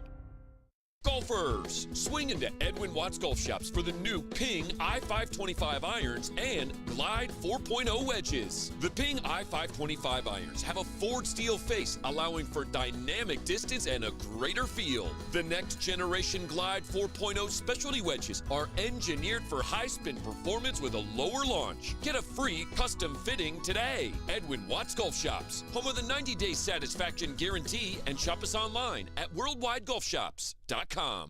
Summer heat is on the way. Is your air conditioner ready? Costs are rising everywhere. Groceries, gas, utilities, you name it. Is your AC old, inefficient, and costing more than it should? Interest rates are rising, but not at Spring Hill Heating and Cooling. Qualified buyers have up to 72 months no interest for a new York air conditioner and 6 months no interest for repairs. At Spring Hill Heating and Cooling, all new systems come with a 10-year parts and labor warranty. Spring Hill Heating and Cooling, a York certified comfort expert company. Schedule now at springhillac.com. Okay, let's start unloading the sod over here. The grass is always greener when Haruka's Lawn Care does the mowing. And then we want to get the flower bed started before lunch. They need a new landscaping designer to keep their budding business growing. Oh, can we double check the incline here? This one needs to drain this way. Indeed can help them hire great people fast. I need Indeed. Indeed you do. Our hiring platform instantly connects you with quality candidates whose resumes on Indeed match your job description. Visit Indeed.com/credit and get $75 towards your first sponsored job. Terms and conditions apply. Stillman and Company is on it. Delivered by TriStar Moving. Yeah, it certainly is. I mean, when as I said, I can't say it enough. They're a top offensive team in the league. So if you're going to win, you have to get excellent goaltending. We got excellent goaltending tonight. Now, with that being said, I think as you move forward, there's certain areas that we can do a better job of. I think some of our offensive intensity, some of our puck execution can be better. I thought the way that we defended tonight was at a level that you have to be able to defend with against a high-powered team. Now, the second part of that is you don't want to defend as much, and that comes back to your puck execution. And I think our intensity level in the offensive zone and a couple structure things, we can adjust some things, and we should be better in that department come Game 3. There you go. That was John Hines. They should be better, and if they are not, they're going home. And I don't know how Trennan's going to get home, but they're going home. You don't know how Trennan is going to get home? Well, he's from Russia, so he can't fly direct to Russia. Well, Trennan is going wherever he can go. So I was thinking about this last night, and this obviously has nothing to do with Trennan, right? But how do these guys get they've got Askarov is in Russia right now? How do they get these guys in and out? And wasn't he just upgraded to Milwaukee? Yeah, he's now in Milwaukee. How? Askarov is? Yeah. Correct. He got there this week. He signed a contract? He's on a tryout agreement, but can play in their playoffs, which start tonight. And on the forecheck reported that he's going to dress and back up Devin Cooley. Interesting. How the hell did that happen? Well, Ingram is No. So, did he have to go from, Russia to Belarus to some other country that we have better relations with, then fly to America? I have no idea. That's what I'm wondering. Don't you think they may have sent a PJ? No, you can't. You cannot leave Russia. A flight cannot leave Russia to the United They've got no hockey States. exceptions in Russia? For the minor leagues? Well, and there are no hockey exceptions. Nowhere? No. This is. I don't know. Issue for these guys. I don't know, but the political goings-on and the hockey goings-on in Russia. No, this is a serious. But clearly they did it somehow. This is a serious issue for these guys. Kind of like COVID was a serious issue. Pecorine and somebody else ended up buying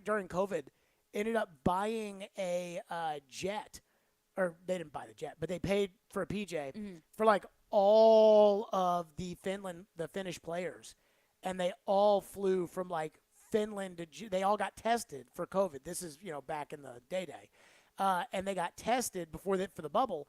They got tested, and then they flew into JFK, and I think they all like bust to wherever they were supposed to go. God, what a pain. But so that is another interesting nugget. So if Askarov can get here, then Yakov Trenin can get to Russia. Sure. If they can lose if they lose either game at home, 3 or 4, is it over? Yeah. Yes. Yeah, it's over. Yes. I mean, at least you have a little bit more integrity to go down in 5, which is good for them.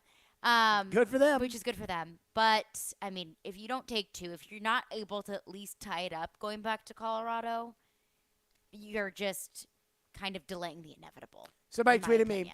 So I said on Twitter, do they have to win both games? Do they have to win both 3 and 4? Is it over if they don't? And someone said most likely, but I hope I'm wrong. Why don't you just hope they win 3 and 4? You can hope a lot of things. I mean, I hope they win 3 and 4. I do too. And then the series is tied. Maybe the trajectory of the entire series changes. Oh God, Tuesday if they win 3 and 4. And then if they go even back if to they Colorado, win 3, we're going to be live at the arena on Monday, and I got to see 3 before I can know what my opinion of 4 is. I don't think the Predators are going to win both games against this team, but if they do, I mean Tuesday's show. What do you think now, Jared? What do you think? Oh my God, it's going to be so loud. But I don't think that, if they do win on Monday, I don't think that we've been the only ones in this city saying that they felt incredibly pessimistic about the direction of where this playoff series is going. Everyone in the text line, except the one person who said something positive, has felt very down on this team. Okay, but we've been the loudest. Well, we have a radio show. And we are the loudest. Yeah. I mean, that's, it's funny having Chad on the show. When they were still doing their show here, I always considered like that show and this show to be the 2 most influential shows.